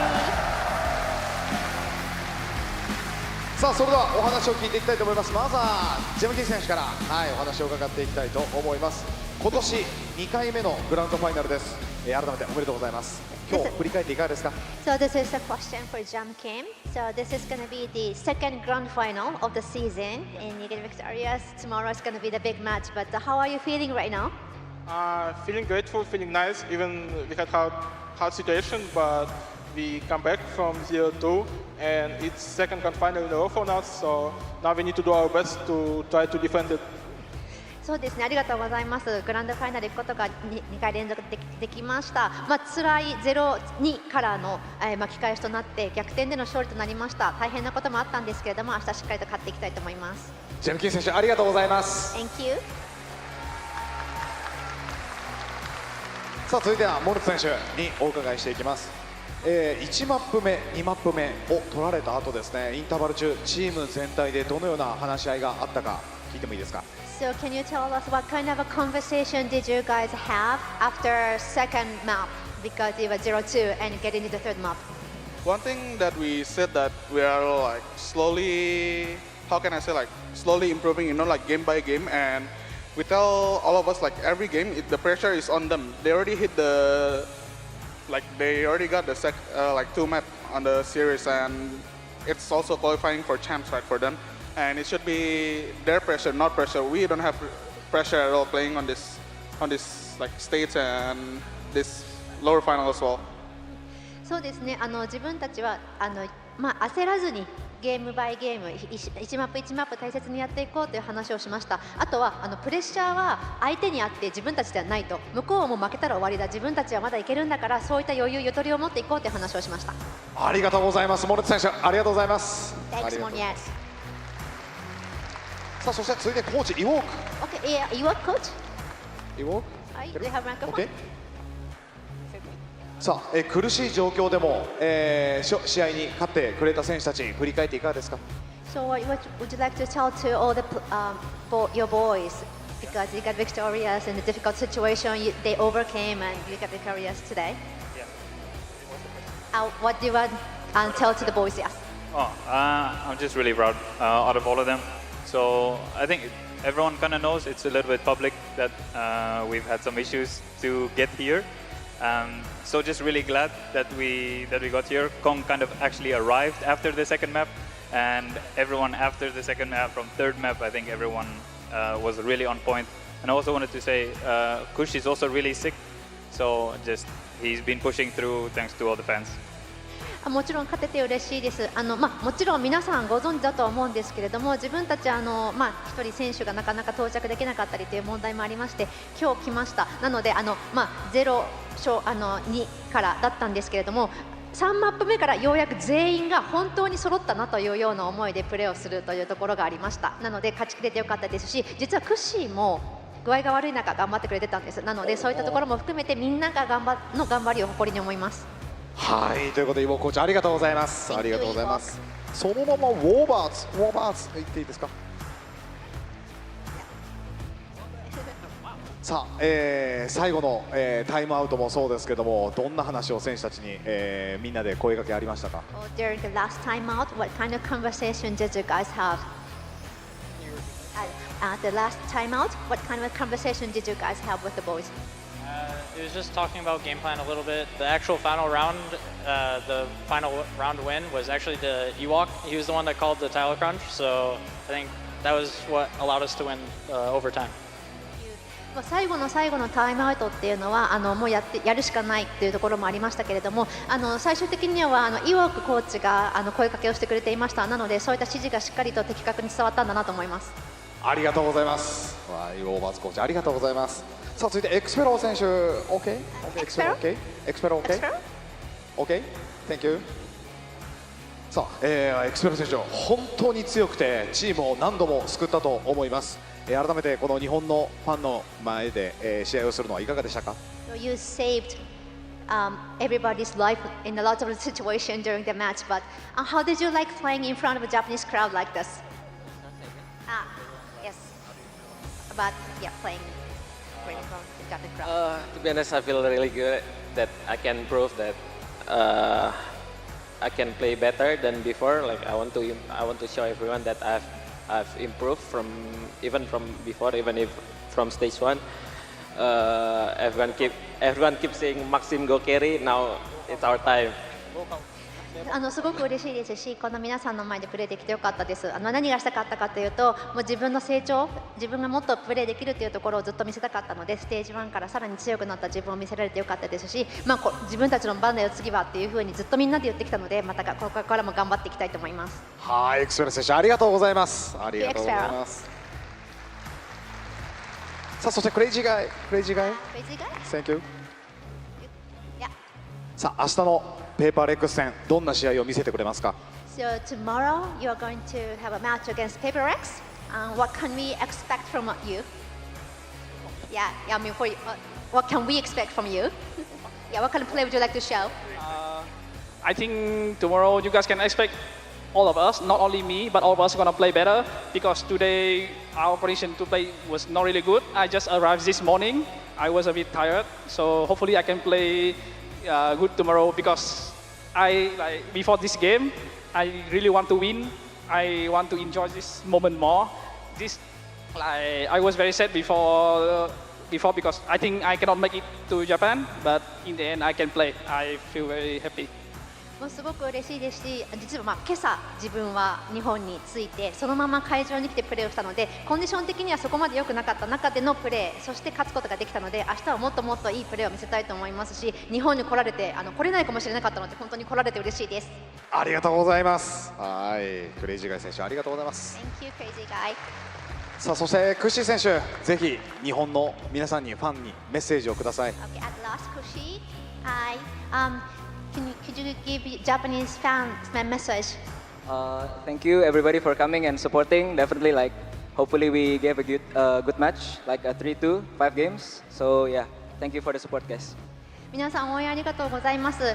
フルマップ行ったということで3-2で勝つことができました。皆さんの応援のおかげです。ありがとうございました。ありがとうございます。さあ改めて本日勝利を収め、そして明日のグランドファイナルに進出したのは RRQ。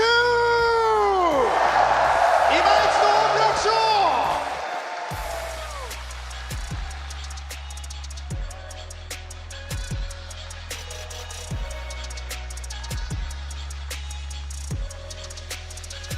Oh my god, I love this region so much. That was such a fantastic series. Congratulations to RRQ. You heard it from the players.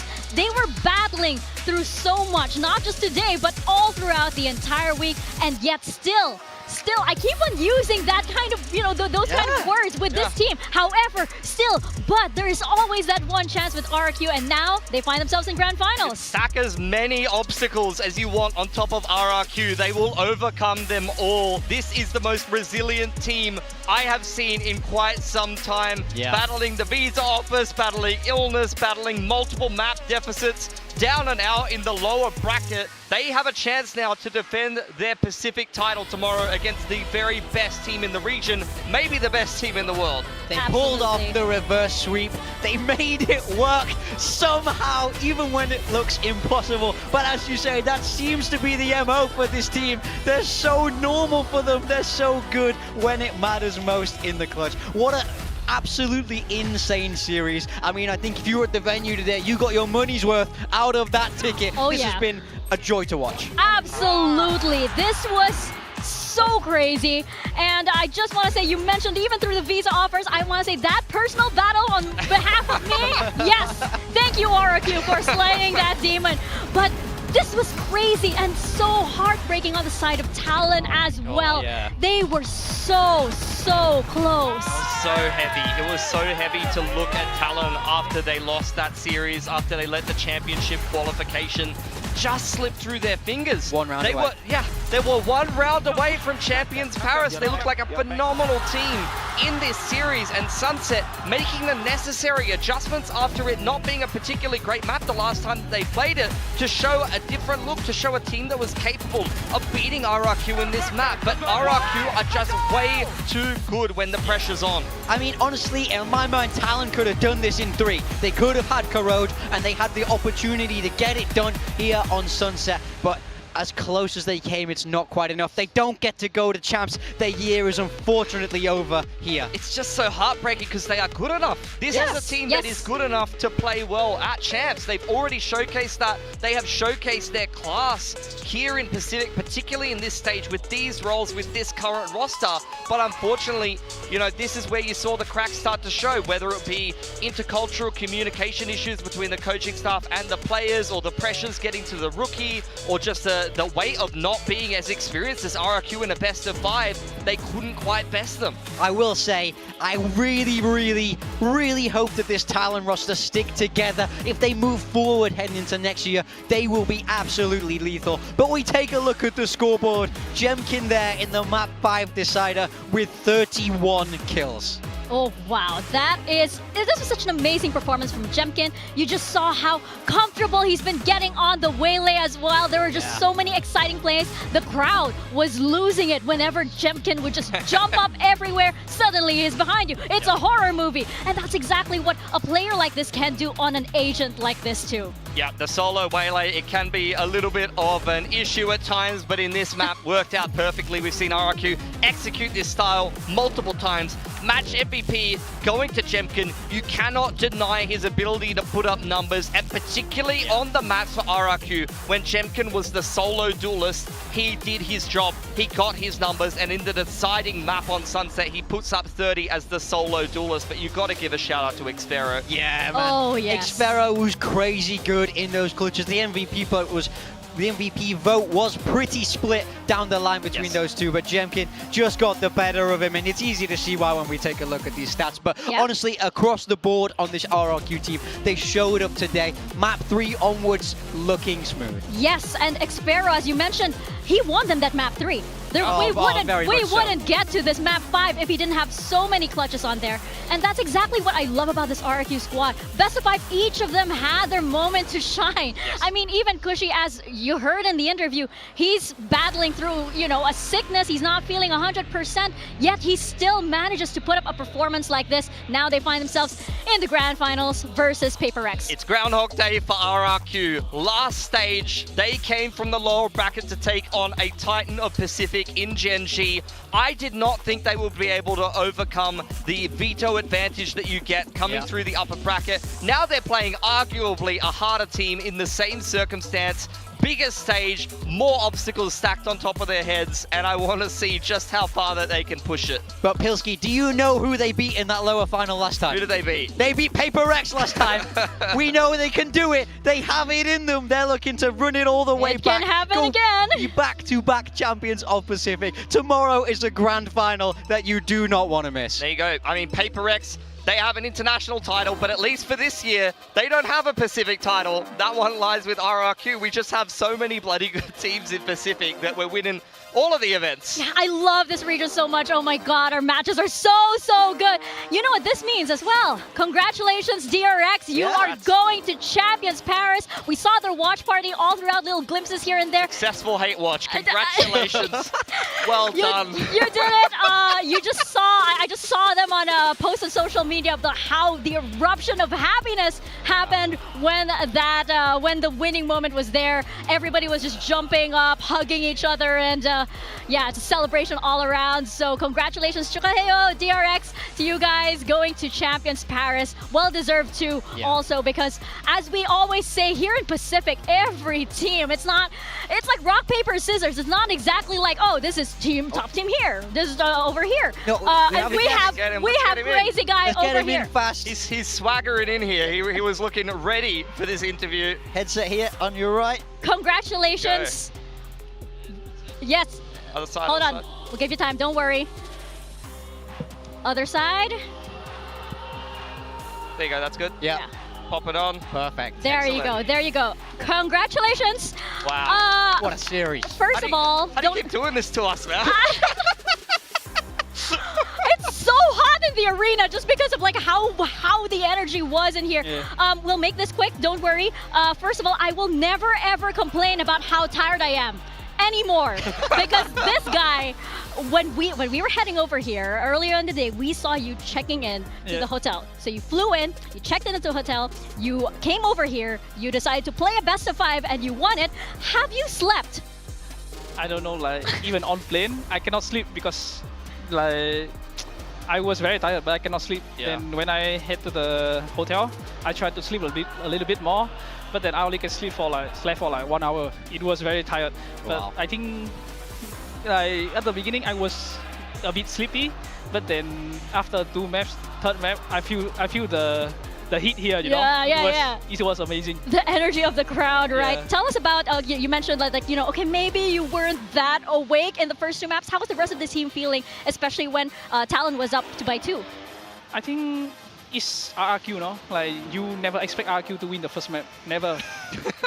And like, we did play like good at the beginning, and then we threw few rounds because of me. Then Talon got the momentum, and then they just snowball us. And after the second map, we said to each other, there's no way we come here and then we play 3 maps only. We want to be in the grand final. We want to enjoy more of this moment. So yeah. Yeah, you didn't fly all the way here for just that, right? I wanted to ask, so you guys are playing Paper Rex tomorrow in that grand final. Last time you played, you beat them 3-2. Do you expect a similar result tomorrow? Are you guys feeling confident against, you know, the world champions in Paper Rex?